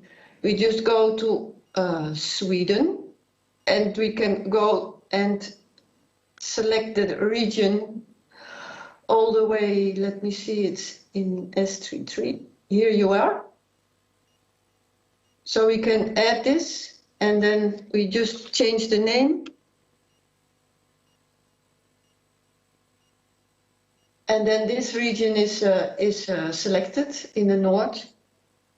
Then if we set the mapping frame again on the total of Europe and the 5 additional countries, then we set the regional scale this time at NUTS 3. Now you see that the map is becoming gray again because the indicator that we selected we have only available in NUTS 2 level. So in NUTS 3 level it's not available. The large scale perspective is okay, and with the neighboring perspective we can also take another type of measurement. We did contiguous, which is close to the region that is selected, or not selected but close to the neighboring regions. But you can also look into an area around the regions that is less than 100 kilometers, or you can measure it in minutes. And this you can adjust as well with the settings. But let's say it's now less than 120 minutes, for example. And then we now have to select an indicator that makes sense and that has data in this case. So, for example, we want to look into the region is a bordering region in Norway and Finland, and the region has a strong wood processing industry, and they have a productive forest that covers 24% of its territory, and the regional management want to develop this strategy for strengthening the forest and protect it against the negative climate change impact. And to inform themselves, they are interested to arrange meetings and discuss and learn from other similar regions, and therefore they use this tool to investigate which regions in Europe are also densely forested in their country. And well, so then we have to select the territorial structure, select the indicator, which is then forest areas. And then we do the same for the denominator, also territorial structure, but then we take total land area in hectares. And then we take a year for total land area. We have it available in 2019, but for forest area, the highest year available is 2018. So we select for total land area, we also select 2018 so that it is comparable. And then you can make the visualizations. For example, the ratio maps. Let's do that in first instance. And here you can see that Sweden is a highly highly forested area. And how does this work in the large scale perspective? And here you can see all the areas in Europe that compared to Europe are highly forested. But if you look it up and look into a national perspective, then you see that this region is not so highly forested compared to the regions in Sweden. And so this is quite a different picture that you then have. And if we then look, for example, in France, there we can see a number of regions that are highly dense, highly forested compared to the other regions in France. So it might be interesting to find a region here or here on the Polish border that could be useful to discuss how they approach this strategy building. We also have a combination of highly highlighting regions above average, and then we don't look only at the three perspectives separately, but in a combination. And here you can see the red regions are highly forested, not only on a large perspective, but also on a meso perspective and a neighboring perspective. And you can do it also the other way around, that you focus on the regions that are below average. And then this is also, again, with the three perspectives in focus.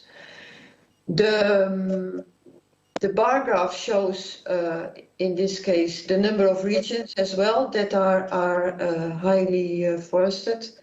And you can also go and click on regions over here, and then you can see that the different values are indicated on the screen as well. If we go to the advanced mode, we can even see more possibilities. For example, a dual synthesis map, where the meso perspective and the large scale perspective are combined. So this is a combination of two, and also here the graphs are indicated. So, but if you then go to the meso perspective, if you go back here, then from the national perspective of forested areas of Norrbotten Eatlands, it's again, it's less than the other regions in the Midwest in Sweden. And well, this is an important result of the tool, that you can then find regions that are highly forested in their national perspective. So it can be used in practice really in this perspective of benchmarking and comparing different contexts, and very quickly we get the let's say the picture in relation to the possible question we might put, and how we see the relative position of a certain region, right? I would like to know, Marian, in relation to the data that is included here, is this directly connected with our database? Has a specific database?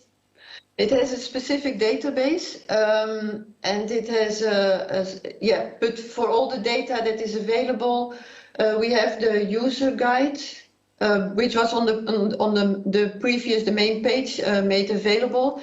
And the user guide has a complete table with all the data that is there, indicating which years are available, which data gaps there are, because and where it is coming from.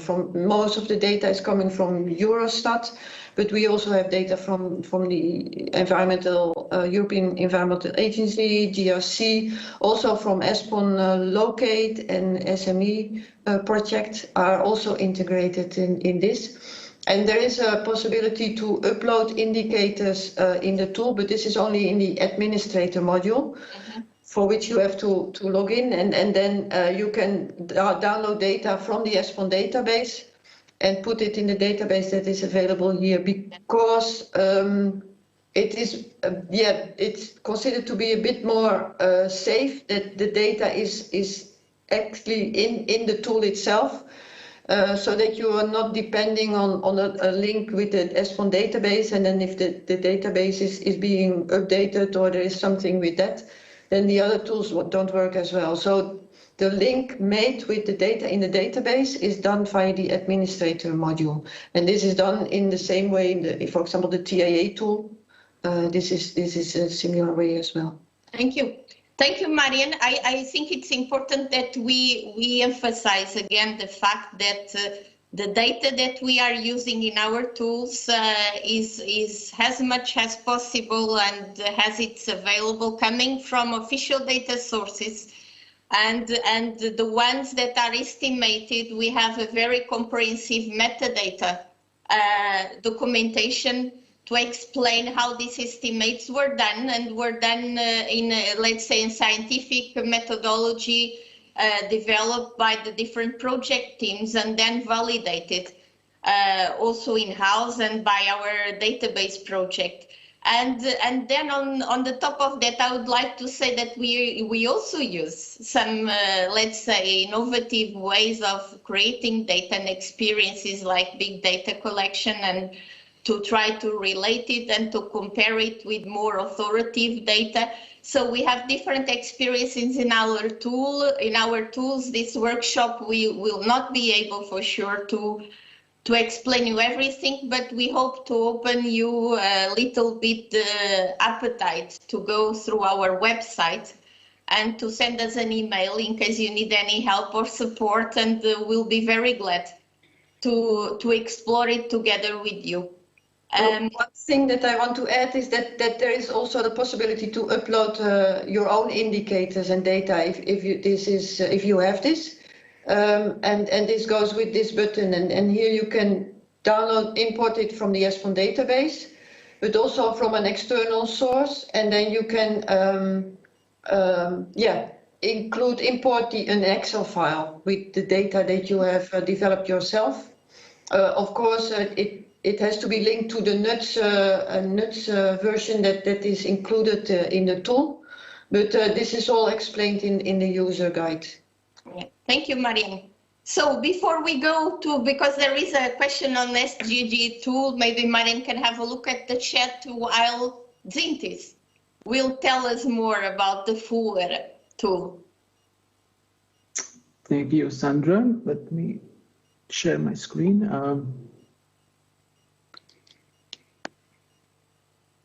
So here we can start looking at the different regional typologies, right? That we are more used also to sometimes create analysis and to see how the different territories develop, which trends and what are the differences and what comparisons can be done, right, Cintis? Yeah, well, I hope you see my screen. Yes. Given that there is not that much time left for this workshop, and I think there are very interesting comments coming from the chat, I don't want to spend too much time here. Maybe just some basic things and some basic functionalities you can find in this tool. The first one, what I want to draw to your attention to is that we have these 9 predefined function areas, and if you go down and press on delineation methods. So here for each of the functional areas, we have an explanation and also a graphical kind of summary in a map, explanation of how these functional areas have been created.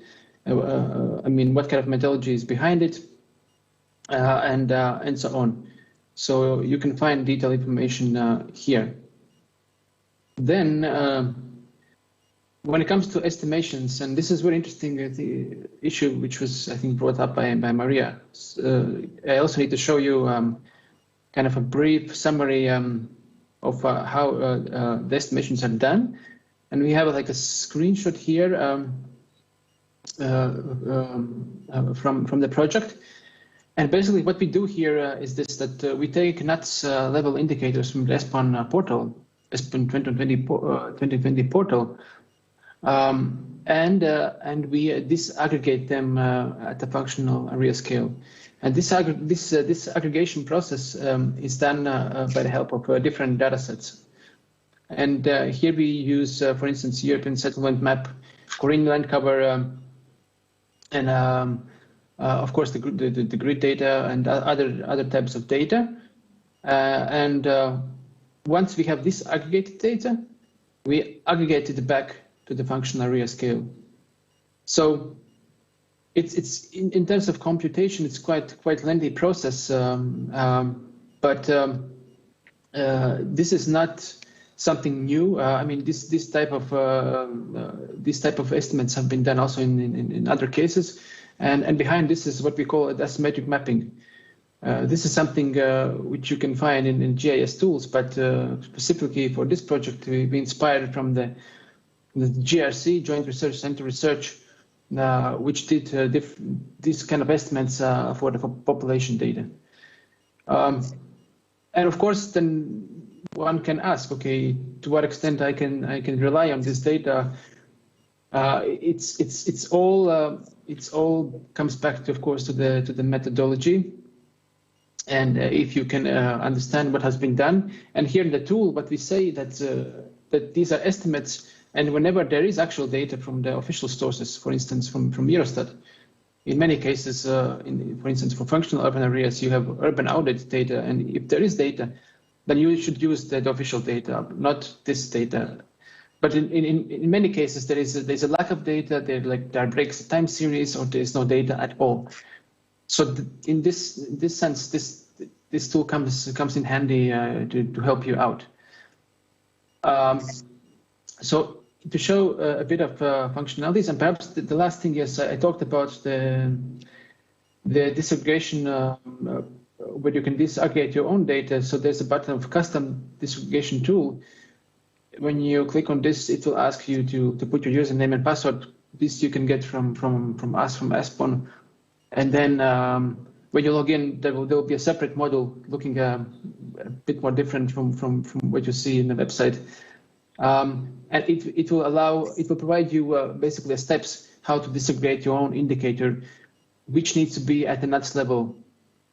Unfortunately, you won't be able to add your own functional areas. You have to work with the ones we have in the tool and analyzed in the project. So this kind of custom disaggregation we haven't used yet that much. And in fact, what we kind of foresee in the project is that if someone does this and is happy with the result, we can also publish this in the FOIA tool. And if I, let's say, go to functional urban areas, then here at the top you have a user uploaded. So we can upload also someone else's data as long as you feel comfortable and the data makes sense. Now, if I take as an example, perhaps an indicator and look a bit deeper on what you can do with it, I'll just for the sake of being in line with the kind of the theme of the ESPON week, I'll go to energy, where we have only one indicator. It's on the primary energy consumption, and we know that what's important about this indicator, that we want efficient consumption. We want to reduce the consumption, right, in a longer term. And this has been also was something which had been agreed at the European level. So here I have selected functional urban areas, and you can go over them and see them, the delineations, and the data is displayed here with the help of circles. Unfortunately, you can't change the color or switch to some other display mode. Let's say that you don't have circles, but you have something else. This is a kind of a bit predefined in the tool. Then from here, you can also, what you can do, you can choose different layers as a base. If you feel that you know that something like that would look better. So you have data on functional urban areas concerning the primary energy consumption. If I press here, then we also have some information on the legend, just to understand what the size of the circle tell us. Then on the right side, we have some small explanation, kind of a, let's say, in a nutshell, what the indicator is about, sort of a small metadata information, and also some graphs on the time scale. Yeah, so what you have in the tool here at the top, at the bottom, is a time scale with different years, and you can choose different years. So right now I have by default 2000. If I choose 2014, then a map comes up side by side. I can choose more years if I want. I can choose 3 or 4 years, and then analyze visually, you know, the maps side by side. If that's helpful, I'll just unclick this just to speed up. And so here, what you can see here is a progress from 1990 up to 2000. And here you can see overall, if you take all functional years, you can see that the consumption has been decreased. But then if you go up, you have a time scale of 2014. So we selected 2014 as the end year. And here you can see the rise of primary energy consumption for all functional areas. Now, if I want to go deeper and analyze particular countries or regions, then here I have something we call arrays filter. So a pop-up window comes up where I can select a country. Let me select Germany because I see a lot of circles in Germany. And then here in the map, I see only Germany here. And then what I can play around with the values, and I can kind of put my own benchmark. If I put it at a certain point, it will show only those circles here. Let's say, for instance, in the capital. Right. So yes, and here also on the right side, you will see the time, the kind of the trend of in terms of the time scale, and you can analyze that as well. So if I want to add another country, for instance, right, I can do this by again clicking here, and I can maybe let me select Portugal. Let's see if it works out. No, let me see something else, perhaps. Czech Republic.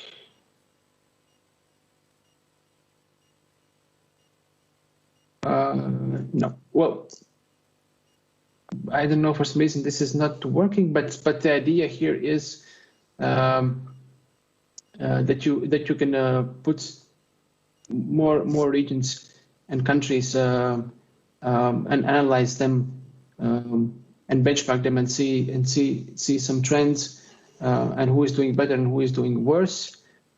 Then, just for the sake of the time, I don't want to, because we're running out of time.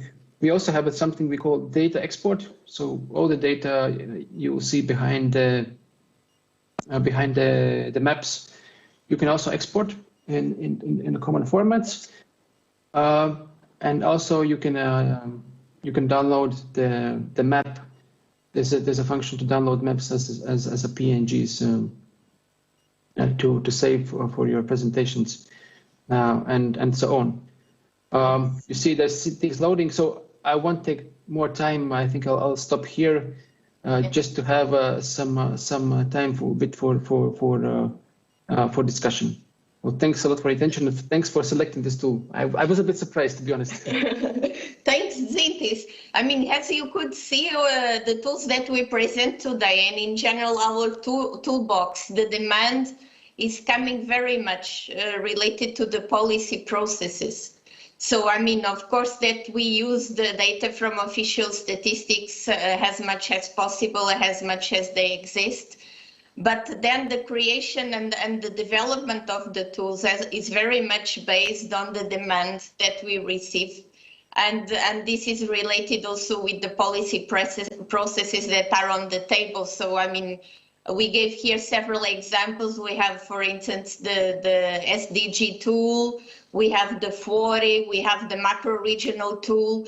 So all these tools are very much aimed to support policy making and to provide policymakers and with evidence. And of course, as we discussed in the session in the morning, also to empower authorities at all geographical levels with information that could be useful to compare their territory in the European perspective.